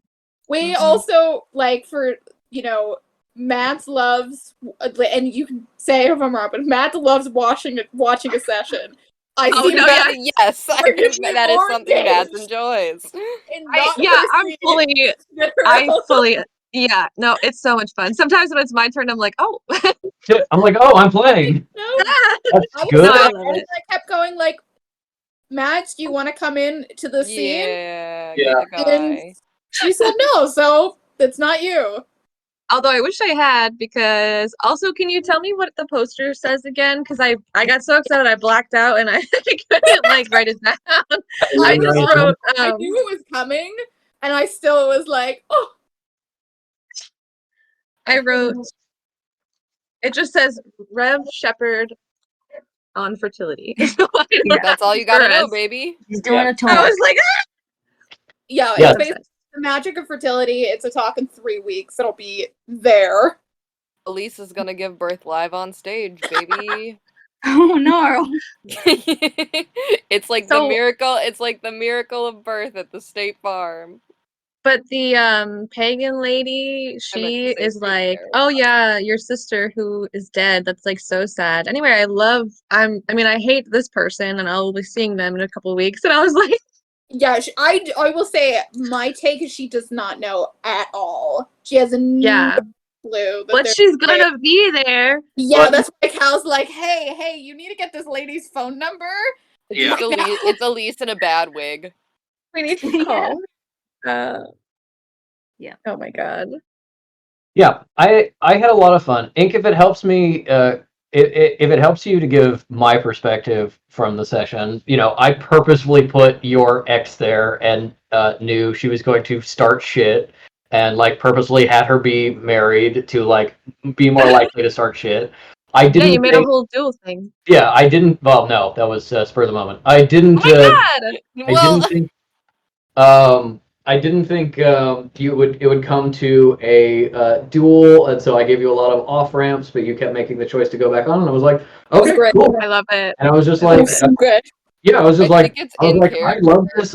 This is great. If Fish does this and wins, it's kind of like a big moment of like a bunch of people being like, well, I mean, they're an asshole, but that's pretty cool. And if they lose, it's a big character moment. And then I was kind of like, I was like, Fish may not be welcome here anymore, kind of regardless.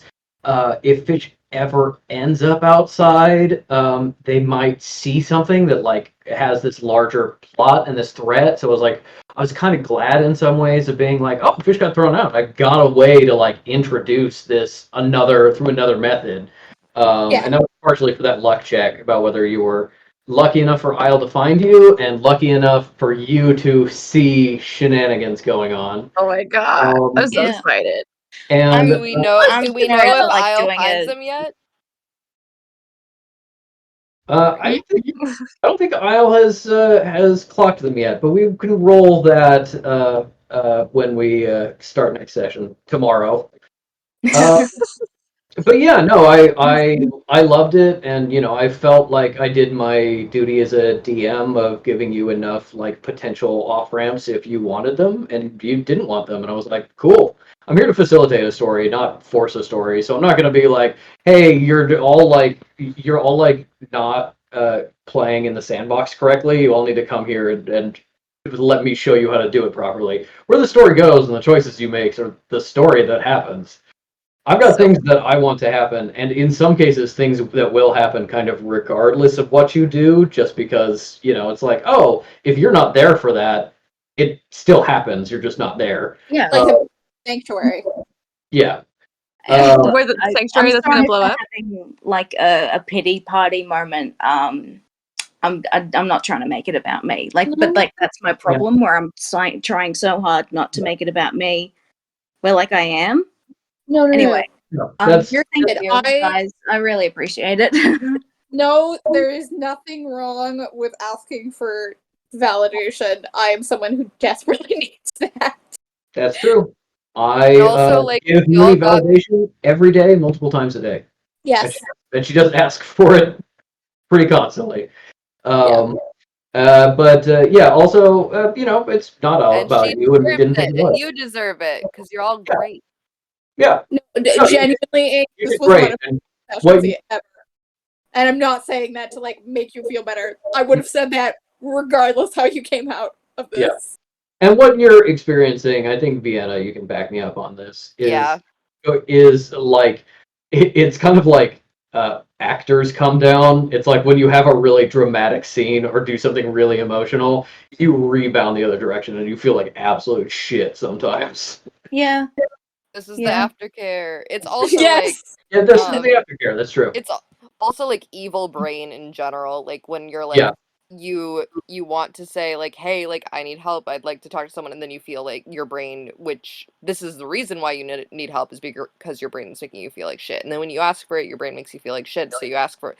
It's like we all have evil brain. I guess I don't know for sure. Get me started No. on the evil brain. Listen, listen. And of course, evil brain is a lot worse when you take big swings because kind of regardless of what the outcome is, that you took more of a risk, and evil brain doesn't like risks and likes to make you feel bad for taking them.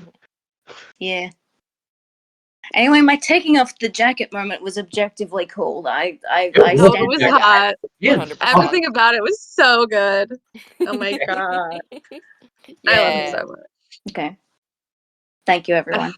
I'm really course. glad that we're gonna continue tomorrow. Yeah.